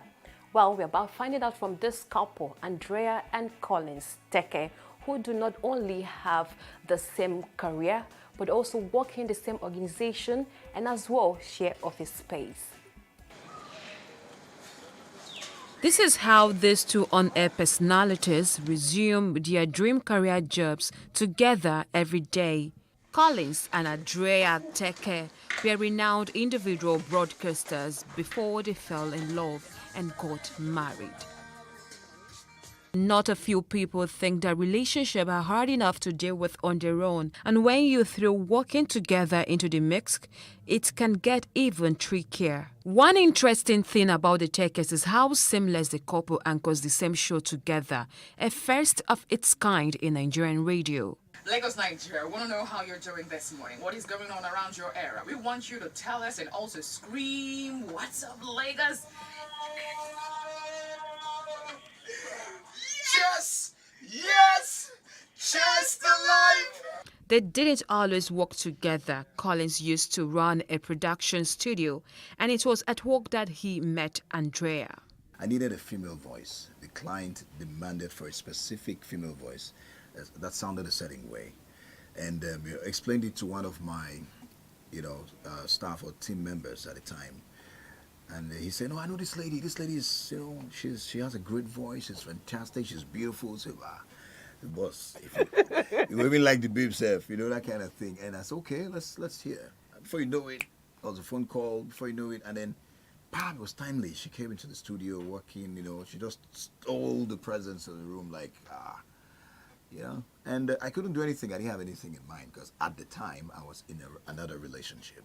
What happens at home? Does Andrea take up the role of a traditional African wife and mom? I'm blessed to have him. I'm not sure that I'll be able to meet up. I'm not sure that I would be able to meet up if he has not been the way he has been, that is being super supportive. I wake up in the morning and the first thing is to take care of my baby because we have a son together. The first thing is to take care of him, have his bath, prepare his meal, cook and, clean, have my own bath prepared, and then we come to work. But the good thing is he takes up the responsibility of bathing this boy in the morning. So he takes that off my duty, so to speak. Sometimes I do it while he cleans or dresses him up. And then I face the kitchen. So we share that responsibility. It's more like sharing the responsibility at home and also sharing the responsibility at work. So it makes it easy for me. It's a situation of we are going to work together. Yeah. We have to leave at the same time. We meet at the same time. Get on time. And then do our show. We have to prep afterwards, do everything together. So I can't go back home and start saying, "Where's my food? Where's my food from where?" You understand? So we plan it together. Yeah. And I think that pushed me to also, rise to the occasion, which is something I would encourage, especially couples, whether or not you're working together, to rise to the occasion when your woman needs it the most. Thank you. Spending time together may be good for their relationship, but this couple also faces challenges, especially in maintaining their individual identities. People will call on the show and say, Collins, tell your wife. And the wife is right there. They call and they greet him first before they greet me. Some don't even greet me. Some don't even regard that I am on the show with him. Yeah. So it dealt with me when we started initially, dealt with me mentally, dealt with me emotionally, because it felt like I am there, but still not there. Because, it took a while for people to recognize my presence, because at the end of the day, you are his wife. You are supposed to calm down when he's talking. You're supposed to be quiet when he's talking. And, this is my job. I was a broadcaster before I got married to him. Yeah. And so it is my job first. And that's what people took a while to embrace. It's still something I'm dealing with. And I think that people would gradually get used to it. There are no days that we don't have, times where we quarrel, times where he's on a different cloud, I'm on a different cloud, and we have to come on the radio and talk and make Lagos